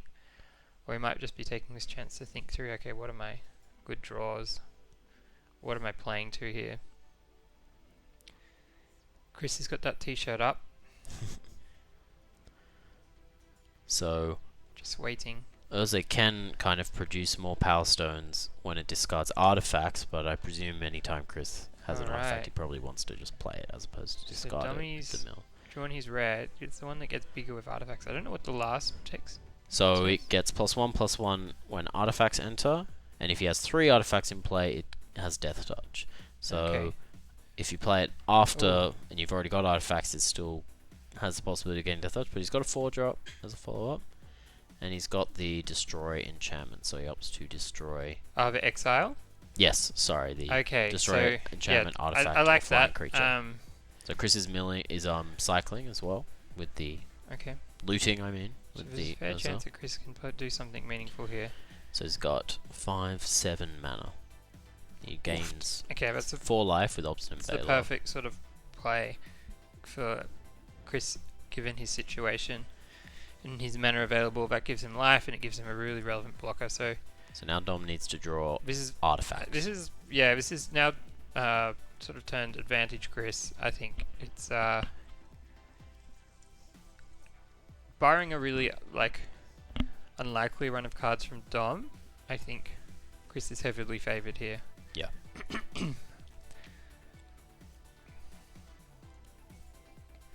So if Dom has an artifact, his 3/3 becomes a 4/3, so can attack through. But he opts to play nothing, so Chris gets to loot again. We're not able to see what he discards, but at this point, it could be anything. Like, as in, he's got enough land now. He just wants to get to his big cards. Okay, so Chris passed the turn back, so he chose not to loot in his main phase and get Yeah, I another card, think so he he- probably has something. true. Possibly. Well, no, there's no flash flies, are there? He has 2 copies of the rock. That's Is that probably what flash? it is, yeah. Okay, so. There we are. There you Yeah. go. So he does that at the end of turn, because. Gets another Power Stone. And the benefit of the Power Stones, he can use them to pay for the looting cost, since that's just an Yeah. activated ability, not a spell. So this is perfect for Chris, really. He's stopped the attacks. He's just digging deeper to his win cons. He's adding to the board. It's He's not- he's yeah. probably only a couple of turns away from being able to attack. Maybe even 1 turn away from being able to attack with that rock. Yep, he's going straight for it. So Maybe 0 Dom goes turns. down. Dom goes down to 13. yeah, this is a worrying sign for Chris. He could well be sitting on another rock here. Rock, of course, being the 3/3 flyer that he played last turn. Alright. Cards impress me quite a bit. Yep, it's done good stuff here. There's not many flash kind of things going on. Often you like to play all your spells, but he seems to have worked. So it was a clear telegraph. We knew exactly what was happening. But it doesn't stop it from being a 3/3 flyer. Yeah. So I think they're just deliberating over So Dommy here, cards going on. he probably knows he's in a bit of trouble. So Chris, I think this was all on Dom's turn. So Chris just did another looting. Yeah, there's and that rock, gets the another second rock. So he's got 6. You So- can trust though that Dom is going to draw this out as long as he can, because he'll want the information. Yep. Unlike us, he hasn't watched the draft stream, so every extra spell that he plays is one more thing that Dom can be aware of. Like he now knows 5 mana. He's certainly not going to be attacking Yeah. into 5 mana with 2/2s. And he will also be pretty keen to get some understanding of like what the threats are, especially for sideboarding. Red and green both have few options for artifact removal. Yeah. So like red has the 3 mana destroy artifact, which is like touch and go for main board often, but now that he's seen this 9/9 thing, Yeah. it's the sort of card that you'd be happy to bring in. So yes, we just saw Chris play I think it's 9 mana, 9/9. So Oh, he played for full 9 mana. Yeah. yeah, so he's got that giant. Is that the clone? Sorry, that's the clone. That's the So I don't know what he cloned. Probably the rock. They get another flyer, so it's a 7/7 flyer. Oh wow, yeah, juicy. Now, don't know. Dom looked like he was about to reveal his hand. I think maybe he didn't understand what What's happening. What was happening. We got to see that he had 3 lands, which was pretty much as expected. What Maybe was he just interesting is revealed that it as there was a- a swamp. So I'm curious what the swamp's for. I haven't seen Dom's deck list. Oh Didn't come out in the second round. No. but and I think I was watching his games in the first. I didn't see it either. So who knows? I think this isn't a lethal attack. Maybe there's an unearth in his deck, Maybe, yeah. It could be like something one of the that. artifacts. But this is a lethal attack with 10 mana in the sky, 10 damage in Yeah, the does sky. Dom have anything with reach? I don't think so. I'm not sure. Yeah, that's it. So that's it. All right. So Dom will want to keep his 4 mana exile creature with flying, obviously in the deck. Oh, yeah. But as you say, he might have access to some of those 3 mana destroy artifacts. Yeah. Yeah, that's pretty much the most interesting one for me when it comes to sideboarding, because it's like, if you're short on removal, you'll play that main deck, but you're not, like, there is the occasion, because unlike some of the others, it doesn't hit enchantments. It doesn't hit, Yeah. like, the flyer, right? So it can be a Yeah. little bit dodgy. And the drawing a card is it's relevant against some like token production and Yeah, it's sort of just like, you can cycle it if you have to, sort of exactly. thing. Yeah, like- it's more like an option as to Yeah. just sometimes go for the cycle. Yeah. Yeah, so be interesting if Dom has access to that. We don't know. We haven't seen that list, but beyond that, I'm trying to think if there's like what would Dom be thinking about sideboarding. Like, honestly, I feel like the tricks were some of his most effective plays there. Like more tricks even would have been helpful. I think I understand he says that he takes out the assembly worker package. So he takes out the 2/1 and the does seem 1/3, a and he bit just clunky. keeps the 5 mana one and Yeah. the one that searches for the 5 mana one.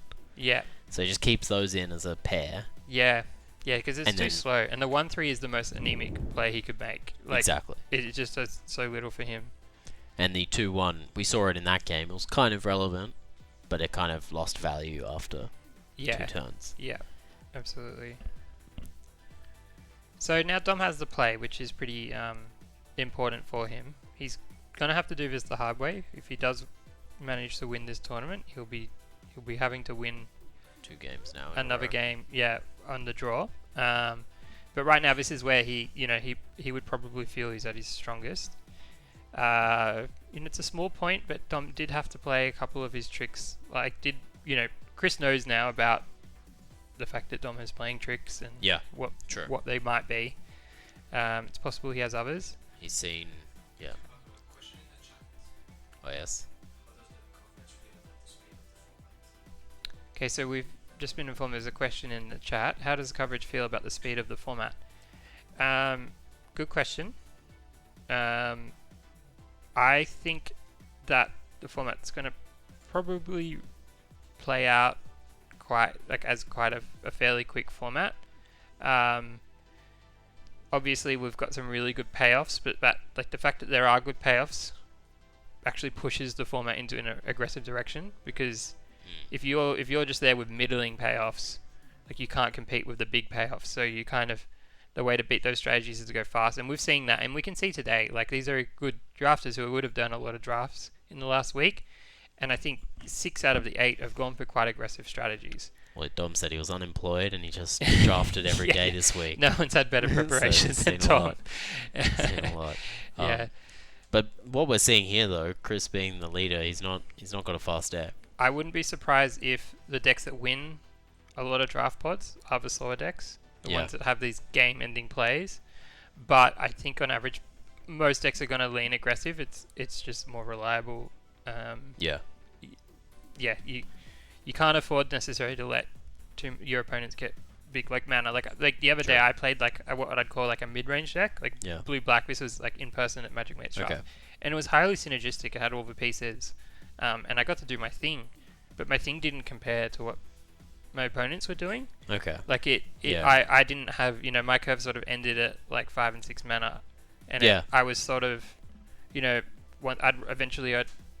just didn't have enough answers for the big threats. So so it's kind of so for me, if I'm drafting, I either want to be aggro, or I want to be like sort of combo control, like we're seeing with Chris's deck. Yeah, that's what it seems, and I guess we're gonna have a skew position from the online, because that's all best of one. Yeah. With mana fixing, hand shuffling, and stuff like that. It's just not quite the same. But the games we saw, last round went especially quick, both games. But Chris's went fast as well, and his deck is not particularly fast. So I think, at the moment, the pace, they look like they're fun games. It looks like the games aren't getting crushed super early, I guess. I think we, week one, like pre-release season, like right off the bat last week and stuff, it was the wild, wild west, and people were trying to do a bit of everything. We've seen it sort of the strategies condense a bit. Yeah. But I think the format's actually a healthier format for it, because there are these aggro decks policing people from doing too many silly things. Yeah, exactly. The speed and the aggressive decks aren't necessarily a bad thing. They keep everything in check. So Dom is mulligans, which is unfortunate. He's certainly up against it. Some of his advantage of being on the play now will have been nullified. The key is just going to be to stick a couple of threats and either use tricks or removal just to push through before Chris gets a chance to do anything meaningful. It's still possible on 6, just, it's obviously one less card. Yep, but like we saw in round 2, if he gets a 1-drop, a 2-drop, a 3-drop, he can have that hand with 6 cards or with 7. So if we look at his hand right now, it's not a great hand. He's got 2 sources of mana. Oh no, he's got 3 lands. Might be okay. And he's got the 3/2 haste artifact, and he's got the removal spell, 5 mana one, and he's got a 2-drop. So I think he's keeping this hand. I think he probably ditches the removal spell. It seems to be that's what he's pivoting towards. towards. Expensive. Doesn't have the second red yet. And what we saw was that Chris's creatures were a bit bigger than what that removal, either they're going to be too big or it's going to be small, and by that time you're either trading down on mana or it's not relevant.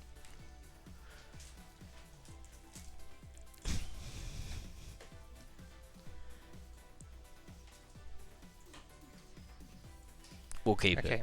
So they've matched themselves here. Okay, so they've each played the 2 mana 2/2 with the. Okay, and this time Chris trades off. And Dom then follows up with 3 mana 3/3 that gets pumped by +1/+0 when artifacts enter his side of the battlefield. And Chris plays 3/2. Really good answer for Chris. So it's a good answer because it trades, and then when it trades, he gets a Power Stone. So. Well, you already got the Power Stone. Well, he always gets a Power Stone. So. Trades. You're getting something left over, and it's something quite relevant for Chris. So we can see Dom's hand there. I think it's 2 lands and a spell. I think. Therefore I am.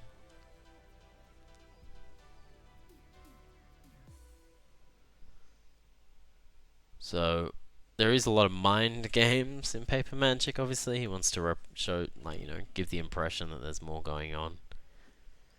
As said, True. Chris thinks a lot and goes through things, and as you said earlier, Dom wants to make the game go as long as possible to get as many outs, to get as much information. Yeah. So Dom plays a Okay. 4 mana 2/2 double strike that This when is a it's good- unearthed, he gets to discard his hand and draw 3 cards. So a very powerful card. Yeah, this is one of Dom's, like, one of the ways back into the game for Dom. Currently, Chris can't block it very effectively.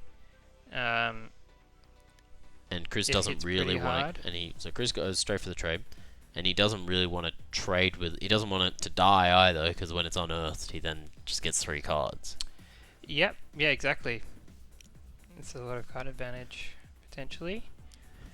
So Chris fired off that trade, which for me says he's not sitting on an epic confrontation, because I think he would have probably wanted to target it with the epic confrontation to kill the 2/2, which would have been a really clean way to deal with it.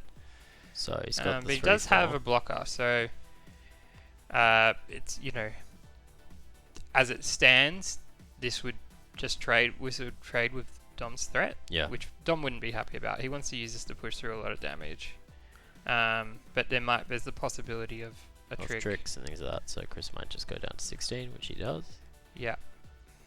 Dom will be pleased with that. He doesn't really want to use his turn just casting a trick and potentially not even having like a follow-up play, depending on what's in his hand. So now he can build out his board a bit and get a bit more value from his trick, if he has one. You're right in your observation. We see a swamp. Oh, wow. He Is that swamp? I mean, he's got 2 more lands lower, right? We saw a red. We saw a mountain I'm already. pretty sure. Yeah.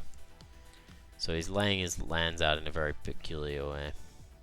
So I'm trying to think what that could be. It could be a one of. It's not quite agonizing remorse, is it? It might be the 5 mana black removal exile spell. Like that I see. That would make sense for Dom to play. Yes, because it is very relevant late game. So he plays that. He's tapped the black. Okay, he didn't want to tap the black, so he's just playing it for its prototype. Is my understanding. Is it? Which So it's a creature? 3/2 Oh, it's the haste. 3/2. Okay. Okay, it makes sense he wouldn't have played that pre-combat because it doesn't push through the 3/4. So So we had some we can have the chat on the screen if you want. I don't know.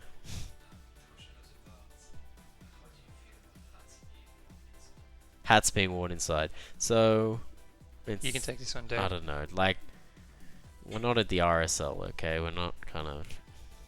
It's a good It's point. the modern day. Hats are just another party ahead. I love that answer. Like, let's agree. Let's wake up. Dom's got the matching Magic Mates green shirt with his hat. It's a fashion choice. It does look good together. Okay, so Chris has played a couple of creatures. Both the 2 relevant late game creatures and we've once talked again about. chose not to block. He's like really worried about that blowout. And he also, they are mana production, so he could next turn cast his game-ending spell, which I think he might be planning to do, because not blocking there, I don't know, otherwise seems like a bit unnecessary, like a bit risky. So if he's got it, it's pretty bad. If he's got it, this is it. He can do it. And he's shaking his head, so I don't know what that means. You can't really read too much into his facial kind of stuff. Like, who knows? He might be shaking his head. I'm so keen to know. I'm like, do you like have he's it? like, oh, I've got this really good You'd card. have I to feel slam so it. bad. You'd have to yeah, slam exactly. him. But I guess, is he reading into the 2 mana Dom's got left? No. So, if there's nothing that Dom can do which would like counteract it, like, even hexproof doesn't like it. It's not just targeted, Like I think it targets the player, Yeah. so I don't think there's a hexproof. There are hexproof spells that Yeah. exist for players, but they not won't get in this Dom out set. of this. Even if he could save one creature, like arguably, you still play it because you're killing I 2 guess things. the artifact creature he has in play can be, unearthed to allow him. That's but true.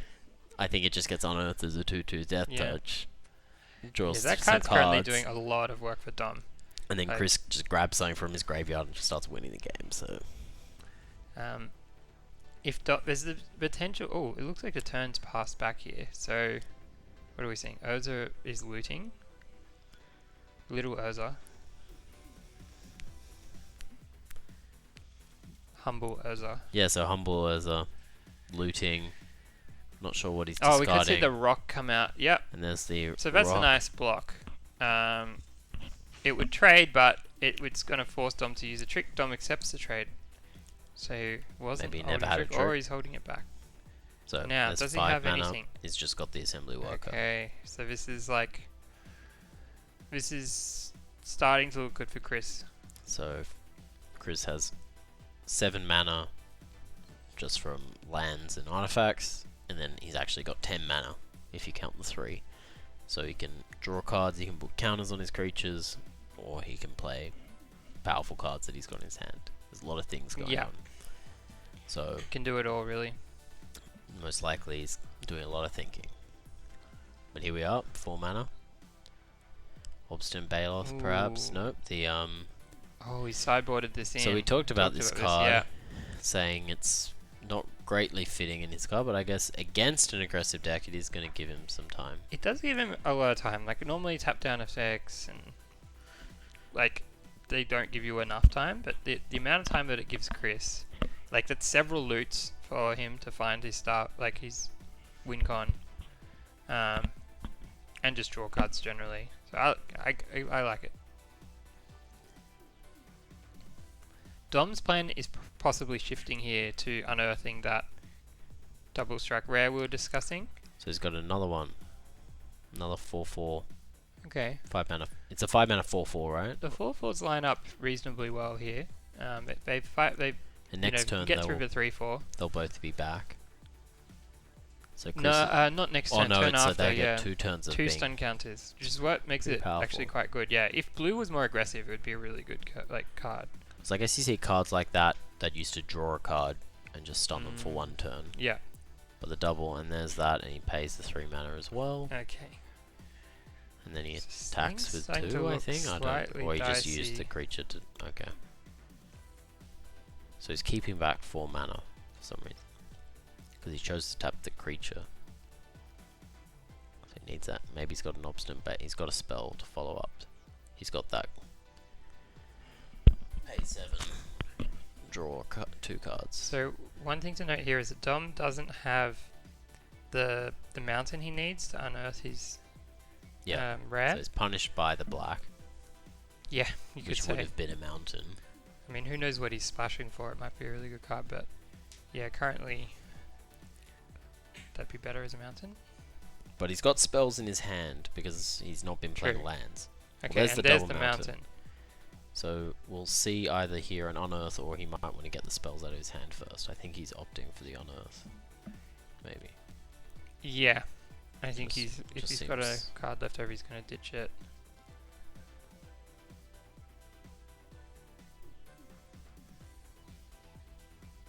So I'm trying to think what Dom's hoping for here. Could be some some pump spells to try and like sneak through the win. True. Um, It is a 2/2 double strike, and we've seen +1/+1 and yeah. It's a Trample, tough call whether giant you block. growth. the pair Because of I +1/+1 presume and trample Dom and giant has a growth would little win. bit. Yeah, I don't think he has the mana right now, but No. I think Dom might have a little bit more mana available. Oof. I think there's 2 mana underneath us. Yeah. So that could represent a trick. So Chris has to decide, do I block this creature, which is going to die end of turn anyway, or do I risk getting blown out by like a giant growth and going too low? I'd probably block. I feel like he has sort of inevitability here, so if he can just survive, he'll be okay. But bear in mind that those stunned creatures are coming back, which will level things up a bit. Dom just in the tank, figuring it out, thinking through all the possibilities, thinking what can I draw? How do I win the game? How long do I have? Chris, I think we can see now, Yeah. has a 1 card. It's probably, as you know, he came into the booth, he seemed relatively humble but excited about the possibility of winning, and you can see I the liked what he was stress saying coming in. just about enjoying it. I'm not sure how much exactly. he's enjoying it right now. No, but Yeah, it might be. stressful He's situations. looking you know, good. yeah. He's looking good, I'd say. Okay, so Dom, instead of He resurrecting... played it oh no, he does it... pre-combat. Okay, Makes sense. so he gets an extra card. So he's got currently a hexproof indestructible trampler for a turn, and the 2/2 which will come in. I think he must have been thinking, okay, do I play the +1/+1? No, he played... I think he played this... I know on that. Yeah, he played it on that pre-combat, oh, right? But okay. he was thinking, can I play it? Maybe we're on the stack. I don't know. Like in response to the discard trigger on the stack, play it on his 2/2 to try and get through like 6 damage. But I guess, he could. Yeah. I'm not sure how that works. If you can respond. I think he probably did have the opportunity to respond. I think maybe, but I guess he wants to diversify his threats because then the 1/1 counter goes away. Exactly. When the card gets, and it's just trying to get in that extra damage, but then Chris can just chomp block with either Baby Uza or the 2/3, and now he can't. Chris probably will just take that 4, going down to 8, and then he's now that thinking, he knows that it's only 4. I think he might be tempted to take it. When Dom had open mana and a card in hand, like then you're like, oh, a giant growth would wreck me. Yeah. Like I don't want to go to 2. So he took both of the damage in the end. Ooh. So he went down to 5, and now he's just looting with the Urza. Going down the 5 there, I'm a little bit surprised. Because now all his creatures are going to be activated, and Dom's got 3 cards in his hand. Oh, he's got the Plays an Bailiff. Officer Okay, Bailiff, makes so he more goes back up sense. to 9 life. That is gonna be like a blow, a real big blow for Dom. You can see he's got 1 card left, while Dom has 3.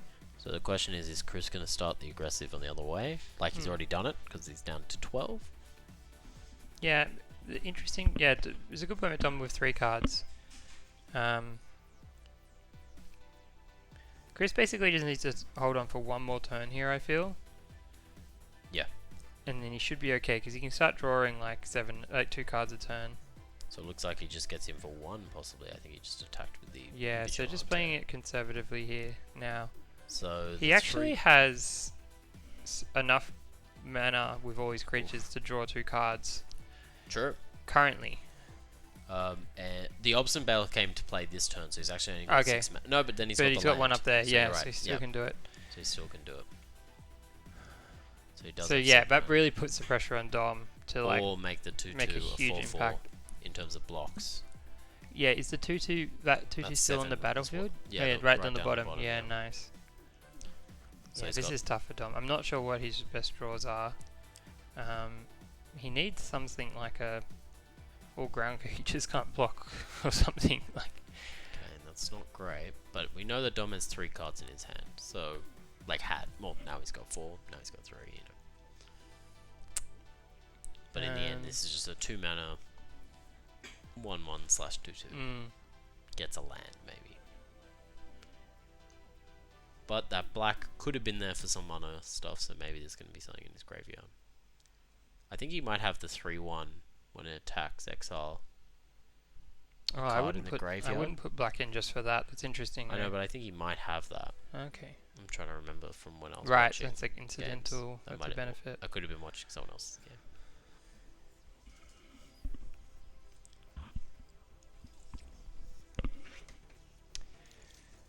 So Dom in the tank here. He's getting in. I think that's a 4/4. Presently, that would trade with the Bailiff. Might be the block Chris wants to go for. I guess it has the 3 mana pump. +2/+2 as well. Oh yeah. So actually kind of tricky to block. So you'd be, so maybe Chris is thinking about the double block with like a 2/3, but then he has to consider giant growth or Trick as well, yeah. something else. I think Dom only has 1 pump, right? Or he couldn't possibly have 2 pumps. You can't. For it, could he? you- Oh, it's you only can one a turn. pump Yeah, once a turn, yeah. I've fallen victim to that. Yeah, it's an misreading annoying that. feature. Makes sense, I suppose. So I think there's I think Dom has access to 5 mana as well. I think there's 2 under us. Okay. I think. So Chris is probably, as said, considering what happens if he's got a pump, as well as the pump. Because one thing he'll want to do is, if he does decide to block, he's going to want to tap his creatures for mana, like tap out essentially, before they die. So that would put the shields down for Dom to use a pump spell. True. So without worrying about getting a response. True. So if he does the block with the 2/3 and the 4/4, Dom can kind of put the 2/3 first or something and say, "You're gonna draw a card." Yeah, but when you say it like that, it does mean that the 4/4 stays on the battlefield. Yeah. So maybe that's not the way he goes, but we'll see. True, because there's no he can't solely pump and kill both and survive, But I guess he has two. He kind of technically has 2 4/4s because that 2/2 can pump itself to a 4/4. That's true, and maybe that's the play. I haven't thought about it, but maybe that is the cleanest play. You're only risking 1 creature.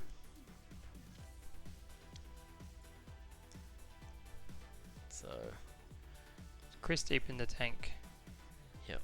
He knows, he can feel this one going his way now. And he's got the card draw engine. He's got several mana sinks. He's at parity at least on board. Yeah. Yeah, exactly. Life sort of at parity. Now, if we had the microphone down there, I think Chris would be talking through every single possible play out loud. He's a big fan of that. So you can see his mouth moving and moving as everyone else is kind of waiting. But I think, as you say, the worst case scenario still kind of leaves him slightly above parity. Yeah, okay, so he's going to go all in here. So he's playing around any possible. He's playing around like a giant growth. What this doesn't play around, but is still not that bad against, is another one of the counter hexproof indestructible spells. True, so he could just kind of give indestructible, even accept the damage, deal the damage, move on. Even the first strike trick, or a removal spell, like burn spell, I think will lead to first strike. Reasonable. First strike, I think he'll stay. Maybe with the creatures. +2/+2, I think he'd stay alive. Yeah. But then again, Chris might just have some giant spell in his hand, or he's got a loot still with Urza.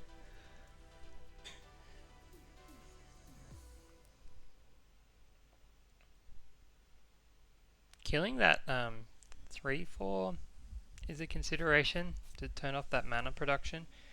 Chris still has a lot of mana without it, but it would sort of buy him a little bit of time against the mythic rare or something.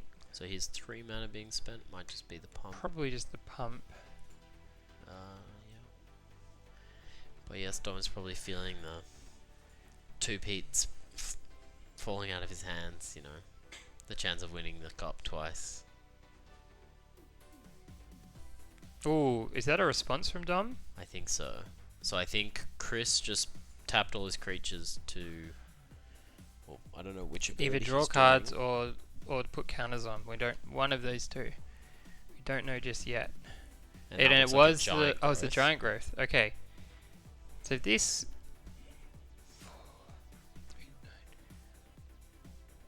So this... How much power does he have? 7, 8... I think he's got 9. He's got 9 power still. Yep. But does he eat everything? I don't even know if he eats everything. Unless there's something else going on. I think you're right.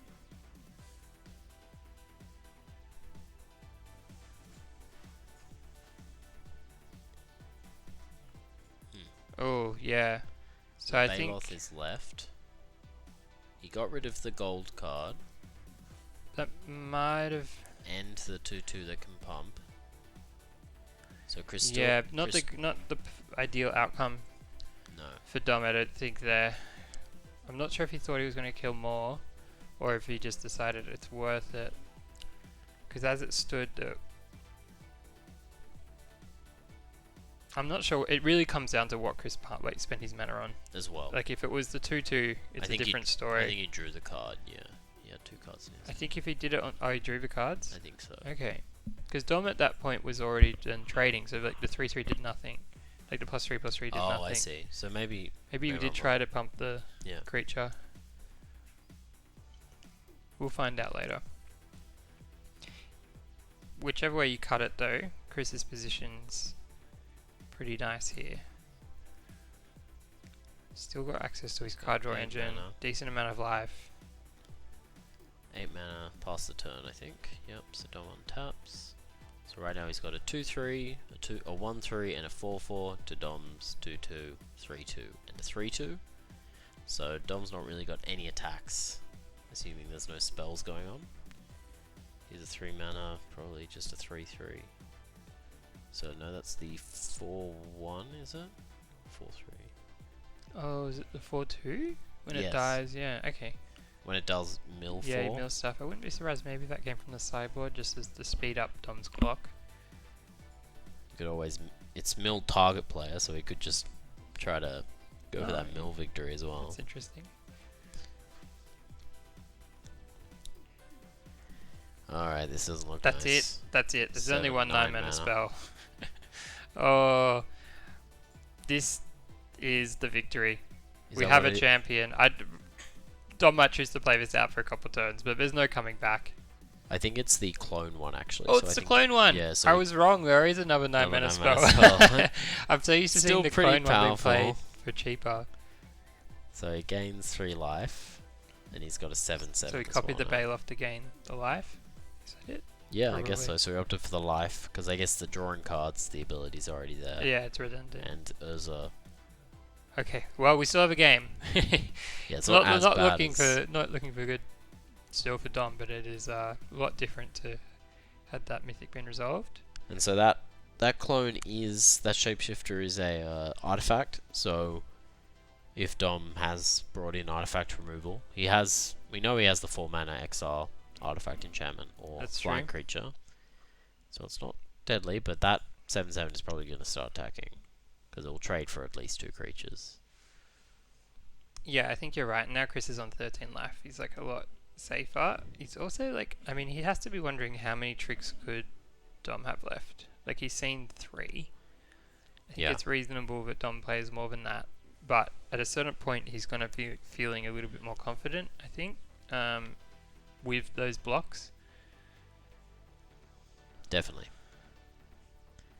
And so Dom just has to pass the turn, which again is not great for Yeah, him, unfortunately. in those colors, I'm not entirely sure if there is like a reasonable out to this board setup, but we will see. So we've got 4 mana. That's the gold, 3/4. Okay, second copy of that. So now he's still got therefore 10 mana in play if he chooses not to attack with anything. This is the stage of the game that Chris just always has wanted to get to. Yeah. So I think Chris is feeling pretty good. It is unfortunate. It's not done. It's not over yet. Like so in his mind he's still stressing. Yeah, he'll do it all, And it properly. and it's not great for Dom either because Dom knows like. But you got to play for those small percentages. You do, pretty much, especially in finals like this, on the line, a lot of pride at stake, You got a cup. and they You get to got a cup in play. you play these tournaments once a year, so Yep, and they did a lot of work qualifying and working Absolutely. for it. So life is going crazy up there. But I'm yeah, not I mean, sure- credit to think- Chris. He's built his deck in a really well considered way. Like he's every part of it is contributing to his plan. You And know. And we saw that in the draft, I guess. We Mm. saw him not opt for those 1/1s that make things 4/4s because I guess to his game, he was like, I'm not going to win with 4/4s attacking, I'm going to win with Yeah, 7/7s attacking. exactly. Yeah. So I'm not going to go for I'm not going to waste spells on 1-drops that Yeah. aren't super powerful. Relevant in the early game, I need things like these, the 3/4s, the 2/2s, the 2/3s that kind of slow the game down and get us to this point. Yeah, exactly. And Dom's on 4 life, thinking about what could even happen. Here we have a tap to draw a card. Draw 2 cards. Dom is honestly probably thinking, is there a way I can mill Chris out? Like, that might be his only hope is like, if I jump with the 4, if Chris gets carried away, draws a few too many cards, can I jump with the 4/2, It's always a dream. target Chris, It's never and happened. somehow he mills out? It's never happened. It's You about always a one- dream about it. You always think, okay, this is now my new out. Yeah. There's always a point. It's like, I'm a genius. Like, They're not going to notice. I I think know Chris is how going to win. Chris knows the 4/2 is on the floor. Like, he sees it. Yeah, Chris is not going to go like any lower than like 8 cards. Yep. I think he'll just stop drawing at a certain point. Is Chris going to play? No, he's getting in there. I was like, is Chris counting? Is he going to play the mythic? Because at some point... Oh, I see. Because I guess at some point he was probably counting blockers to think, can I get through for the 4? It's only 4 damage now. He needs to win. Okay, so we've got a double block here. The 4/2 and the 3. It's a healthy They double block. trade. Now, I The mill presume... 4 targets. No, he's milling himself. Yeah, so he's... So that plan was not a plan. No, he didn't. He I would have been kind of excited just to see the attempt and the look on Chris's face when he saw what Dom was thinking. But I think Dom's realised he's better off trying to get value out of his own graveyard. I guess one reason to... I guess Dom doesn't know about the Phyrexian, the 9 mana. So there's the card I was talking about, right? Wow. The 3/1 XL card in the graveyard. So that seems to be... But it seems crazy that that's his Black Splash. Yeah, that would surprise me a little because it's not that good. And But that's he's it. I conceded, think okay. it's over. We have our champion. I'm not seeing any claps or gesticulations. He just did a little pump. Yeah, But probably. it seems like, We're all friends here, so people will be very happy for Chris, but they'll know that Dom will be a bit sad too. So there won't be a over-the-top reaction. no. Exactly. But So there's the handshake. And we're probably going to have a Chris come up, I presume, at some point to collect his trophy. But there is a prize. So are they doing the prizes down there, Alex? It seems, yeah. And then we'll probably Yep, so end we'll have the Chris stream here. soonish then. in a minute, what a performance! I Yeah. mean, both players really. They sort of stormed through to the finals. Like nothing really got in their way. I'm just impressed that we sort of called it as Yeah, we those two kinda were saw the a ones to draft watch, and and it was like, I hope that the audience enjoyed getting to see Chris's progression. That was kind of Yeah, cool. it was That good. doesn't always happen. I'm sure. I remember, might have even been last year, but the draft we watched, that player got eliminated right away. But we've seen the journey, and yeah. that might have been my draft, I don't know. Oh, no, don't. Sorry. It might have been, actually. I think it could have been. This guy we saw last year, he fucking sucks. He lost so quickly. All right. So here we have Here the we go, winner our coming in, winner. So take a seat. Congratulations. Yeah. What a performance. Just steamrolled it. Now, can I ask, did you drop a game? I didn't. Wow. 3-0-6-0 in the biggest 6-0, yeah. tournament of them yeah, all. yeah. Well done. Yeah. Wow, like that the first game. Look at one hand, 5 lands, second hand, 1 land. I was so close to keep the second hand. I actually look at the top and I will be good. Oh, really? I would be good. I have like 3 lands on Did the you top. mulligan twice? Yeah, I'm looking You twice. on the mulligan first game. twice? Yeah. Oh my gosh. I know Pretty Don nice. Mulligan once that round, right? Yeah, yeah. he But mulliganed on the still, second game, like yeah. 5 mana, and for your deck, which is, it's, I think it's fair to say it needs mana. Like it kind of needs its resources. That's very impressive. Yeah, I feel like a lot of is all the creatures the ETB makes Power Stone. For them, it's basically 2 for 1 because Power Stone's just a land for me. It's a colorless land for me practically. Yeah. I have enough ways to dump the mana in, just never run out of ways to dump mana in. And I think Urza in the first game Did a lot of work. Yeah, Yeah, that no. It was a surprised lot me of because work. I Yeah. didn't necessarily rate Urza that highly, but the way you used it to sort of filter your draws was great. Yeah. It really did work. Yeah. And even just it gained you quite a bit of life as Oh well. yeah. Just blocked Yeah. the 2-2. Yeah. It actually blocked quite maybe well. like Probably, three it times probably or saved the game. Like, Yeah. you Yeah. know, I was like, And that was your first pick, so that was my Yeah. pick one. Yeah. Yeah. Well. so yeah, so they were great games, and yeah, well done. Were you ever worried? Did you ever think, Yeah. oh, this In is that- slipping in those- away? in those two In a games. way, I'm just in the zone. I'm not thinking about anything else. Yeah. I'm not thinking about the result. I'm not thinking about. I'm just like, I only care about the game. I'm in the game. I'm Yeah. playing the game. Like, you know. And you weren't thinking about. There were no situations where you thought maybe I could lose, like as in when Dom had those tricks with the 2-2 double I mean, when strike. I moved to you 5, weren't I worried. saw I could lose, but Yeah. you know, obviously the odds stacking against you when you mulligan twice and in that kind of table against you know, like great players and obviously piloting a very very potent deck, and yeah, like that I've definitely thought about that, but I'm just recalibrate myself to say, hey, it's enjoy every moment and just focus Yeah. on the game and Love yeah. that. yeah, just Oh, well I done. feel in a way I'm just in the zone.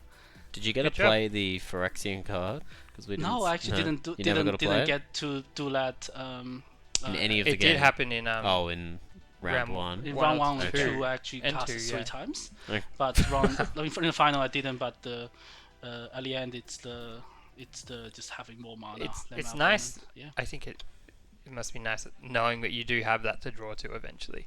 Oh, So yeah, you can yeah. afford to, you know, if it's a stalled situation, you know, one day I'm going to win. One day I'm going to because slam it. I was so scared. There was one key moment when he attack was a 4/4 that he can pump. Yeah. And, And you triple block or quadruple. So yeah. I saw so many things. I tanked for so long.